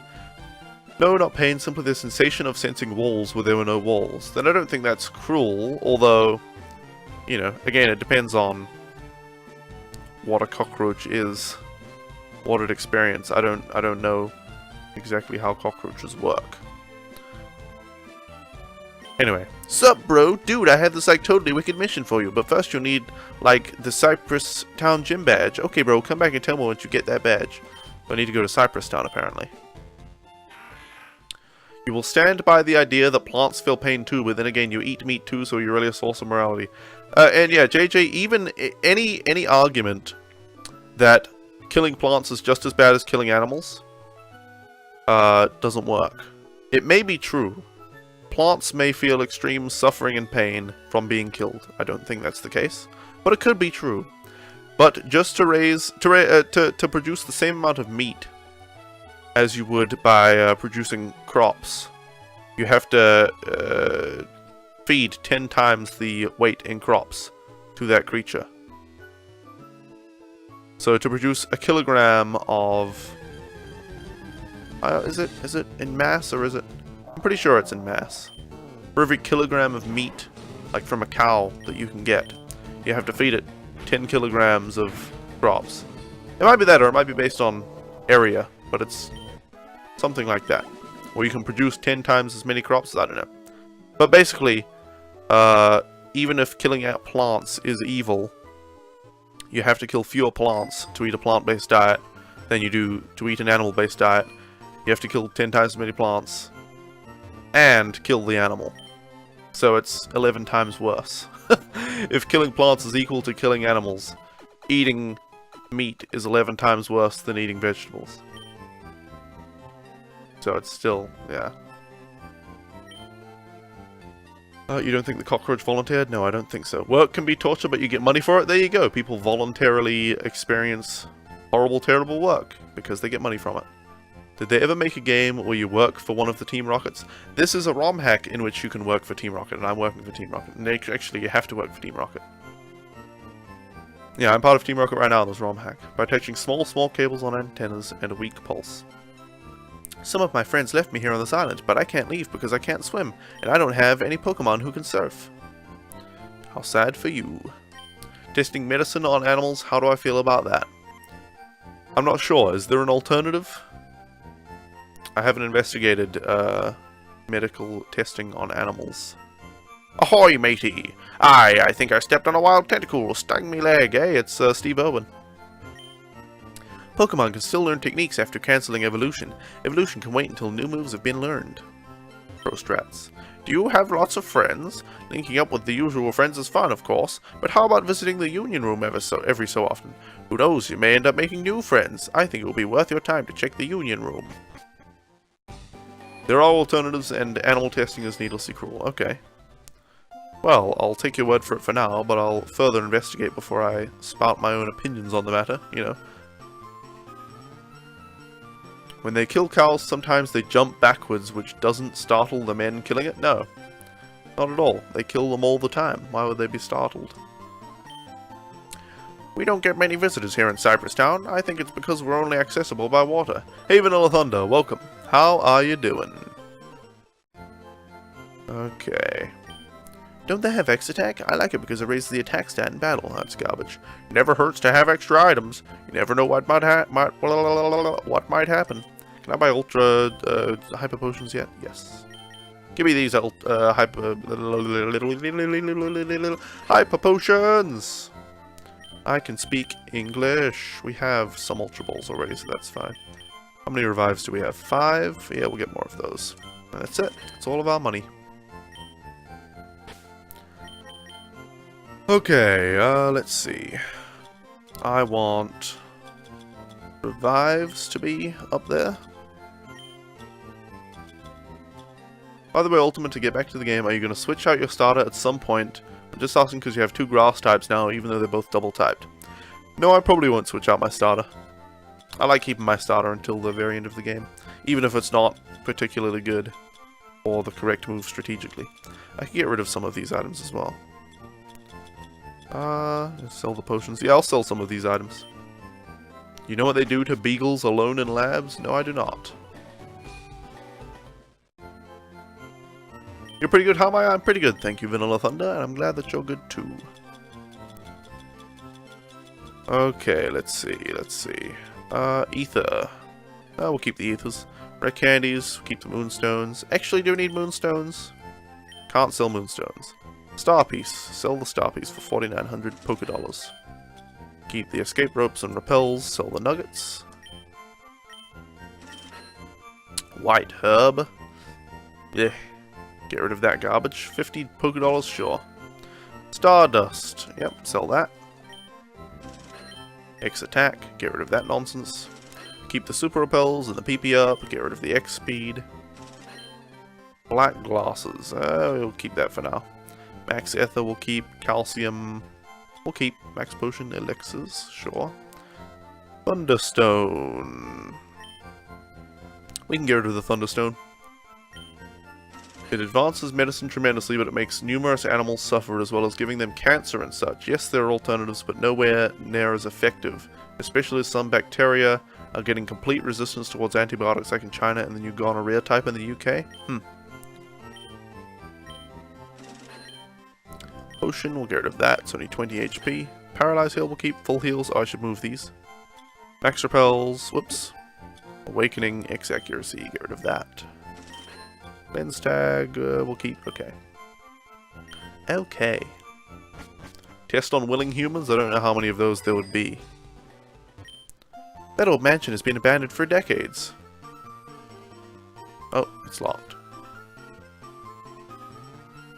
Again, though, I don't see how you're, I mean, I'm glad if animal testing is a bad thing, which it seems like it is, but again, I haven't investigated it myself, so I'm not entirely sure. But I don't understand how you can be against testing medicines on animals. I mean, obviously it's basically torturing the animals. When factory farmed animals pretty much live a life of torture. And then get killed for their meat. I mean, it seems just as bad. Okay, hello sir. Perhaps worse, because it's just because people like their flavor rather than actually to advance medicine in any way. Oh, that was, wow, the town was right there. I went left.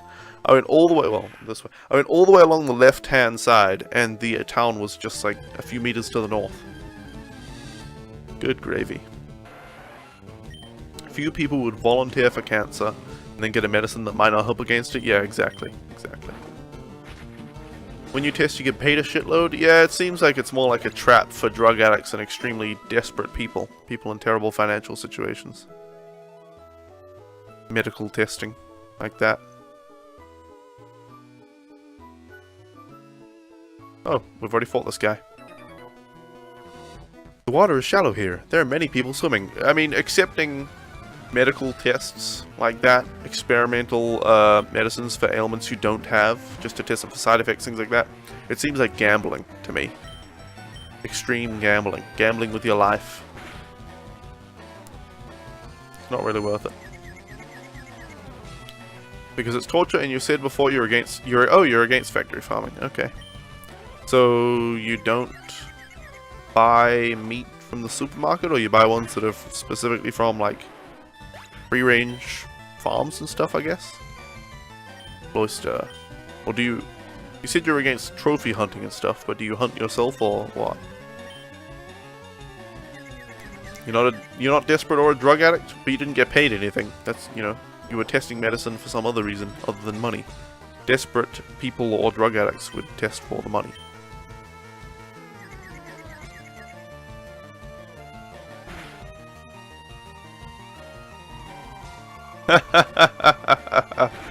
Somebody on my Twitter just retweeted something pretty humorous. They said, "We fake being asleep every night in order to actually fall asleep." Yeah, it's kind of a shower thought. Wow, this cloister is obliterating us. You think animals used for food deserve to have at least a quick death. But when you cut open a dog's throat and force a tube down its throat to force smoke into its lungs for months, that's needless and beyond cruel. So as long as it dies fast and without, you know, that much physical pain, that's okay. Even when the reason is just because it tastes good. I mean, certainly torturing an animal before killing it is worse than just killing it. But at least they're, I don't have a full opinion formed on medical testing on animals. But at least they're doing something worthwhile rather than just, a tasty taste. That animal tastes good. As long as it dies quickly, I'm willing to eat it. You buy from your local farms and dairy. You support your local farmers. Okay, I wonder how those farmers treat their animals. I assume well.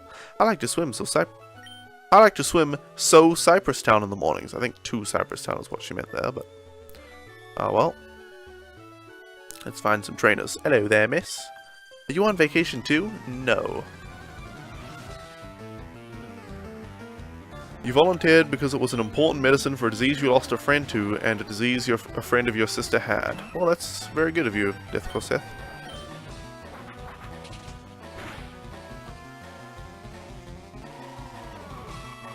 What just happened?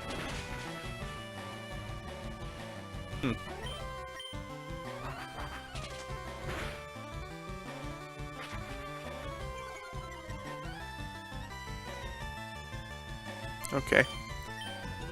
My ear just went quiet for a second there. I was like, what? What? And then I took it out and I could hear a for a second, but then it went away, so all is well, I guess.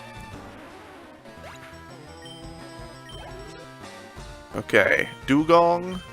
We should probably switch to Plant Man for that.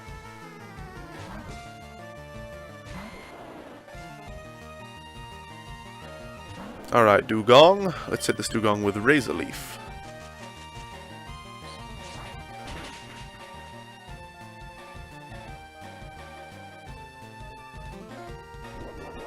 Alright, takedown shouldn't be too bad. Okay, let's finish it off now with Razor Leaf. The way test animals are treated is so messed up, they're often abused by the testers and handlers, and death comes slowly. I mean, other than the slow death, you could actually consider a factory farmed animal's life a slow death. They're just fed growth hormones to the point where they can barely walk. They're in constant pain, living in tiny cages. Like, again, I know you're not eating factory farmed meat, but for other people, factory farmed animals live in tiny areas that they often can't even turn around in. Especially pigs and chickens. They get so fat from the hormones they're fed that they can't even walk properly, or they get serious bone degeneration in their legs.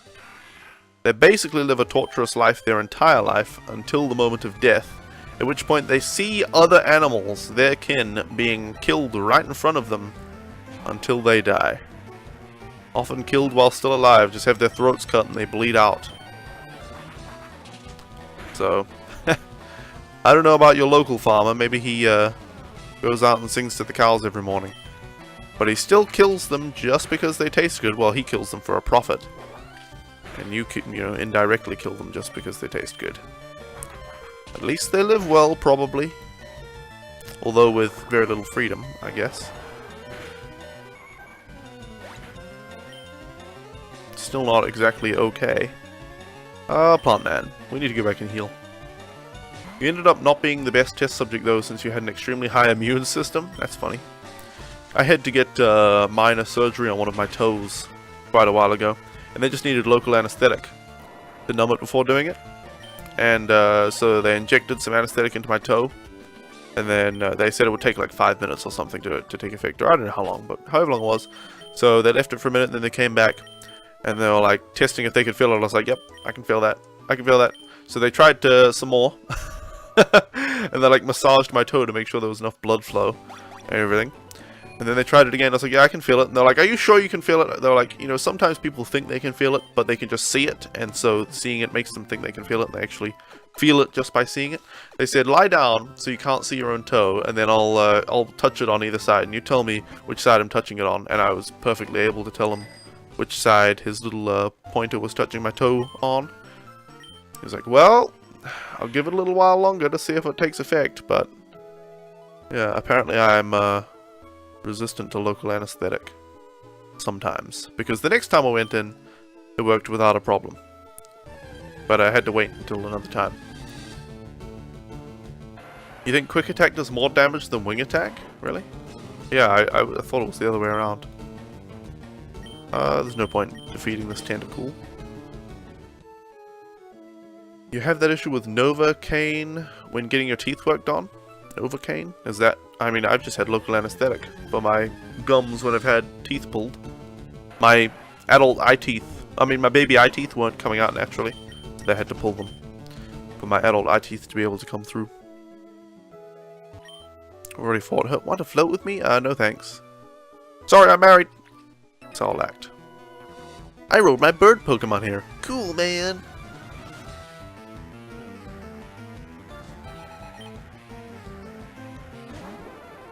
Alright. You said you eat fish, by the way, JJ. I'm not trying to, like, pick on you or anything. I'll specifically target you with this, but... you said you know, eat animals from your local farms and stuff. What about fish?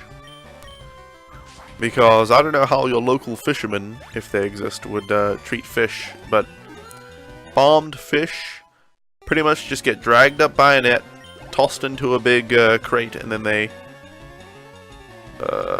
suffocate.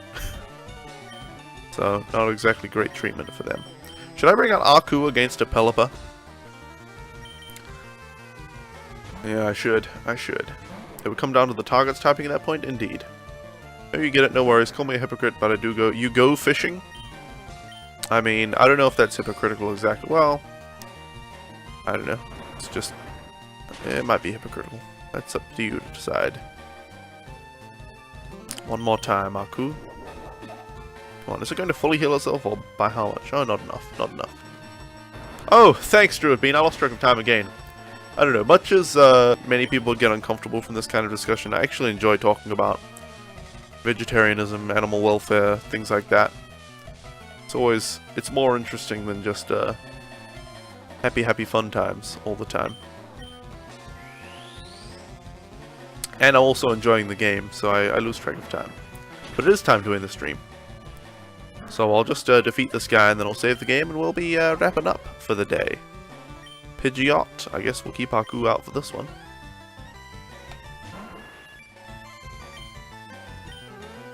No one gets sick from farmed fish?